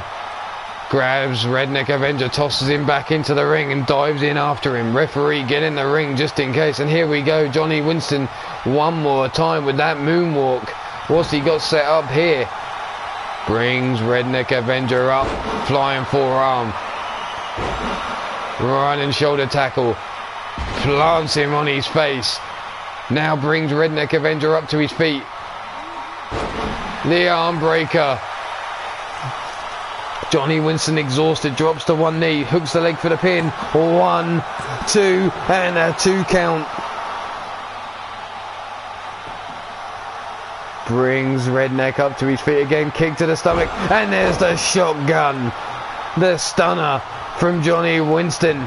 Down for the pin. 1, 2, and a kick out again by Redneck Avenger. And we've almost reached the halfway mark. The score is 1-1 as Johnny Winston cleans his boots over the face of that cut of Redneck Avenger, now chopping the man down to size. Combination kicks into the flying lariat. Rake of the eye. What a special twirly kick there from Johnny Winston. I bet Mummy's proud of her little ballerina. But here we go. But shut the fuck up. The STF locked in. But Redneck Avenger powers through. The snap jab. The kick to the midsection missed. Johnny Winston this time. The shotgun stunner. And Redneck Avenger down for the pin. 1, 2. And a kick out on 2. Neither man giving way. And we're now underneath the halfway point. It's all or nothing here. Redneck Avenger, there it is. The dirt nap. Down for the pin. 1, 2. And no, Johnny Winston, holy fuck, gets his shoulder up before the 3. And Redneck Avenger praying, thinking, what the fuck? There's that Texan steer. Up he gets. Big clothesline. And a second. Johnny Winston back to his feet one more time. Single leg drop kick takes him down though. Stomp to the midsection. And now Redneck Avenger, the roll through, looking to make Johnny Winston tap. And there it is. It's 2-1 to Redneck Avenger. Stiff kick down the spine, lights him up. And Redneck now waiting. Is he going to get a 2-1 lead? Down for the pin. Here we go. 1, 2. And again the shoulder up. Johnny Winston not willing to go out on a pin. Redneck now brings him to his feet. Arm drag takedown by Winston though. Has Redneck on his knees. Brings him up. Hammerlock into the DDT. Could that be it? Doesn't go for the pin straight away. Hesitation there. 1, 2. And a kick out on 2. Johnny Winston, you delayed that too much there. You can't be too surprised that Redneck kicked out. But this time you have him up. And it's the power bomb into the pin. And a 1, 2. And a kick out. But into the Boston Crab we go. Johnny Winston looking to break the back of Redneck Avenger. And is he going to make him tap? No, Redneck Avenger powers through.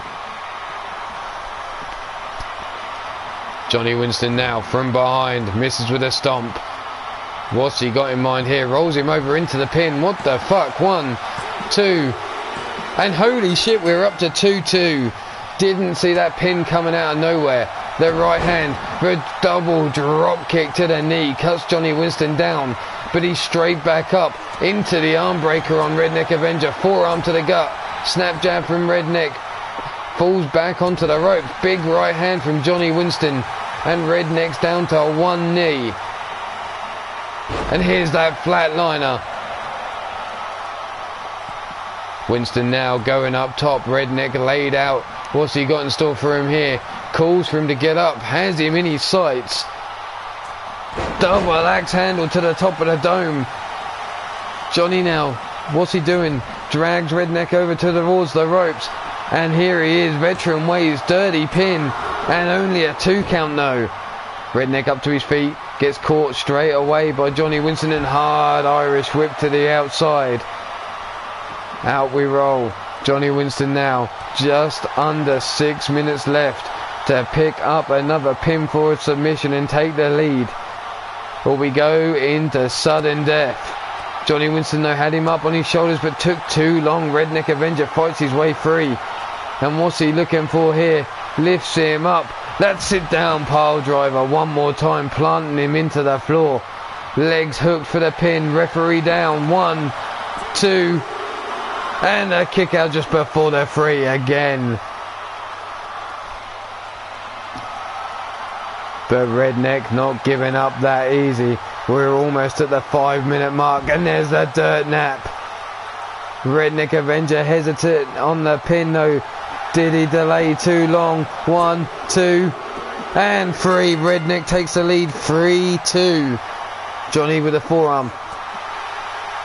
And again from behind. Rolls him over. And now the submission hold locked in deep. Will Redneck tap? And there it is. 3-all. 3-3 and under 5 minutes left. Behind. There's that mauler yet again. Johnny Winston down for the pin. And only a 2 count before the kick out. Come on people, with the last under or just over 4 minutes. Who do you think looks like they're going to take it? And here it is, submission hold locked in. Locked in deep as well. Redneck Avenger flailing around. Is he going to make him tap? No, Redneck fights through. From behind, a kick to the back of the head. Redneck now. Hard Irish whip sends Johnny Winston to the outside yet again. Telling him this is my ring. Rolls to the outside. Kick to the midsection. And there's the DDT planting him. Rolls over. Referee delaying the pin. 1 and only a 1 count. And there's the referee running out of the way before Redneck Avenger can get a hold of him. Stiff kick to the head. No. Blocked by Johnny Winston. Snap jab slapped to one side. A rake of the eyes. And now look. Here's that twirly pretty kick. But this time from Redneck Avenger. And the leg caught, spins him round and clotheslines him down to the ground. 3 minutes remaining and the score is 3-all. The rolling neck breaker from Johnny Winston brings Redneck Avenger back to his feet once again. And there, the flat line once again. The DDT into the floor. And we're still at 3-all. Johnny Winston not going for the pin. Rolls him into the ring.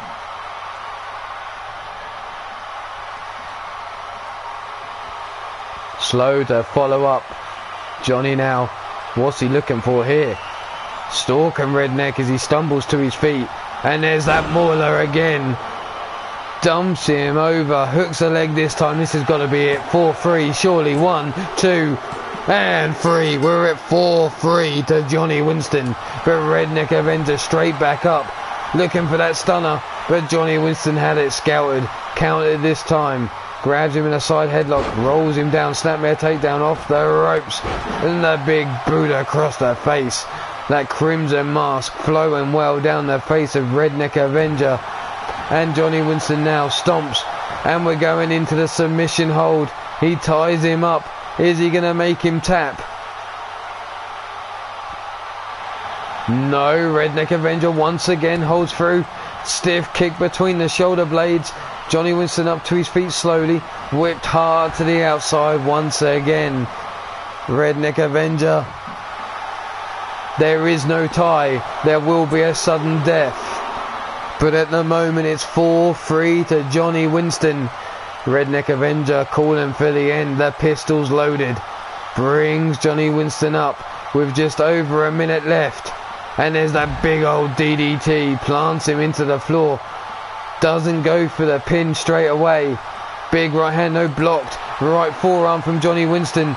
This is all or nothing now. We're in the last minute. Redneck Avenger needs a pin or submission to tie things up. And here is the sit down pile driver once again. Redneck not going for the pin. What the fuck is this man doing? Forearm to the face by Johnny Winston. Big right hand. And again. Rolls through. Dragon suplex with the bridge. Referee taking too long. 1. And only a 1 count. Johnny Winston just needs to keep Redneck Avenger preoccupied for 20 more seconds. And this could be it. The DDT planting Redneck Avenger as we go into the last 10 seconds. And it's all over now, surely. And there's the mauler with 3 seconds left on the clock. Johnny Winston, you are still the UK champion of Three Lions Wrestling. And you two men, I thank you for one hell of a match. The score was 4-3 to Johnny Winston. And that is our invasion of New York City complete. I'd like to thank all of you that took the time to be a part of this show, whether it be a little bit or a lot. It's always appreciated. And there he is. We'll give this man his moment. The champion raising that belt high. Johnny Winston retaining here tonight.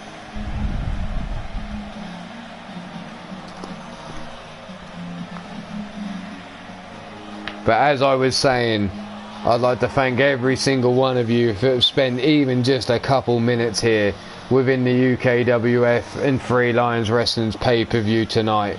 It's been 4 hours and 20 minutes.